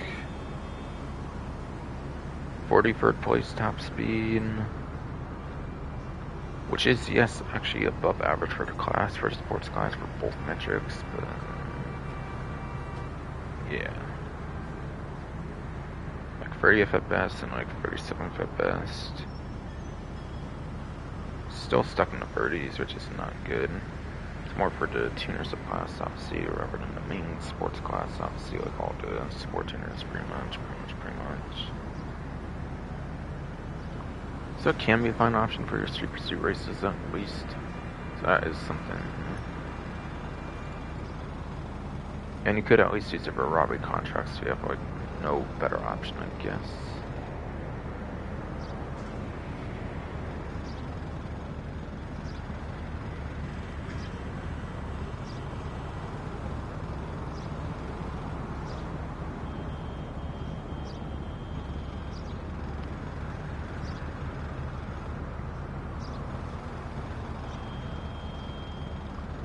Oh, and I don't know if I mentioned the trade price, by the way, like Fervor, but it's ranks 5, 10, 15, 20, 25, 30, 35, 40, 45, 50, 55, 60, 65, 70, or 75, one of those, like, 15 amounts, or whatever is the trade price for the Growler for the Alice current reputation. 80, 85, I think, for the Chrono Enterprise DLC ones, and then I don't think any, like, later tuners of class vehicles ever got a trade price.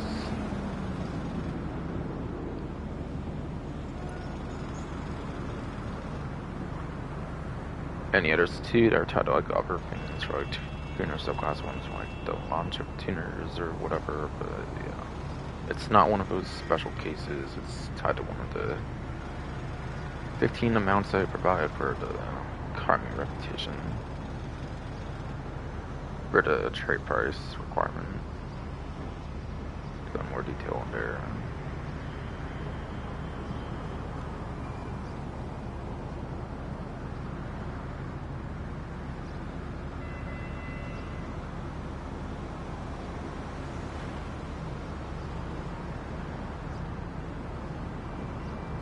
Yeah, I think it doesn't go until the Nightshade. It's like right for discount. Okay. Sorry, just not terribly bit there for a moment.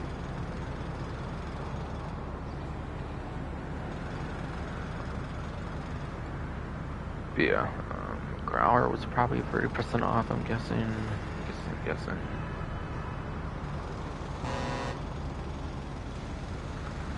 Yes, Growler was a 30% discount, apparently it still is, obviously, yes, obviously.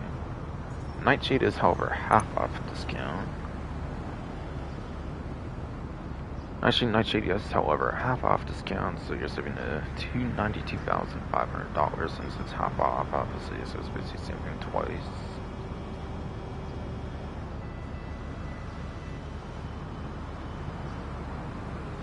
So, cool.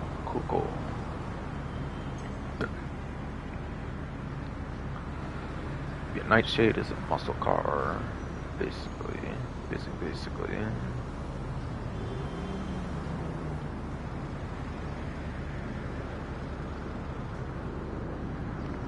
So for the muscle car class.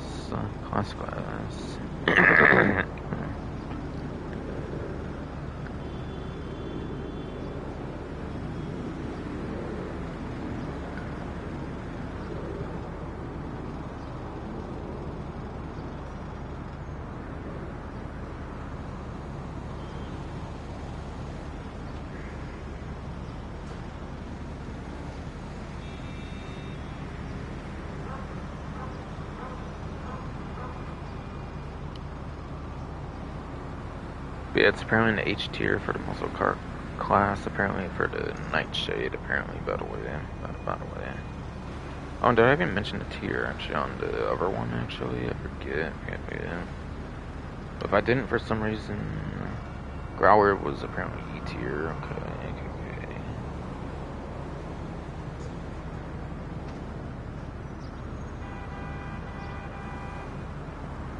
Yeah, I don't think I mentioned actually, but Growler was E tier, yeah, and it's 36th place and 43rd place. But again, not impressive for sports, it's more for tuner subclass in the Growler's case, but yeah. But anyways, back to the Nightshade, since I apparently forgot to mention a letter tier on that one.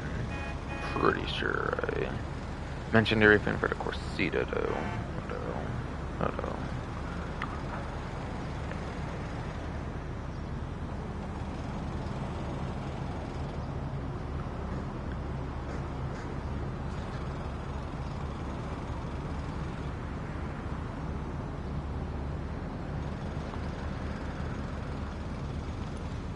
But yeah, just to be clear, I'm talking about the Nightshade, though. Because any information I was kind of going over that I forgot was on the Growler.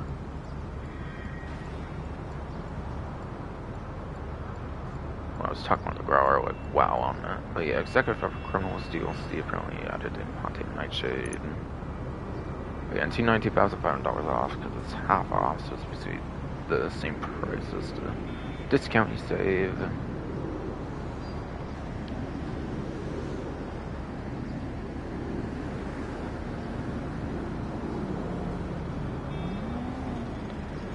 Apparently Nightshade is in, apparently yes, the Nightshade is apparently H tier for muscle car class, which apparently gives it 56th place off time as well as 68th place top speed.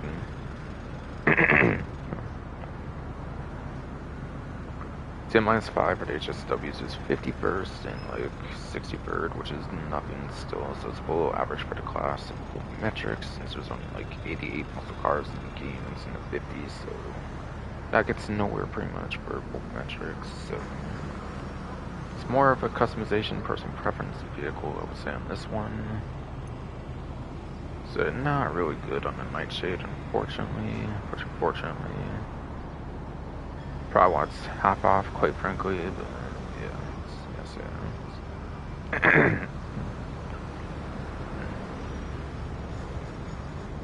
Yeah, super affordable vehicle. It's under an hour of grinding, so it is very good on performance. For sure.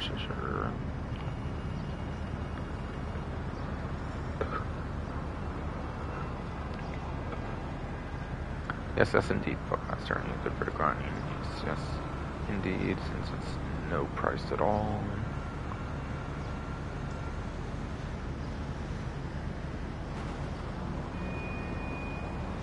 And there is apparently a day one vehicle, like, in here as well for the Bugatti Monroe discount.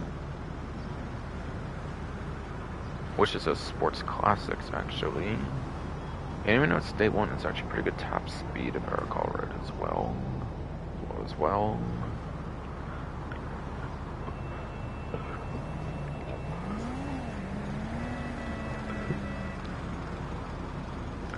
But yes. But yeah, apparently Monroe is 30% off. 30% off. Going from 490,000 to 343,000.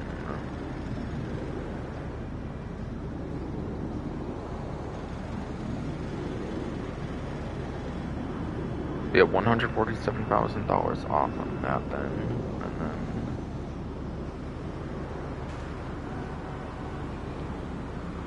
yeah, Nightshade definitely did not have a lock-on chamber, just does not either. Again, this is Sports Classics like I was saying earlier though, for sure. Which Sports Classics has 50 vehicles, I believe, in the class. I believe, yes, Monroe is like 50 vehicles in its class for the Sports Classics. Sports Classics. Yes, indeed. But yes. Monroe is apparently in the top of G tier, giving in 23rd place lap time as well as 6th place top speed. So I did remember right, it does have really good top speed. And 23rd is definitely above average for the class, at least for without like the non-raceable vehicles into account or something.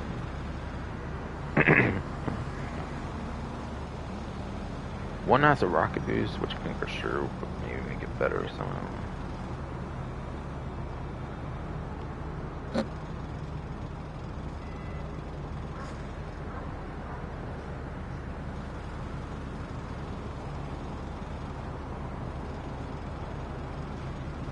I think 21 non-raceable is actually a worse lap time. It's like 49. I don't know, actually, per se.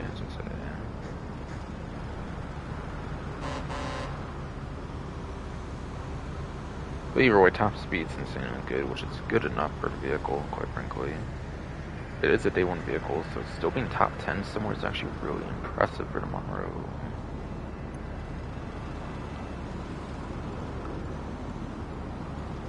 So I think that's actually a good vehicle to buy, personally.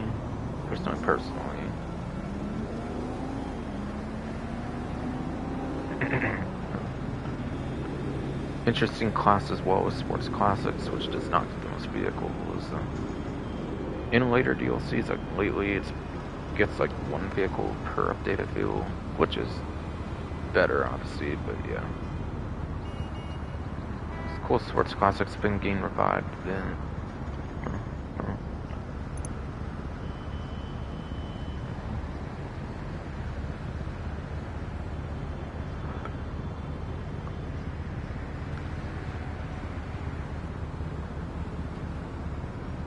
I went over to Revolt already, since it's free, obviously, and it was on luxury autos. We had a Cognizant T55 is apparently half off, going from 154,000 to 7,000, which obviously is savings again, being half off, so that's basically half price, and it's obviously that savings.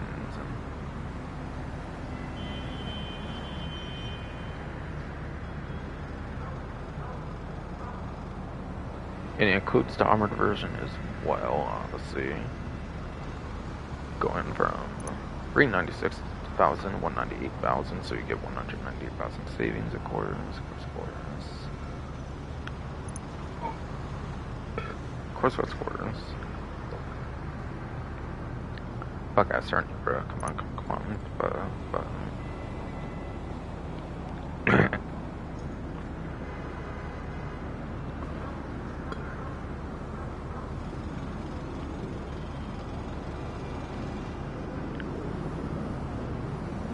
But it does have missile lock-on jammers, so that's definitely gonna be nice, especially for the armored version, which has a little extra protection.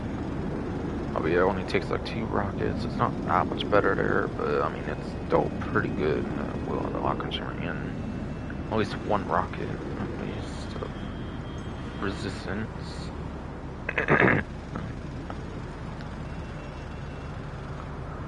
So I'll show the armored version, but we'll talk about both at the same time. Basically, it's basically, you know, both basic sedan class, sedan class.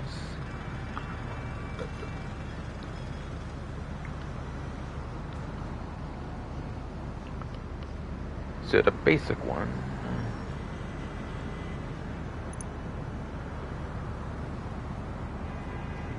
Basic one.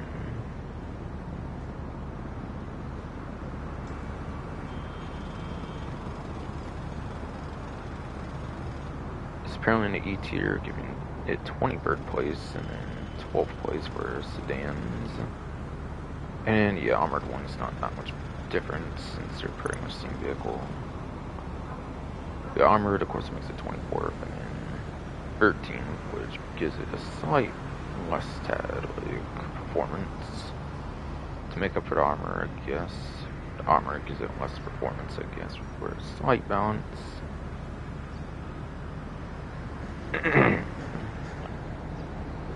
And there's 41 sedans in the game, by the way.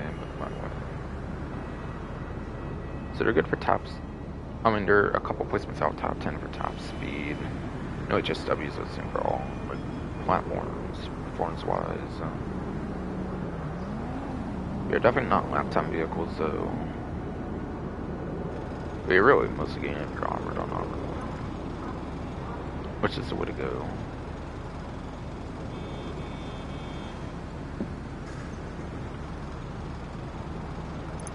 Alright though. Now apparently this one is just for the armored version for the lock-on jammers, so that's interesting. I think the other one is for both versions though. Which if there's one to have the lock-on jammer for, it's obviously going to be the armored version. Wait, what the hell? This one says 149,000 to 149,000, so is that not on discount then? I guess not, I guess not.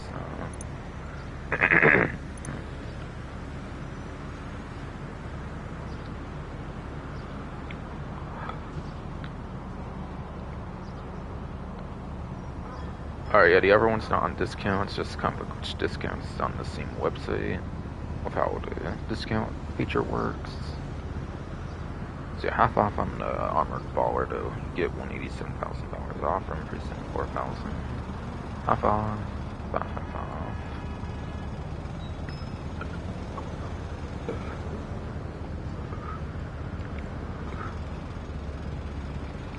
And yeah, it's an SUV class. That's the SUV class.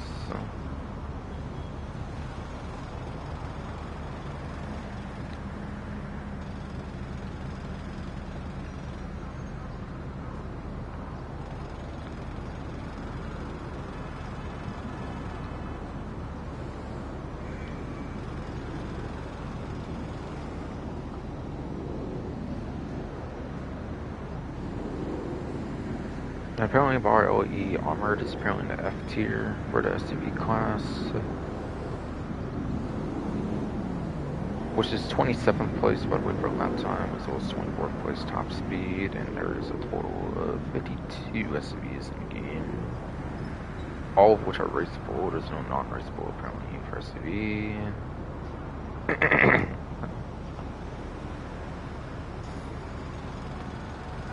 So it is actually below average for lap time and above average top speed.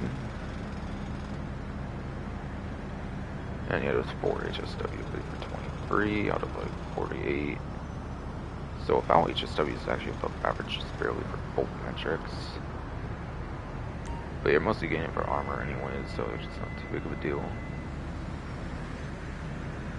Definitely a good vehicle. And even as the lock-on just for the armored version, aka probably why it's the only one on discount, not the regular version. It's probably why there's only the one on discount. I find it weird in the same update they made like both versions of certain other ones like have a lock-on, but not the LE or Baller LE.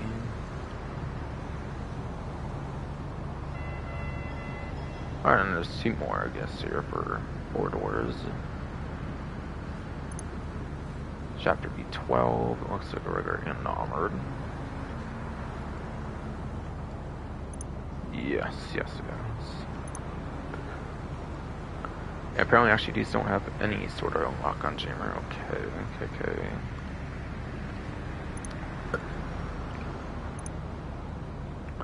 So starting with the regular version, this would be in either sedans or sports, depending on how they classify it. Yeah, apparently the regular one's in sports, but the V12 armored is actually in sedan, it looks like. Okay, weird. So like this one, I have to find a sports class then.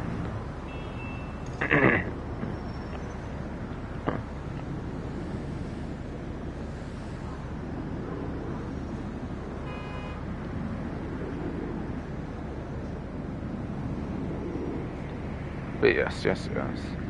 The traditional non-armored V12 though, apparently, for the sports class, apparently.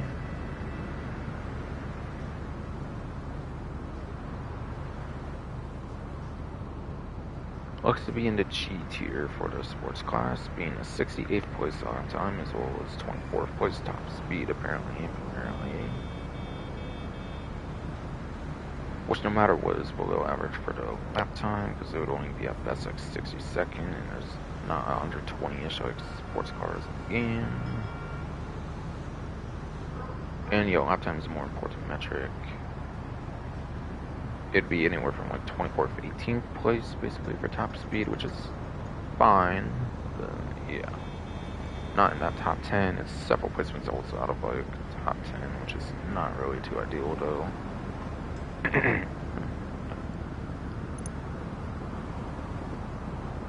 So half off for those, 58,000 savings, also for 160,000. For 25,000 is $162,500 savings, half off.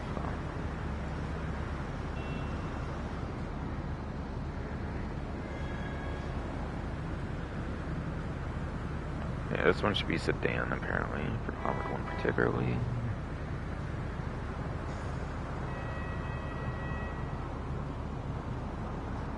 Where there's apparently the S tier apparently. This one's actually apparently S tier, which gives it 5th place lap time. And 2nd place top speed actually. So the armored version is actually better on performance. It's actually in the proper class basically. So that's interesting.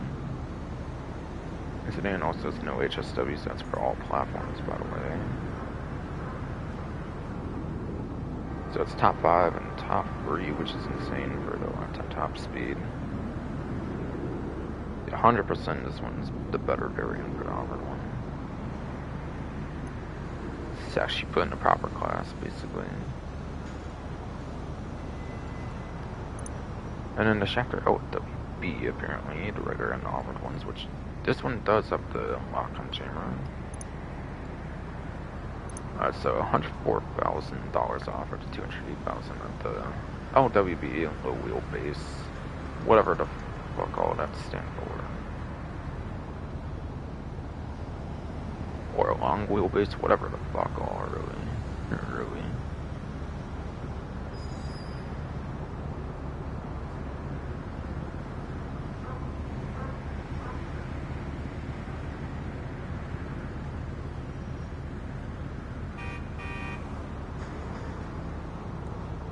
Okay, and the regular LWB also counts as sports, apparently, while the armored one actually counts as sedans again, apparently, for these.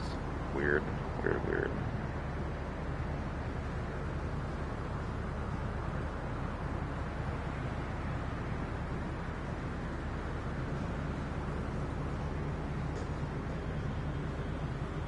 But yes. So apparently the Schafter LWB counts as an L tier for sports class, which is definitely not good. 105th place for lap time. Yeah, wow, that's crazy. 107th place even for top speed. Yeah, it's a complete joke in its class.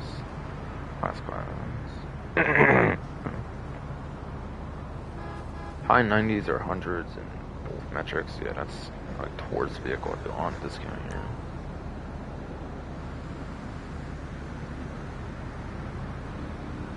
Yeah, bottom of L tier, bottom. Just come on. Yeah, bottom of L tier though. 105th place, 107th place. High 90s, like low 100s at best. Like, what a joke.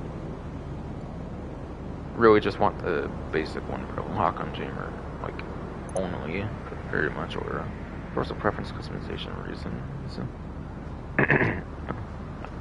The armored one again is actually in the proper class, so it's sedan basically though. So that one will probably be better performance wise, so but not as good as the V12, definitely not. And this one's probably in the this for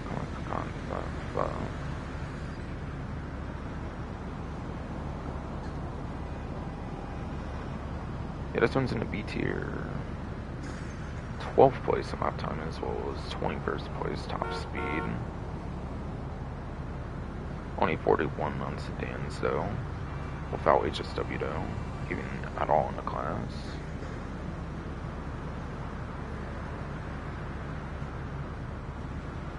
Which does actually make it below average, I think, on the top speed though. So yeah, Techman's below average top speed. But yeah, only a couple points from south top 10 for the lap time, but you might as well just go to LW. No. Ugh, what the hell? Oh, come on. Yeah, again, below average top speed with 21st place out like 41 SUVs. Or 41 sedans, of course. You mean.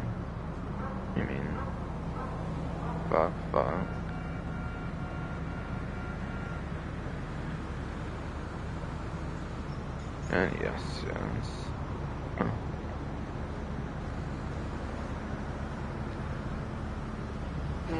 And yeah, 12th place on the lap time though. And you might as well just get the V12 for lap time, actually getting like single digit on the lap time. But again, 12 is not that far from 10th obviously, so that's still fine, I guess. And it's still armored obviously, so. And this one actually has the lock-on jammers, so it's kind of the better offered one in terms of survivability, at least.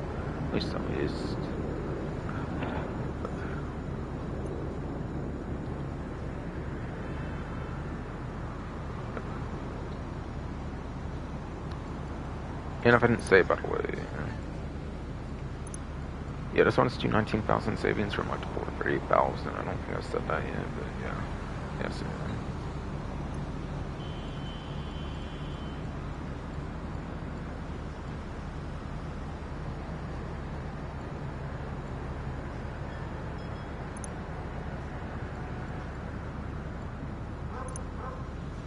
Alright, that was it for a legendary, it looks like. I don't actually think Warstock has anything, I could be wrong though, but yes.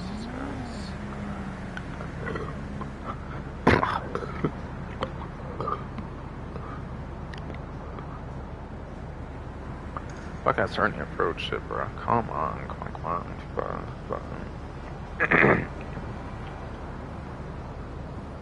Yeah, I don't think Warstock has anything, unfortunately, though.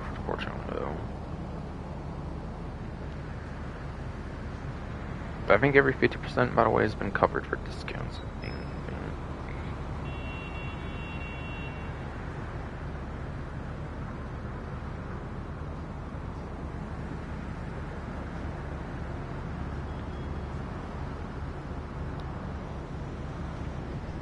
Oh yeah, there's definitely no war stock discounts at this time. And there's one discount actually on dock tees, believe it or not, believe it or not. I think last week also had one on dock tees for some reason. And yeah, it's the Marquise, apparently, Marquise, whatever.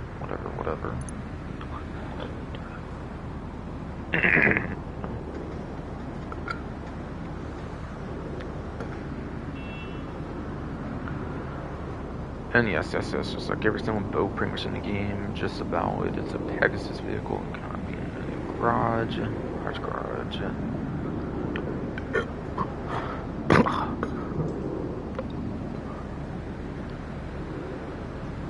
God, yeah, fuck, that's hurting you, bro. Come on. Fuck.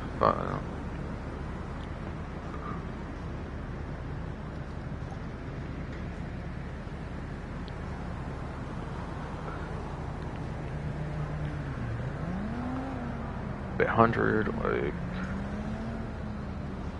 24,000-ish.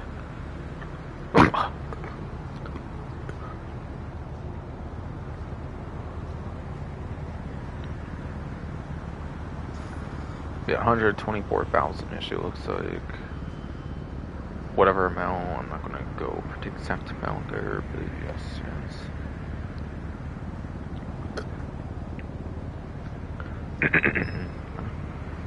Yeah, boats count under extra classes, so this one will not have a letter to your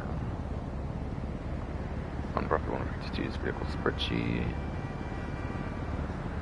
And yeah, it's a massive boat with, like, you know, like, yeah. Right, massive sailboat. I was thinking that I thought of it even right before I looked at the website. I looked at the website like the second, like after, and I felt stupid then.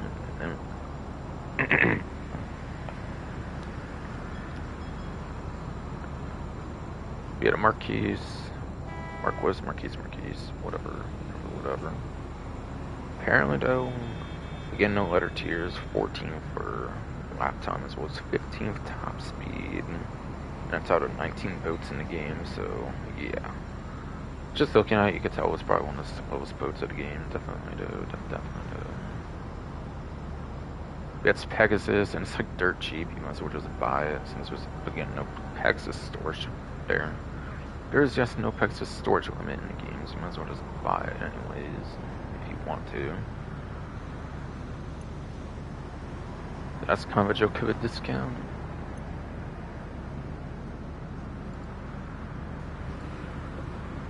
Yeah, no cycles on discount though, not surprised. I think there's only like 3 discounts left for vehicles now. So it's basically going to be those couple, and they'll all be on Stubborn.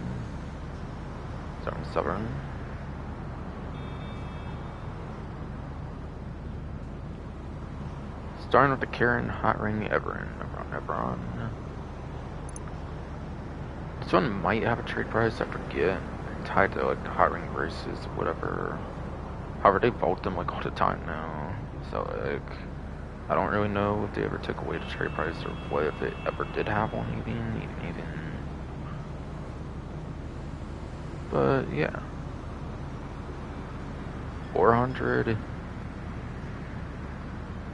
402-ish thousand dollars off, it looks like here, for the 30% off discount here.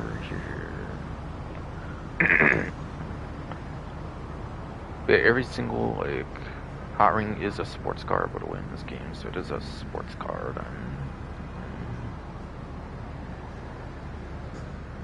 Even though it's based off an, even though yes, it is originally based off an off-road vehicle. Basically.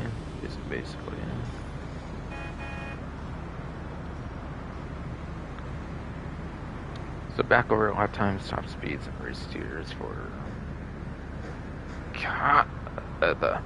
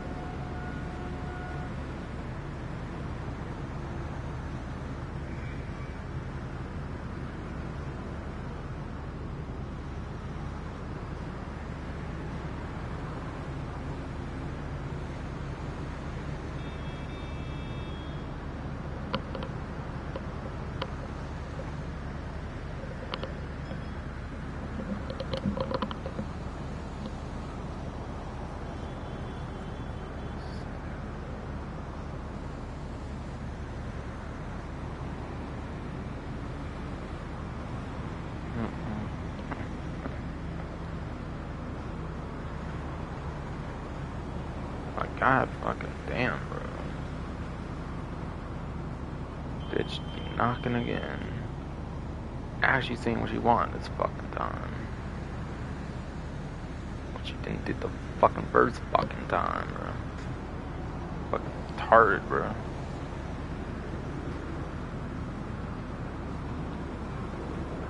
Fuck, bro. So annoying. God, bro.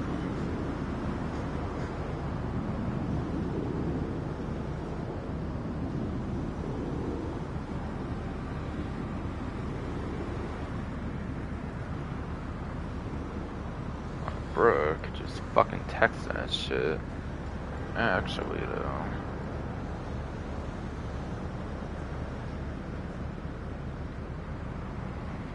Fucking hell, though. He my fuck ass family in this shit. I fucking swear, bro.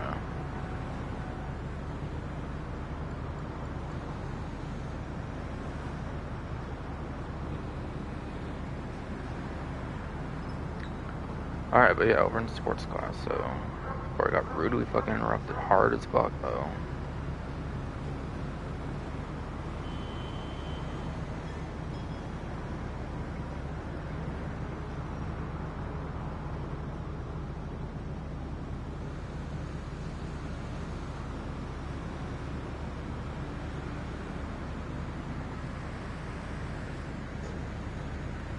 Alright. Person in the back from fuck ass hallway is actually in the shower now too, apparently.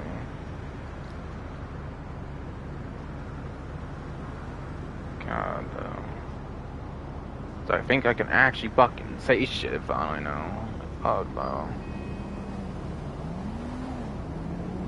Alright, so yeah, for the sports class now.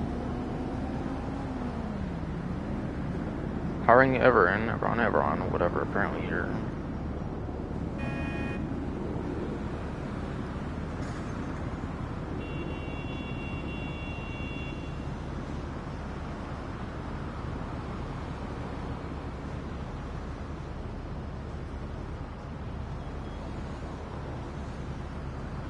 Yeah, hiring everyone knows, yeah. Apparently in the J tier for the sports class.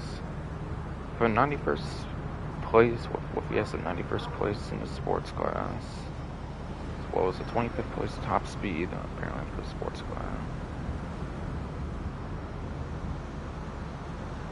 For -6 for HSW since account, for like 85th place for lap time, which is very much below average for the class.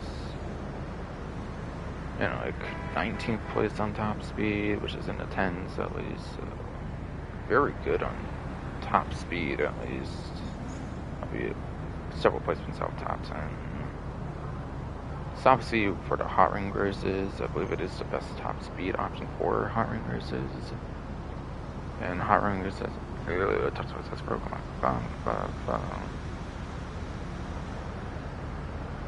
Yeah, hiring races do prioritize in top speed for Rockstar created ones. Apparently they do, from what I hear, which is unusual. So actually being good for top speed is very good. Very, very good.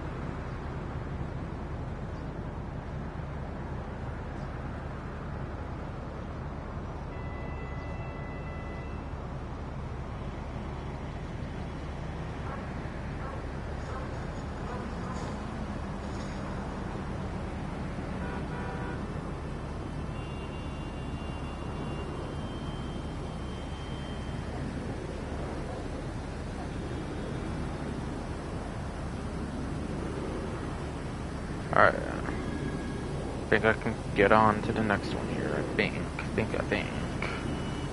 hot damn, people need to buck alone today, though. Like, God, though.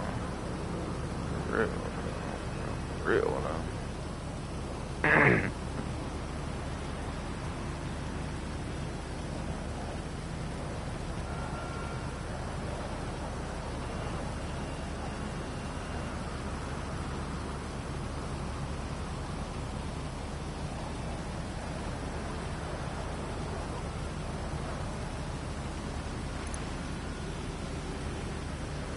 Alright, and the Maxwell Asboto.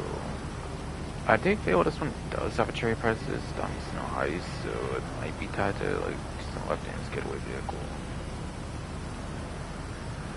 Which yeah, select as getaway vehicle, you still as a getaway vehicle. You don't even have to drive it as an actual getaway vehicle. You get the trade prices on to complete that heist as a host.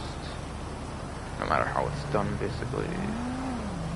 30% off, 306,000 to 214,200. Like 92k-ish around there, it seems. So maybe 91,800, 9,800 maybe, possibly around this too. Was this a compacts or something, like a super niche class, I believe? So it could be actually kind of pretty good. Maybe.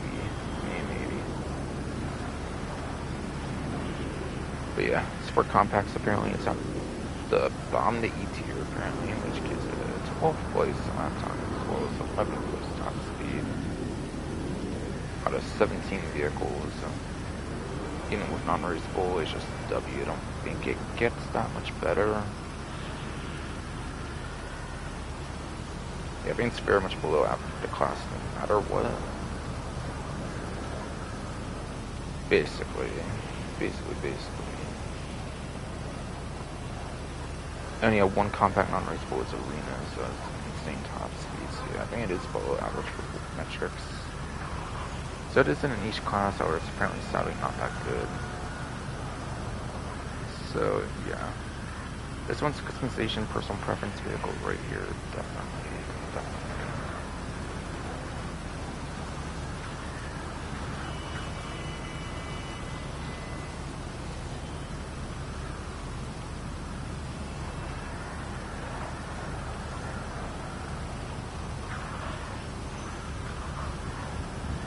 And last but not least, for Paris 2015, apparently is the classic Tampa.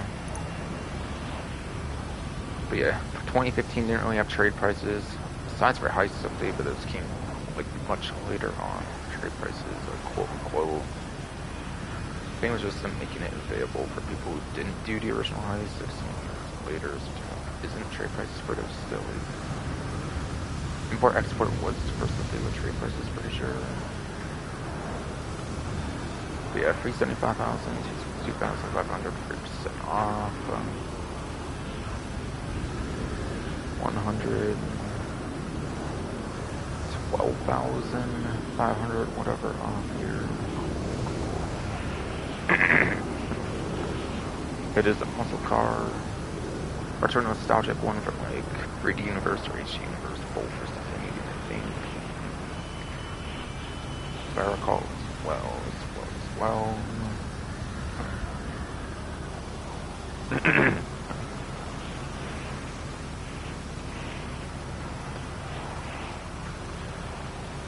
And apparently this muscle car is at the top of F tier, which gives it 42nd place for a lap time. And 65th place top speed, so it is below average right away on the top speed. No matter what they're. And yeah, -5, I believe, for HSW, might be taken away. They can take it away. Gives you like a 37th place, which very much would be above average on the legacy platforms. HM consoles and PC legacy, I mean, more so.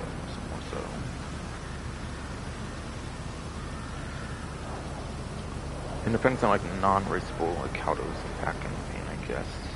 If you want to take those away even as well.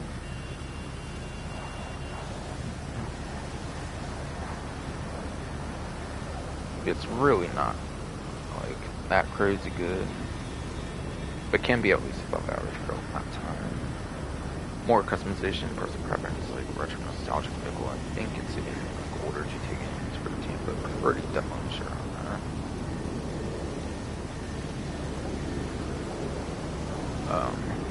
that. And yeah, I wanted to show that there was no other ones. Right.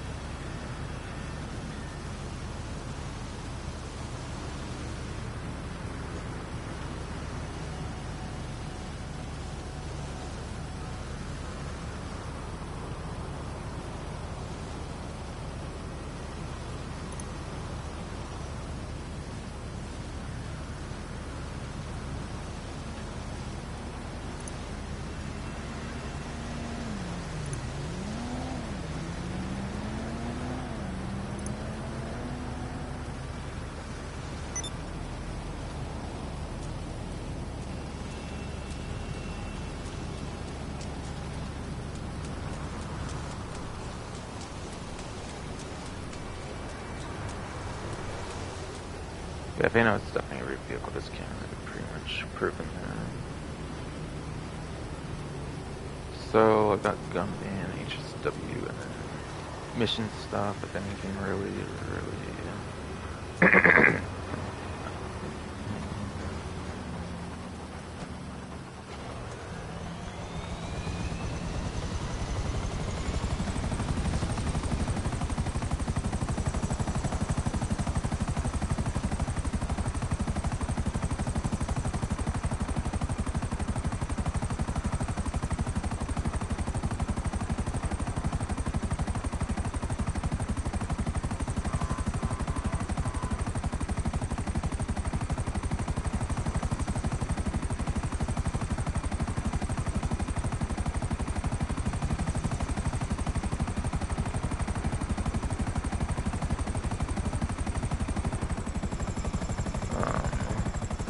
HSW. So I just doing HSW time all this is fine. Oh wait, well, yeah, gun ban, but I need to kind of find it first. Which I don't really know where that would be. On top of my head, I don't care about what it would look per se. So if I don't find it by HSW time trial, that's fine. I'll hope to just find it during like the missions or something else. Which, yeah, no clue if I'm getting it all out well, cause it's fucking bitch and shit, my way and shit. And interviewing today, my life going on. But yeah, whatever, I guess. Whatever, fuck yes.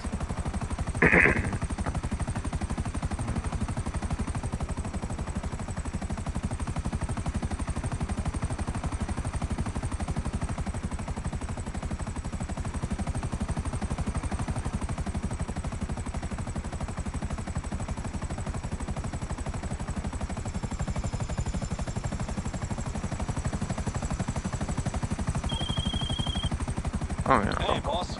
Ever since we took over hands on, I've been keeping my ears to the ground, you know? And 5 margaritas deep somewhere in Del Perro, I found that Mr. Favor's got clients interested in luxury property development.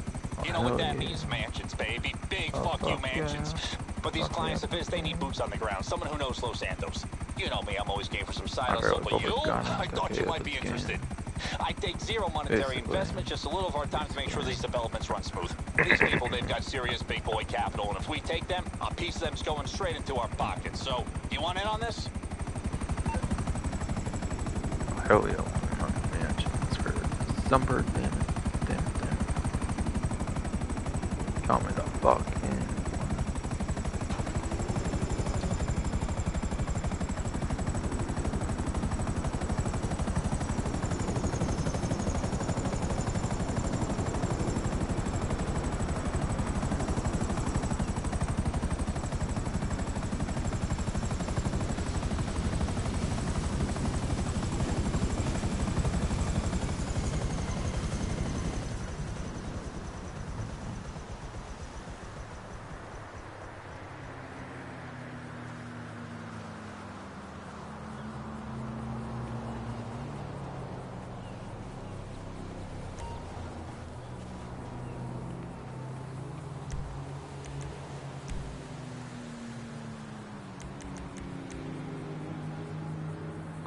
I just found it just in case, but yeah, I'm pretty sure I'm doing my big aerospace verbal. I'm pretty sure was it, right? Pretty sure. You're through to your garage. You, need me to bring you a ride? Clips Boulevard. Garage. The third floor.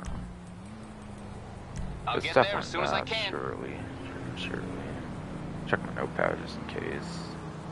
I called it in and everything. Basically. Yes, it is. Okay.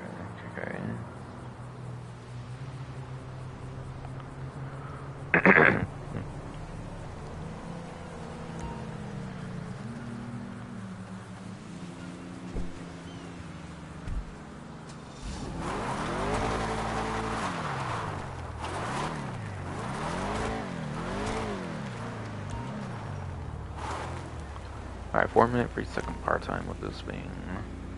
Very good for laptop and top speed, so as long as I do it right, it's pretty much good. Right after place the destination being my first time doing it right now.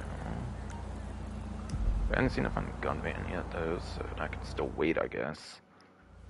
So everything's fucking ruined my day apparently. Apparently.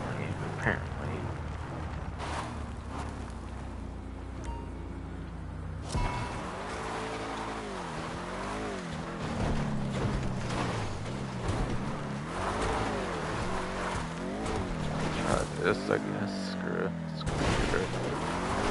That might have not been too bad, albeit it might have been another way to make it not go so bad.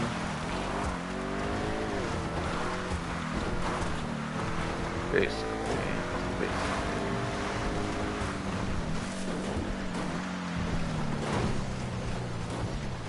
Alright, sheesh. She's going as good as this. Kind of almost hit characters there, so.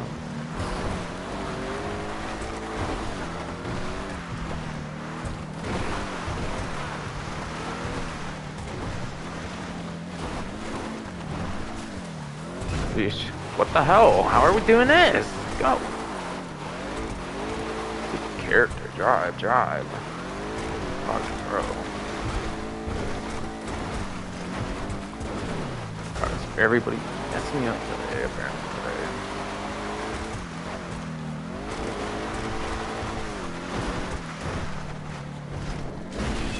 God. Okay, we're redoing that now. What the fuck?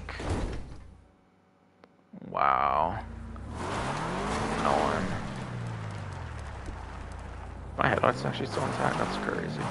Crazy.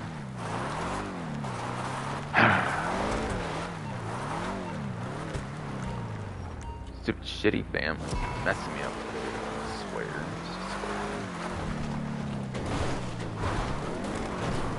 God, like, how is it to communicate through a door, though? You don't gotta, like, see me or some shit to say a damn message and, like, really.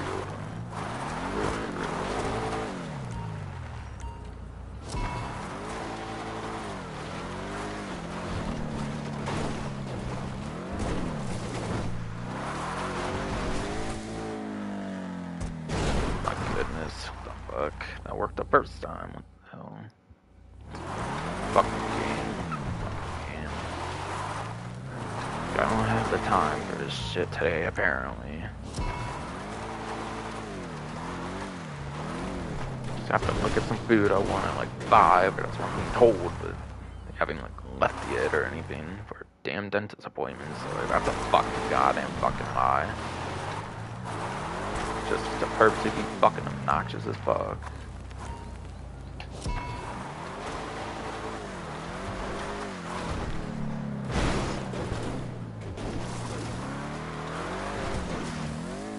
I guess. So I do that now anymore. The third half, not that it matters. Just it goes to kind of did. Not like the first time though. I feel still.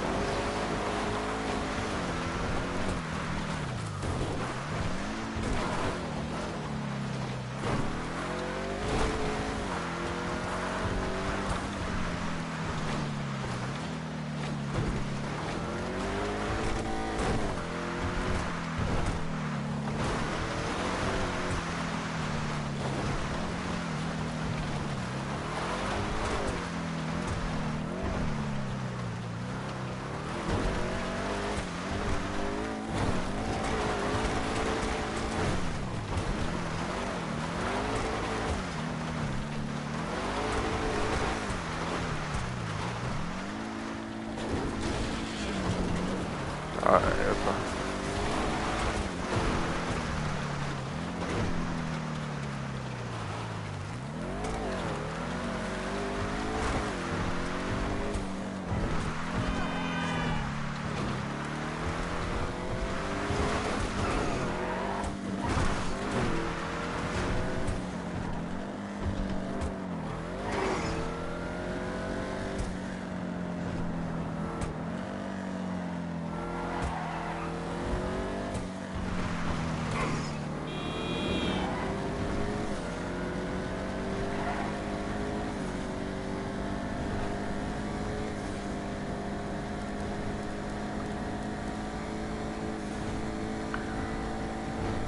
Alright, this one seems to be going pretty good now. So awesome.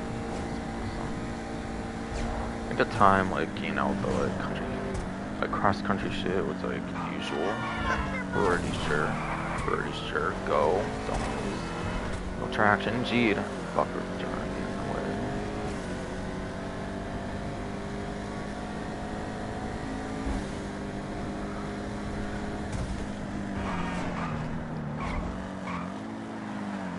Goodness, really? Like, yeah, right. That car is in the way as he was. Or whatever. Fuck off.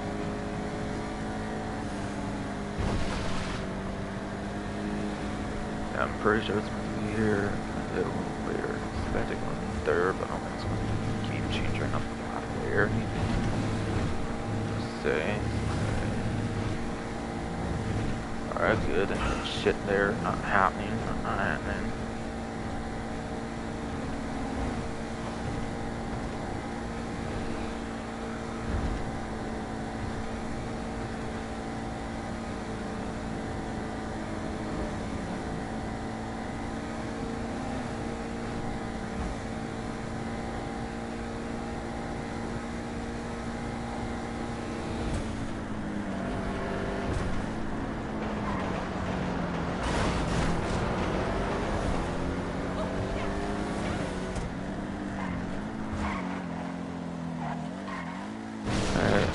Seems to be going pretty good. So far, of course. Okay, that's definitely set up well. Good line. Border ready and kicked in. Got that a good time. Awesome. I still didn't find the gun again yet though, so yeah, I'll just hope to find it during a mission or something. I think. Hoping it's a free mode mission, not like a lobby mission, because if it's free mode missions, it might be able to get done quicker. And I gotta look for some tacos or some shit, the cafe or some shit.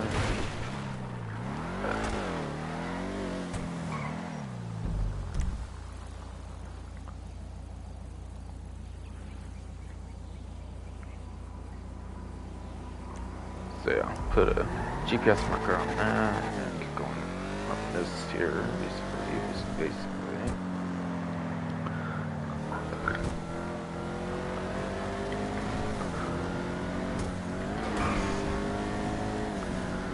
No clue how quick I'll get for these missions. If I'll have to keep this stream going and be idle or some shit for a lot of time, or like what with all the bullshit going on in my life today. But still. Other fucking people just deliberately being obnoxious in my life today.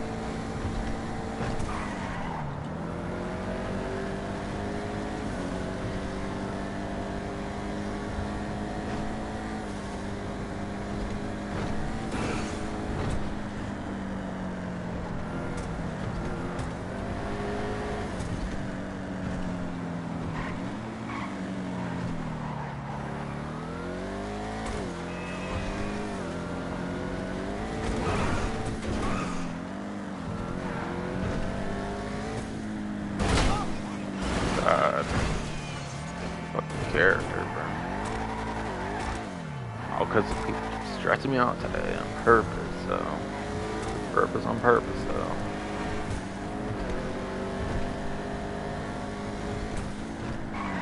Oh yeah, but yeah, with the 250-ish-K, I got $21,457,878. Cool, cool.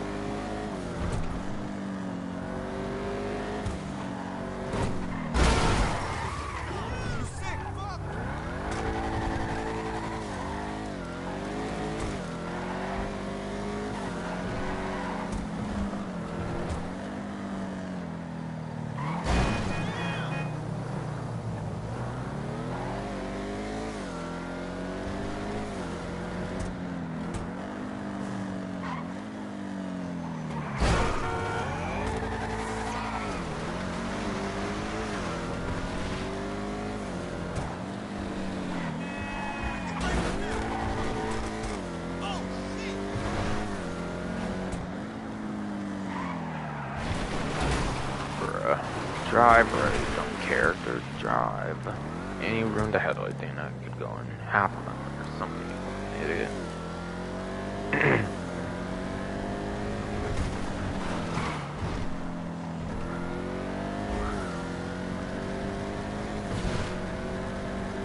I still do not seem to be seeing gun vans, whatever.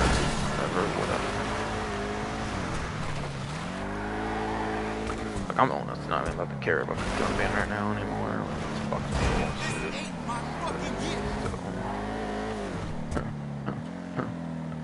Gee, 5-hour stream already because this fucking ass hurt me, especially, and every fucking goddamn else under the fucking sun, though.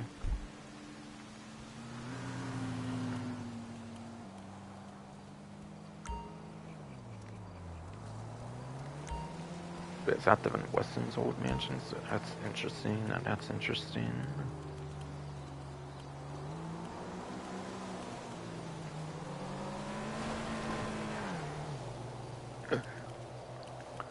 I gotta try and look for some tacos or some shit. No.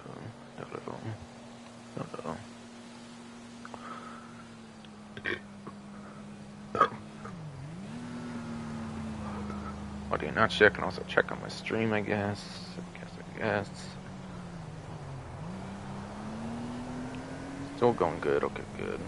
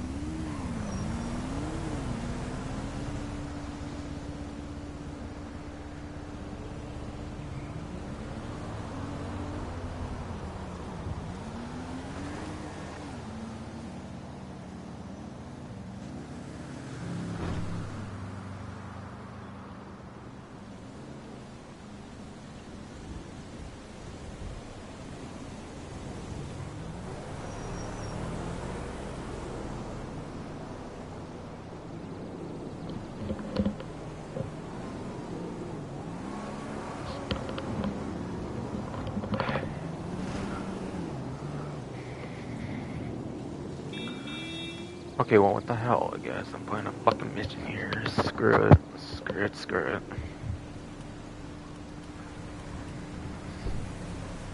5 o'clock now, I'm fucking doing shit here now. Screw that shit, screw that shit.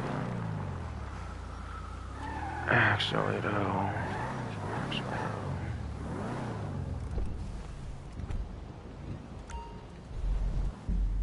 There's another separate lobby thing, like, bro.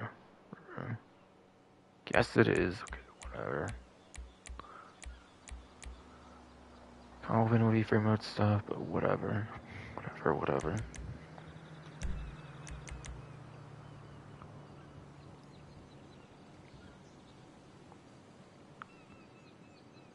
Listings, due diligence, RAF, whatever. KKK. One, a property development, you can't console mansion that's full of chunky bikers. Time to clear out the current residents, KKK. Default radio, Los Santos, whatever, KKK.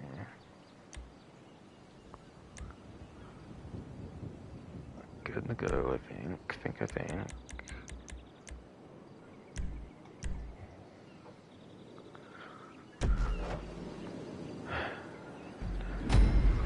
See how long any of these take, I guess. Head to Buenavida Road and I'll fill you in. Alright, so these missions also have no lives. On hard. Cool. There's a man job in the hills, but actually these are kind of hard. Hard basic content missions. She and a bunch of gangbangers and not the fun kind, but using them for God knows what. We gotta go clear them out. So when I was scanning the neighborhood, I heard one of the neighbors got a bad case of termites. You know the chemicals they use to fumigate would be a very persuasive reason to leave. Just saying. Tear gas. Sounds like it's tear gas.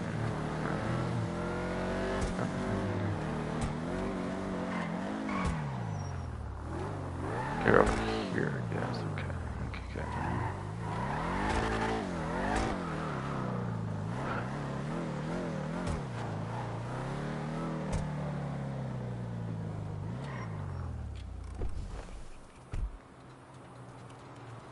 Hey, what's your problem?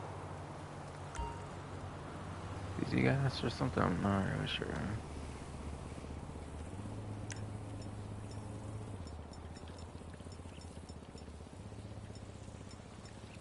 Alright, no, it's not BZ, I guess, just tear gas, okay. Alright, what the bug stars would be the BZ gas or whatever. One in like story mode during like the first heist or something. No.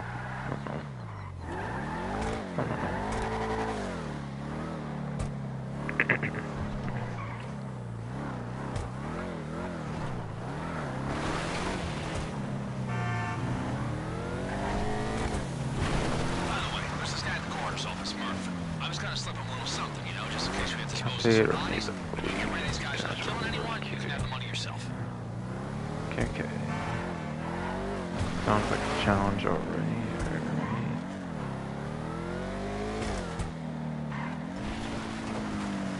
Alright, do what you gotta do. Swing a few punches, knock him down or send him running, just get him out of here. Alright, might be like the final mission of the last batch where it's shocker. So if you want to do this clean, no guns. Yeah, sounds just like that. Okay, cool.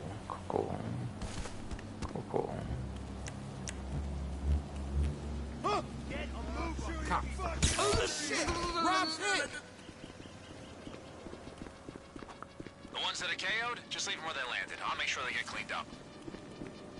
Okay, that kind of is like actually killed or like what? Oh, come on. I think well, I got them both, didn't I? I think that's good. I don't think I just want to get the one with the crowbar. Once you've dealt with the ones outside, see if you can clear out the rest. Last I heard, they barricaded themselves inside, so you have to find a way to force them out. Force them out. Bro, let's trash this fucking police for the story mode instead. At least Devin Weston kept it good, at least. Bro, I gotta actually try to hit this character. Oh. You fucker. I sure get the bitch. Ladies first, not the roll. Not the roll.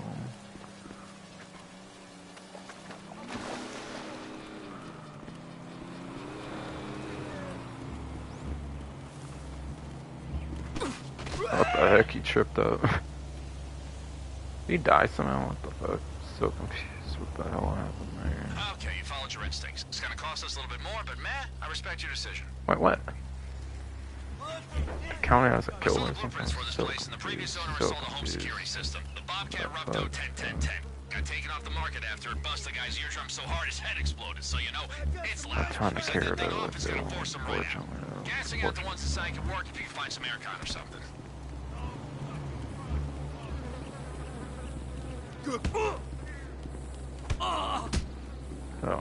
So, sorry, skinny bitch. Get electrocuted, bitch. That guy's weak. Oh shit. Oh! What the fuck? How did I get suddenly hit twice there? What the fuck? Actually? Because I have people hell in my fucking way today, though. Probably.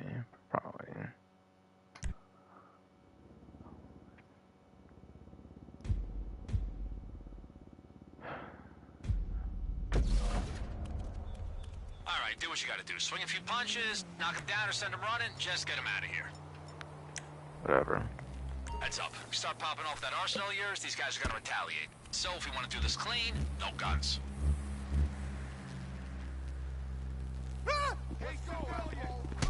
Oh, come on. Wait, there's some guy there, too. Yeah, 2 and 1, motherfuckers. The ones that are KO'd, just leave them where they landed. I'll make sure they get cleaned up. And he was probably not gonna let you stun gun up after drawing no weapons, of course, with the last one. He's probably risking that one mission. Oh, I got the crowbar. Got the crowbar, motherfucker. I mean.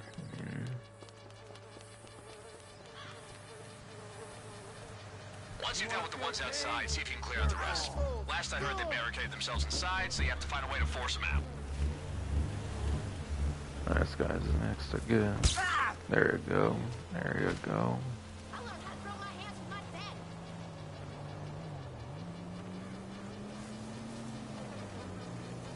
Go fuck your mama in the keister. Ooh, get the knife. Whore.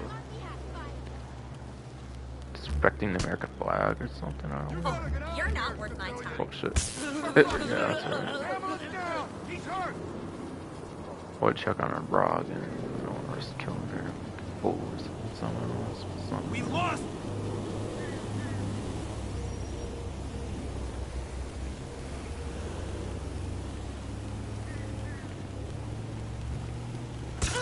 Oh yeah, I got the booty bit. Booty bit. Okay, now this guy's just staying still. I saw the here. blueprints for this place, and the previous owner installed a home security system. The Bobcat Rupto 10-10-10. Got taken off the market after it busted the guy's eardrum so hard his head exploded. So you know, it's loud. You set that thing off, it's gonna force him right out. Gassing out the ones inside can work if you can find some aircon or something. Okay. Where'd he go? Get him! Uh-oh. And these characters being tripping, it seems. Yeah, I'll take it if it means I don't actually get hit by them. For sure. You about to die, For sure. motherfucker!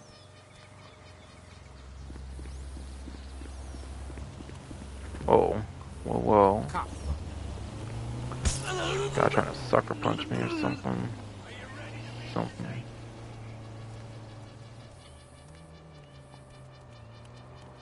Is that a Molotov or... Oh, full kill. Okay. Makes sense.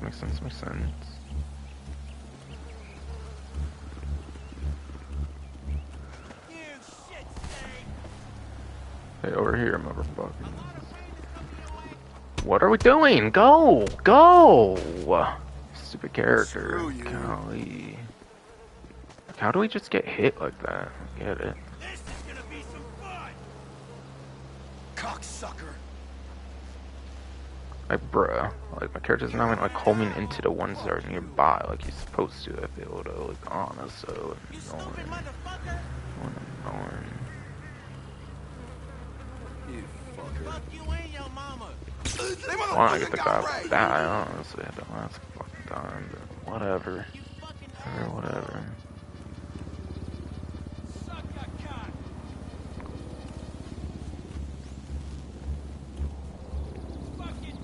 Bro, can we actually hit the fucker this time? Jeez, why does my character suck at meleeing or something? Like, what the fuck? Get me killed again at this point, like, literally. God, what are we doing? Fucking work. Fucking hit this fuck already. Like, holy shit, bro. God, I thought the melee was supposed to be much more reliable in this fucking game. Like, what the hell? Fucking Christ, this game. God, this game sucks at hit detection now, or like, what the fuck? Hit an extra time by accident against this fucking game. Great.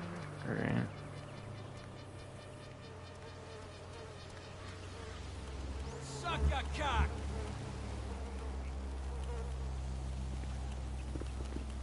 The rest might just be punching. Okay, that might work out. Oh, wait, huh? This bitch had a bat or something, so I'm sorry. Let's see that shit right. Actually, I don't. Don't fucking cross the lost. Bruh. Like, seriously, how is this character not gonna, like, automatically hit everybody every time? Like, half the time, just randomly hitting the fucking air, bruh. With a melee weapon, what the hell?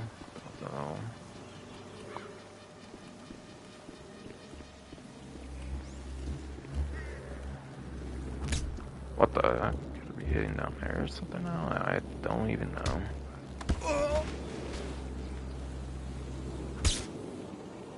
If that counts, it's like a actual kill like all the other ones, like same and non-equally. Okay, how the fuck? This game even makes no sense. I don't even care anymore. This game is just stupid. What the fuck? What the hell? Ah, fuck, I had you on speaker. I did why that alarm was discontinued. Oh good, you're gonna hear it now.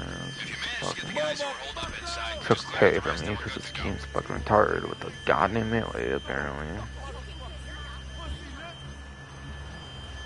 Dude, this one's going on. I don't know what a fire actually though, with the melee and shit. Dang, this game acted like I killed somebody over some stupid shit. I don't know how the fuck, but okay. I almost just want to murder all the rest of them at this point.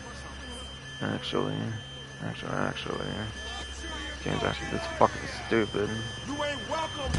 Bro, let's fucking not die. Bruh. Hell though.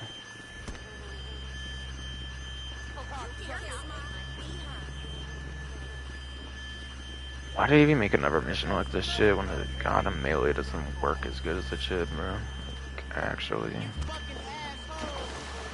That's why when you do like a goddamn like stealth kill, like a melee stealth kill, it tends to be better to use a gun during a stealth kill over a melee weapon, which is fucking backward as fuck, I feel. Okay. Melee's unreliable, I guess.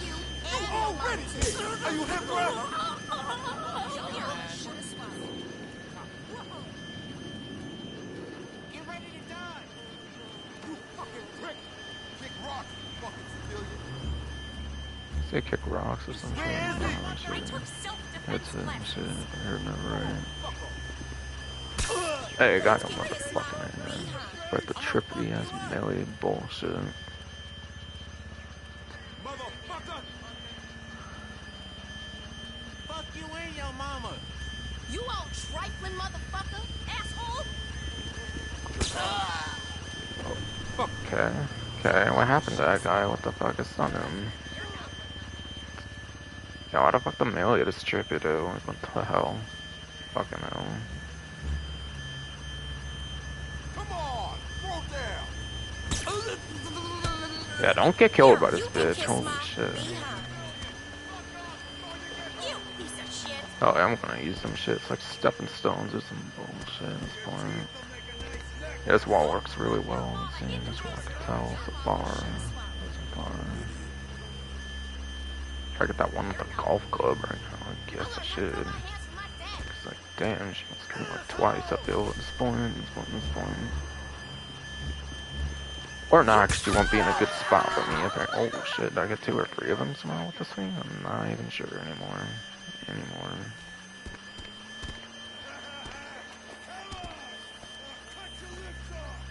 Go. Seems like somehow got a 3-in-1 or something. That's crazy. Not sure if it was all with the actual stun or not, though. Bro! God, my character sucks at hitting with a simple melee weapon. Like, how? Seriously. Yeah, coverage, since you're fucking useless with this fucking stun baton, apparently. Practically. Okay, the shocker, of course.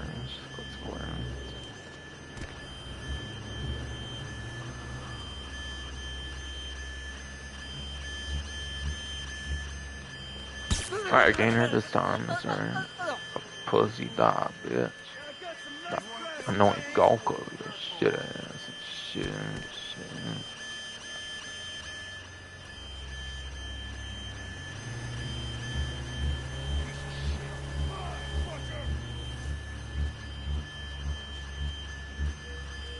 Alright, this is the last guy, hopefully. I'm like, goddamn.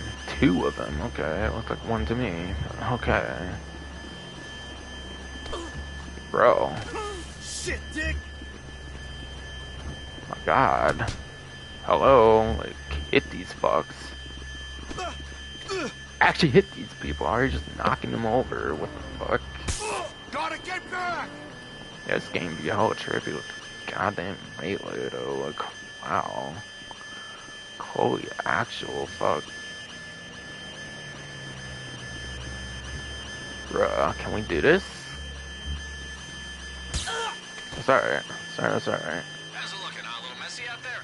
Don't worry about it. As long as we Yeah, like one person that died, like, randomly when I actually stun baton them or something. Okay. This game be a lying motherfucker anyways, apparently.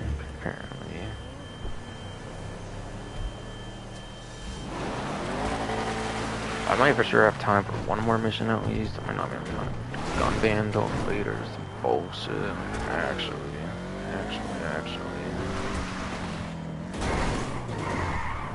Well, the areas that might be it. One mission here, hopefully. Oh yeah, that's one mission. Okay, cool. 38k. Okay, on double money. Seems like I got penalized somehow though. Like, acted like I actually killed somebody instead of like knocking them out like non-lethally. I think though. So like I don't know what the fuck happened there, but okay. Cause somebody like felt a certain way or something. I have like no fucking idea. Like honestly though. It seems you have to keep going to physical locations, it's seeming here. Alright, yeah, the Savage, I don't need that anymore right now anyways. God, I thought we could be done here, but guess not. Guess not.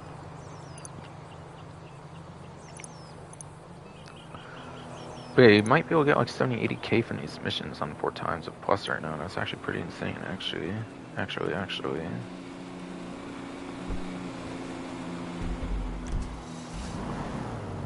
Oh, any forever text messages? I wonder, like, what? About one of my warehouses, apparently. Interesting.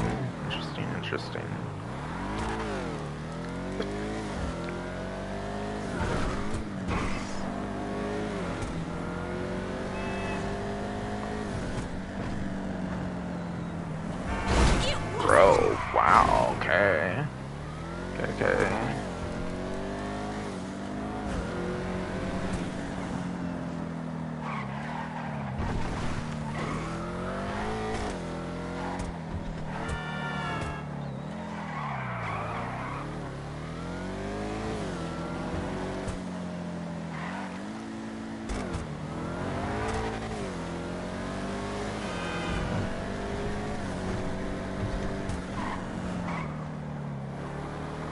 That first mission was not bad, I guess, technically, even with melee, if you're patient. Yeah. They don't play sadly after a set amount, like the last 1 to 3 or whatever, which would have saved a little more time. Go to mission already drags out as it is anyways, if you're doing it melee, so I don't know like why does nothing, but it's a fine first mission. I like the story of like clearing out the resistance thing, I guess. How did the bikers of all people take it over to? I don't know, it's kinda good, kinda not. I feel it's kind of a little ass, not gonna lie, in a way, but still. Kind of in between if I like that or hate it for the story behind it, though. Oh, awesome, so you got hella done dirty since even the beginning of this game, though. Maybe even like during Lost and Damned, even. Especially in this game, obviously, 5 on. For sure, though.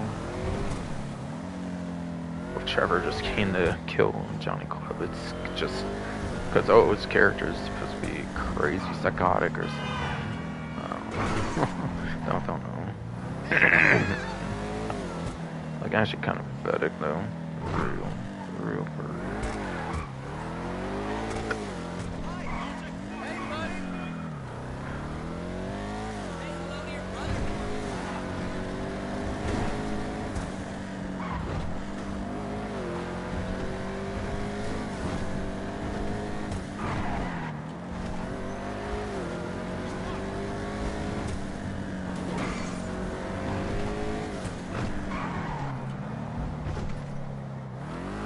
Off time, hopefully, for at least 1 more goddamn mission here. I was hoping to go on time for all 3, but I don't think that's happening today.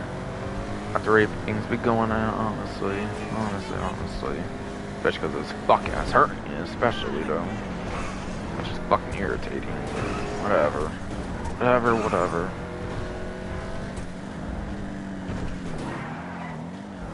I guess I'll just save it for another time. It's not like a goddamn, like, half a month or something for these missions to be done anyways. I guess. And yeah, again, since, by the way, it goes into a separate lobby, you cannot settle, you just don't match it. I feel like I even killed somebody with Stone Edge at one time. Like, another one encounter is like an actual, like, true kill or something even. I don't know if it was because it was like stealth or like what though.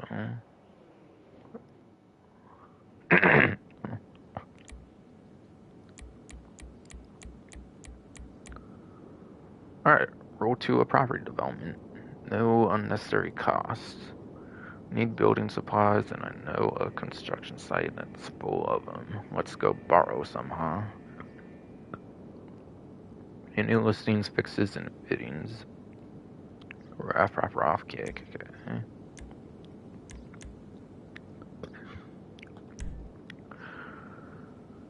Yeah, obviously want the super heavy armor.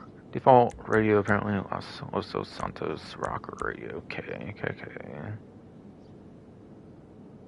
Oh wait, this one's better though. Like actually though. And not just mechanically fucked as fuck due to the fucking faulty as fuck melee or some shit. Like the last one was. Okay, head over to the Mile High construction site in downtown. Mile High, okay.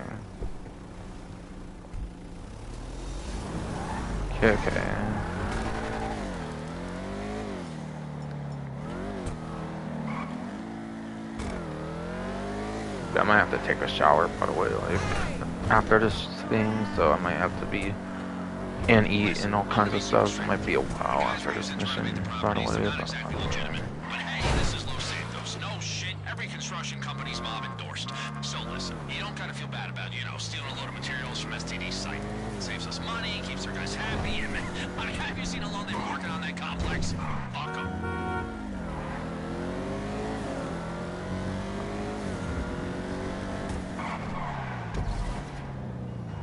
Alright, keep nice and chill and see what you can get out of there.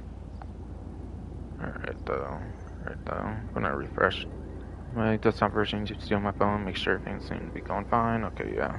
Thumbnail seems to be updated, kinda for the mini thumbnail viewer. And again, I think the new Wi-Fi extenders are better, for sure. Oh shit, okay. Wait, stealth mission, is it? Okay. Out with the battle rifle then. Which is actually, ironically, the best stealth mission of the game. For assault rifle anyways, I mean, as much as people trash on it. Shit! You can actually spot that, I'm pretty sure, right? You see anything valuable lying around? Take it, sell it for some extra cash. What? The Not what? gonna tell anyone? Wait, the what item? Uh-oh, valuable lying around? Okay. It's far easy, it looks like, okay.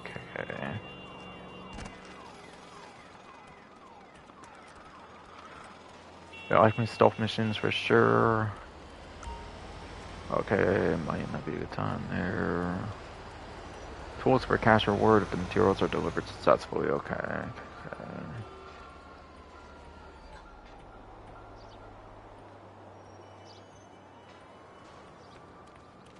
Oh, okay, I wasn't expecting you to kind of get there. Whatever.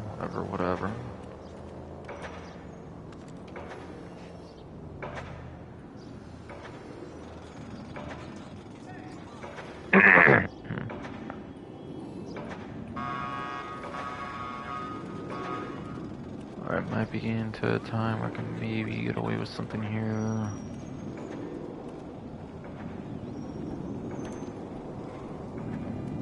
You got a trailer cab there? Then all you gotta find is a trailer with some Try construction that, materials let's do it.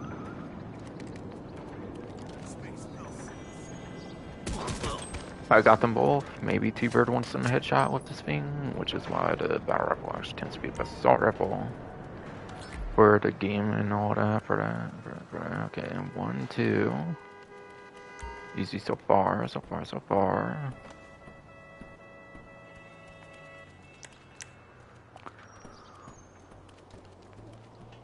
I might have got two-bird one stone. I'm not even sure there. But yeah, I think battle rifle is the only assault rifle that can even do two-bird one stone. I could be wrong though.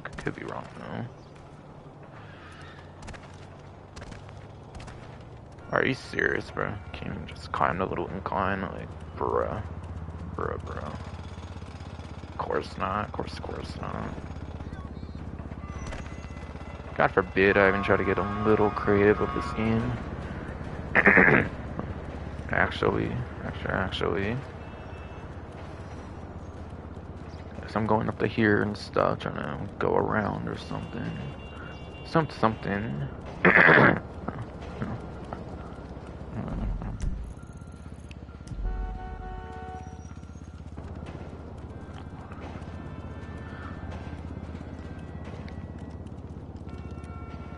Okay, this person moving around here might need to be careful, or try to line up two-bird one stone headshot if I can. Yeah, that's gonna be risky. Wait, so what is gonna be risky? Not sure about now though. Oh, I got them. Yo, that was definitely a two-bird one stone, I'm pretty sure right there. Wait, I got caught. Yeah, right. How'd I get caught? What? They weren't in the cone of vision, I'm pretty sure. So, fuck. That was an easy two-bird one stone headshot. I fucking swear, bro. What the hell? But whatever, I don't care. Screw it at this point. With lack of time, I don't sadly care. Unfortunately, I find. Wow, okay. Try to get those stricklers since I got caught now. To be fair, that happened in Upper Construction Site 1. Like, no matter how good I did it and stuff, like, I don't feel I feel like I was going to get caught regardless off of the Upper Construction Site 1. That for some reason, no matter how good you actually do it, you'd get caught anyways, pretty much. Like, that was a final mission, so I kind of get it, but there's only 3 of these missions, so, like, I could see that happening again in this case, somehow. Eventually. Not die, please. Sheesh.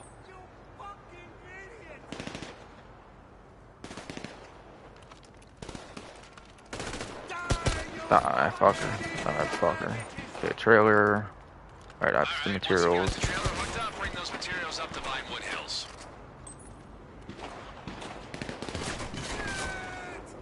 I swear there was like no other character near those two bodies. I could have sworn though. But whatever. Whatever with this fuck ass game though. I thought you got the nice smooth 2-bird 1-stone headshot with the battle rifle. I could have sworn though. For real. For real.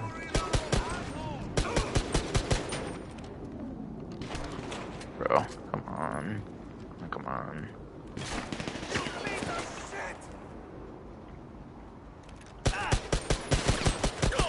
Jeez.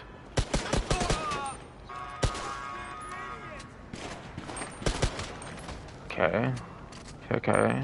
Shot that bad again. Okay. Whatever.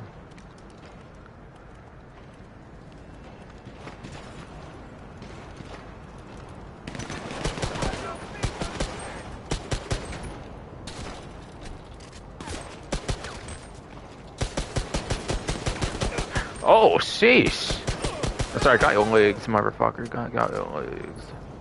Stopped your ass and shit. Okay, are you just gonna keep sending more? Like, actually, I'm so confused. Alright, well, I got those taken care of anyways. I'll try to find the other extra supply, like tool things or whatever. Okay, found. Okay, I found them both. Okay, awesome.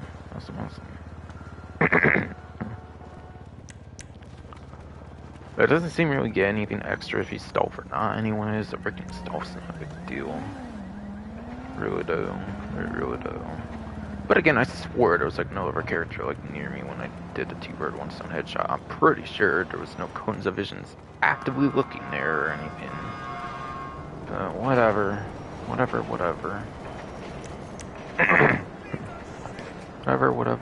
though. Ah, you're kidding me, I have to find a truck to do that too, still. Holy shit. Felt like I was going to get rapid fired from like so much distance on me, like,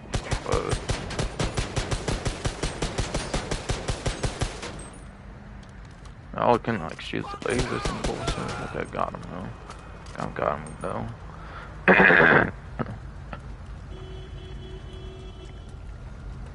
There was a truck at to steal that though.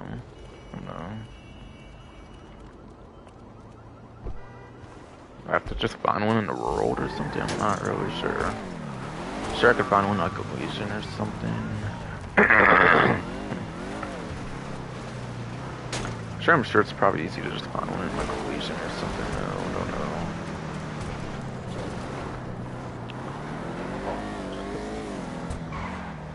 Yeah. As I crash into that, doing the PS home button or something while I do that, but whatever.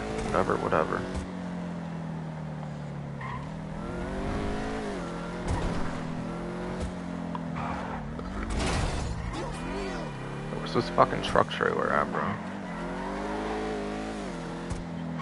Or can I get something to tow that shit, though? Come on.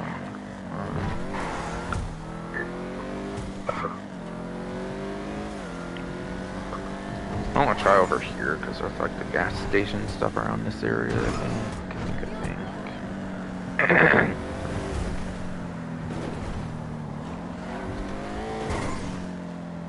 Mixer. No. I like the bridge area over here. Actually, that might work pretty well.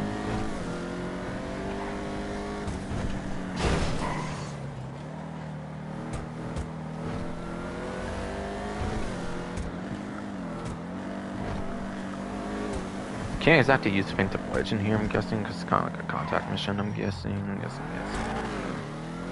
Mobile Operations Center, I don't really think you would be able to use here, so, like, I think I'm gonna have to find one or something. As far as, like, completely dead, though, it seems, for these things, like, what the hell?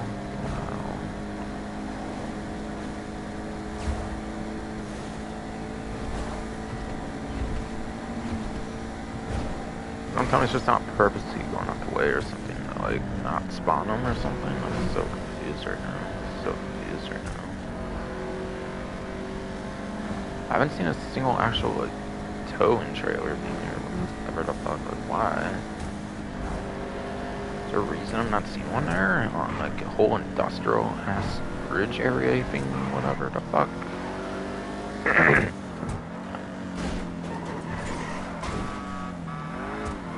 Is there one in the actual goddamn area? Like, I don't know about that, but okay.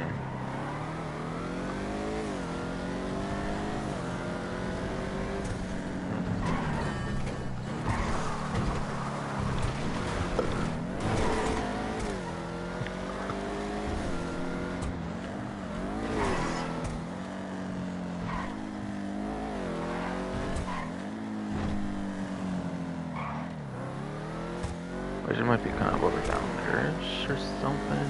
If that even will get me anything out of this shit, what the pace things are going at and stuff. But whatever. I don't even remember seeing like a airplane. I'm not looking the greatest. There was all kinds of stuff going on there.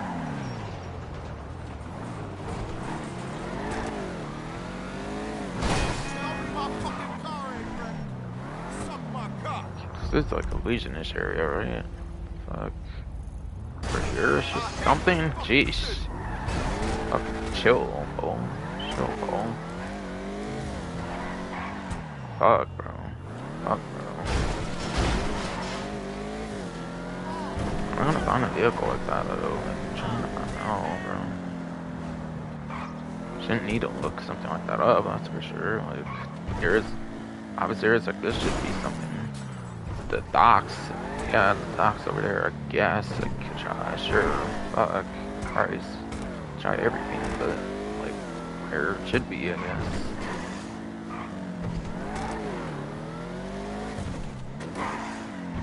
I don't know, man, this fucking game right now, I fucking swear.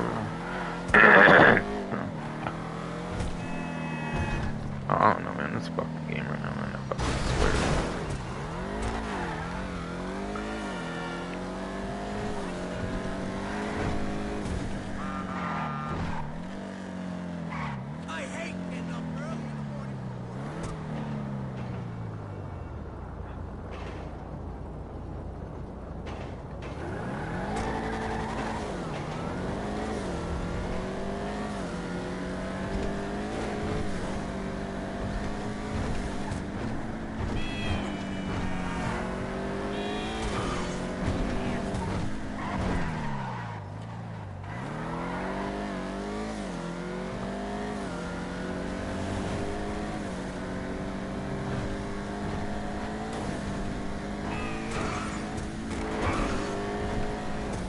I swear it's like they're deliberately like preventing them from spawning right now over these trailer things or something. I don't know. Hell though. Like I just get impatient and then like look to find one in like the Mile High Club construction site or like what? I don't feel like that would have been the case. Not feel like that would have been the case though.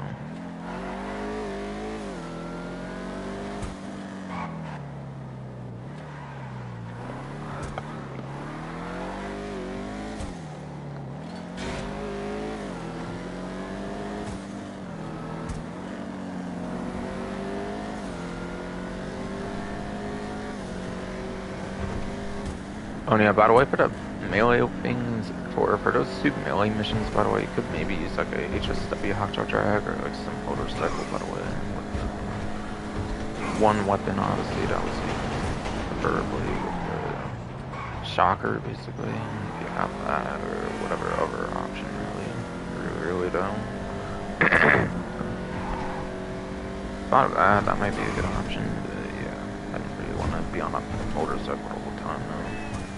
Like if I wasn't like moving around enough, and I could obviously get bailed off, and I could go really bad though. I'm sure that could work fine, like pretty well even.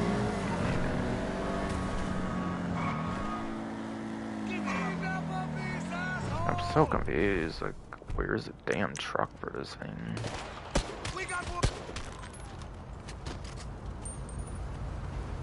Oh, here's one, what the fuck, what the fuck? In the fucking shade, of course. Of course. Go bigger, go bigger. Yeah, to maybe prevent that kind of stuff from spawning out there on purpose during this then. And then, because I wasn't seeing a single one in areas that usually have them, I'm pretty sure. Basically. Yeah, because of that whole thing, I'm probably definitely have to shower it up for this mission 100%.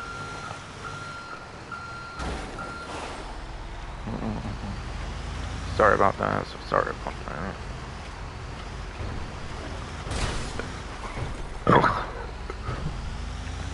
Listen, the better condition the materials, the more we get paid. So bring them back fast, but, you know. Like, fair condition materials, okay. The tackle SMG out just in case, and...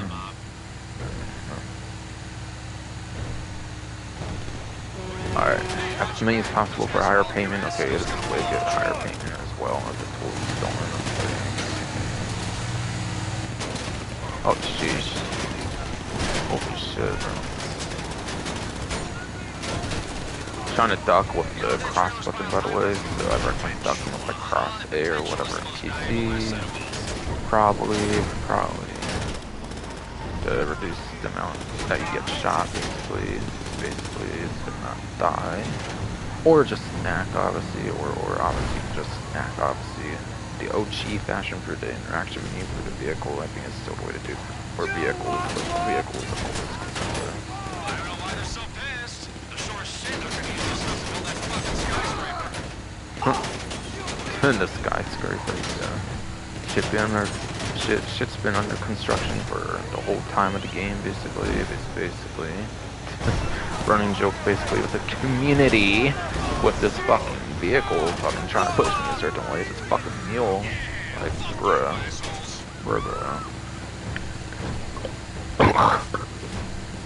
Fuck, that's hurting, bruh. Come on. Yeah, fuck ass mule was over. Fuck ass mule was fucking ass pushing me like towards that vehicle. So got for, yeah, I was ducking and shit.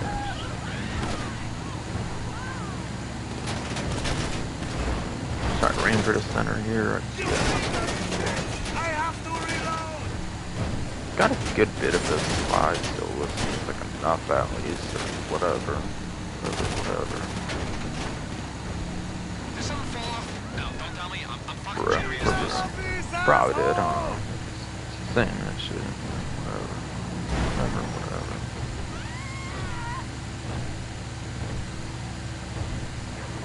Move. Yeah, it seems I made pretty much where they're not gonna try to get in front of me anymore, so that's good. Yeah, good.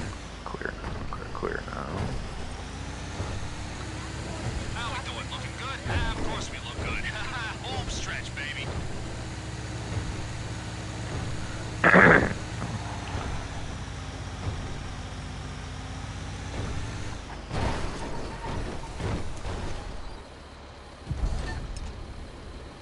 Alright, looks like a good haul, huh? Our guys will be grateful.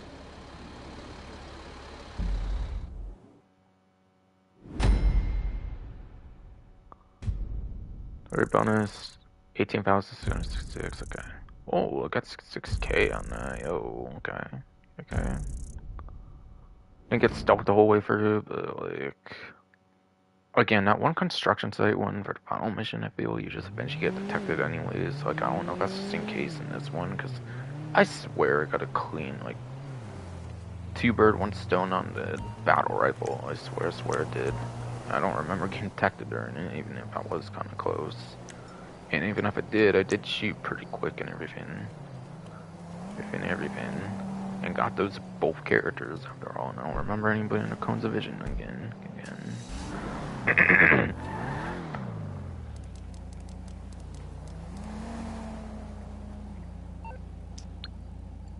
Yeah, I paid pretty good actually. Man, I'd probably be like over 130K if it was like plus subscription for me. That's crazy. But yeah, there's one last mission apparently, and that's gonna be over down here apparently. Okay, but yeah, get over there I guess if I can, hopefully in the ideal time frame.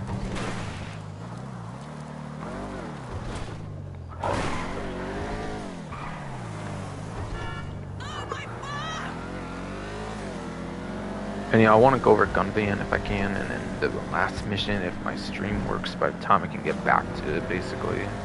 After showering and eating, like, maybe, like, man, I'm gonna have to, might have to wait a couple hours, of course, for all I know. For all I know, I might have to just wait a couple fuck-ass hours or something.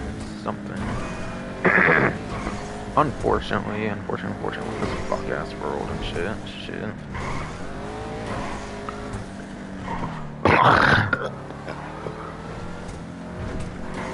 Oh, they're nasty fucking his body, bro. Come on. Oh, fuck-ass hurting and shit, bro. I have like a pop up or something. I'm so confused right now. I thought there was like a dot or something that popped up. Okay. Whatever.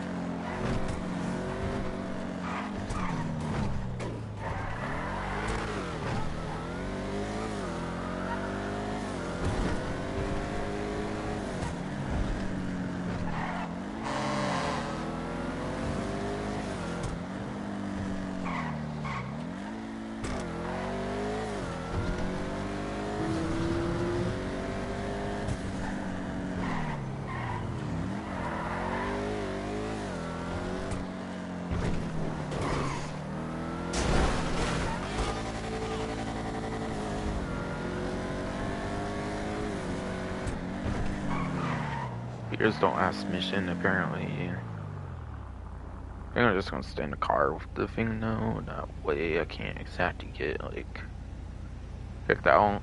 Seeing that was idle for a good bit of time, it's not, like, kicking me anymore. It's been, like, a 6-hour stream after all. It seems. It's gonna be all trippy as fuck over time, I guess. I'm just gonna try to be here. And, like, yeah, I got a shower and shit right now, so... Hopefully I can get back to this and the stream still be fine, of course, hopefully. No promises, though. In like a couple hours or some shit at most, hopefully.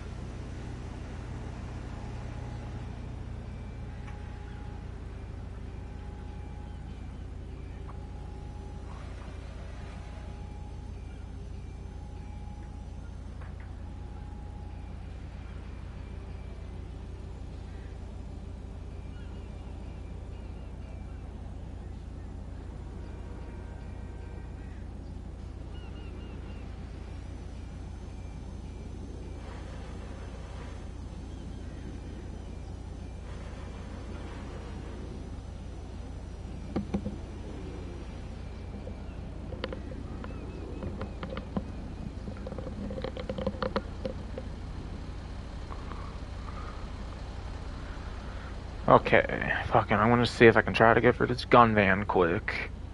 My dying ass hernia, open up being a prick. Of course.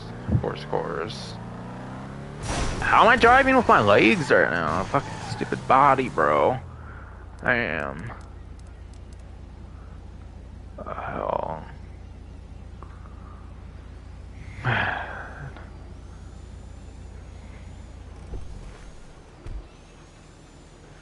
Okay, so the first one is the service carbine. Okay, so latest 60 weapon. It's the latest like 60 ammo weapon for assault rifle. Really good. Just look at that fire rate, for example. That's really insanely good. And kind of for the other ones, it does have a noticeable increase on that fire rate for non-Mark II weapons, anyways. I would say. I'd say.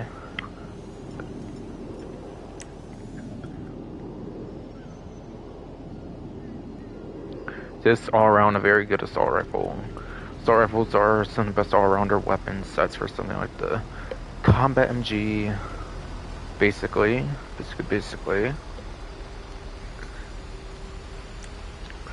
Double barrel shotgun.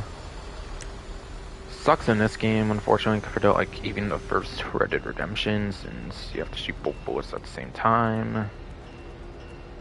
You cannot do one-on-one depending on like how you tap the trigger, like you could in the first Red Dead Redemption. I assume Red Dead Redemption 2 had that feature return as well. I could be wrong though, but I don't use that weapon that much there. Hero Wave is still better than Red Dead Redemption 2, anyways. You have to shoot both shots at the same time. The one redeeming thing about this, I feel, is you can use it on a motorcycle, and that's kind of about it, honestly. Micro SMG used to be a fine SMG until Tackle SMG came out. Now it's kind of like outclassed, quite frankly. But actually, at least has like some nice livery support on it, though.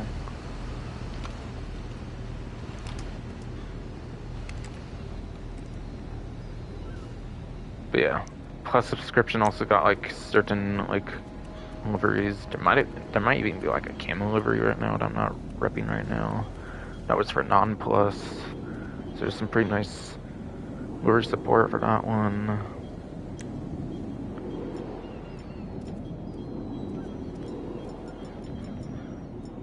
Yeah, machete seems to be like a melee weapon right now. Pretty cool. Doesn't decapitate. It does not, yes, I mean, decapitate heads like it does in the Free Universe games, which I do really kind of dislike, but otherwise it's a pretty fun melee weapon. You can use it for biker melee. That's kind of about it. Going for it's a melee weapon after all. After all.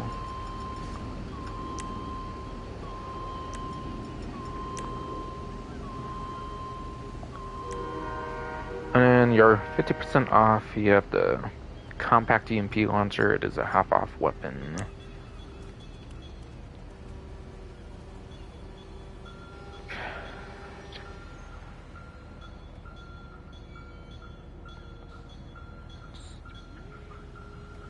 Yeah, what the hell, bro?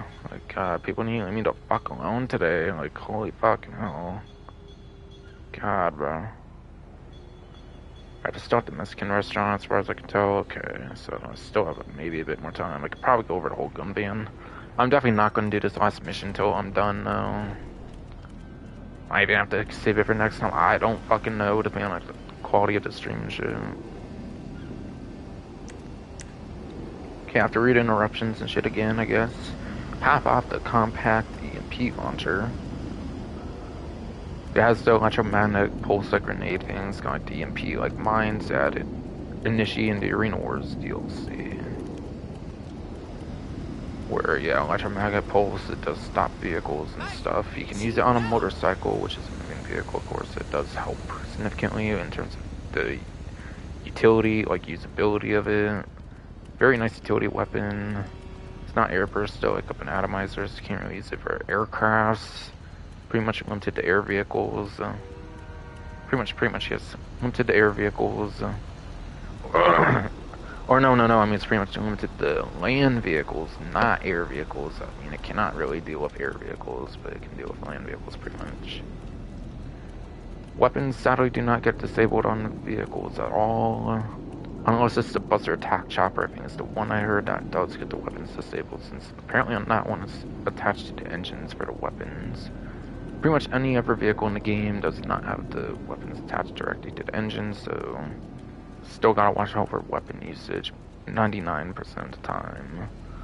It's not as good as it should be, but in this update they did, to be fair, make it where it disables RC vehicles, so they even added even more utility to it, which is amazing. And yeah, you actually have to tackle SMG 40% off.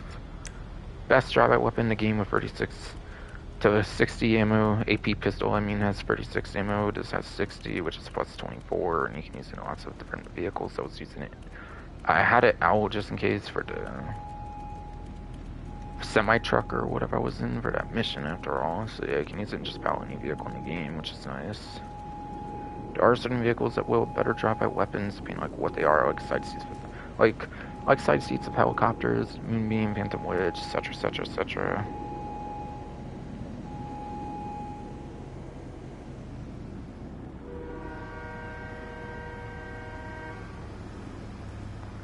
Check out the timing here. If my phone would fucking update 3 minutes ago, yeah, I know 3 minutes ago that happened. Tell me now. Oh, like, come on. Says now. Okay, I want to reload it on there again.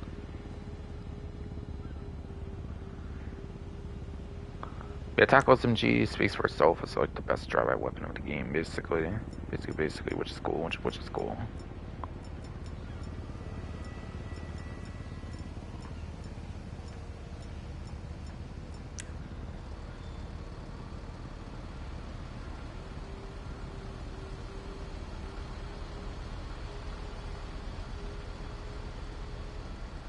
And by the way, that's 40% off for Plus, by the way, for the Tackle SMG.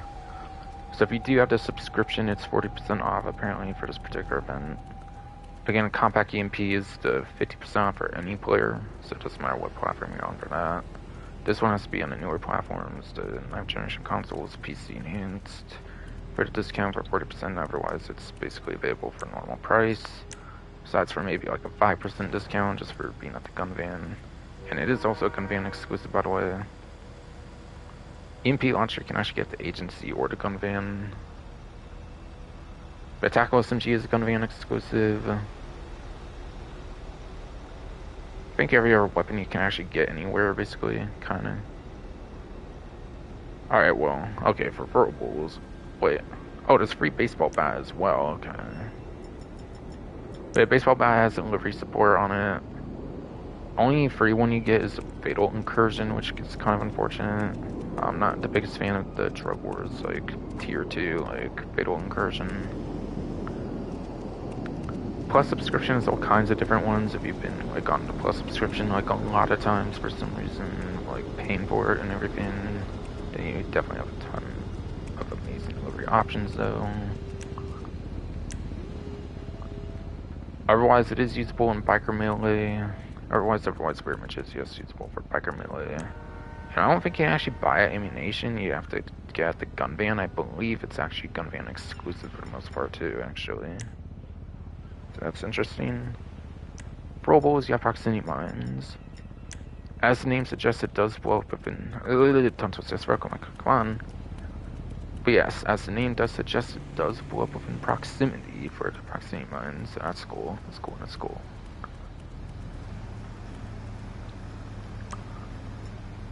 Pipe bombs.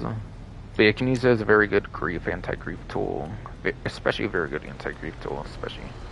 It is especially, yes, it will be used as an anti-grief tool, especially. Or you can use it in like GTA races, or you could use it in like GTA races and get like a good advantage if you know how to use them well. But yeah, GTA races, like anti-grief tool especially is two good uses of that, I find. Pipe bombs was the Grand Theft Auto 4 Austin Dam explosive throwable, like introduced in that Grand Theft Auto 4 episode of Liberty City DLC. Naturally, in the Bikers DLC, it did return for Grand Theft Auto 5 Online, which is cool. Or really just online, not 5, the single player, just online, though. Just online, though. Unlike a sticky bomb, yes, unlike a sticky bomb, it does not blow up in your hand when it gets shot, I'm pretty sure. So it is a fantastic option for a drive-by throwable, whereas a sticky bomb, the AIs have an easy time of shooting that compared to like an actual player that like aims with a controller, like keyboard, whatever, like keyboard, mouse, whatever. I mean, there you might have a better time as a player shooting a stick bomb, but on console it's not as easy to hit directly at a stick bomb per se, as I say. But yeah, players can blow it up, and especially AI. Especially AI that are extremely good with the aim.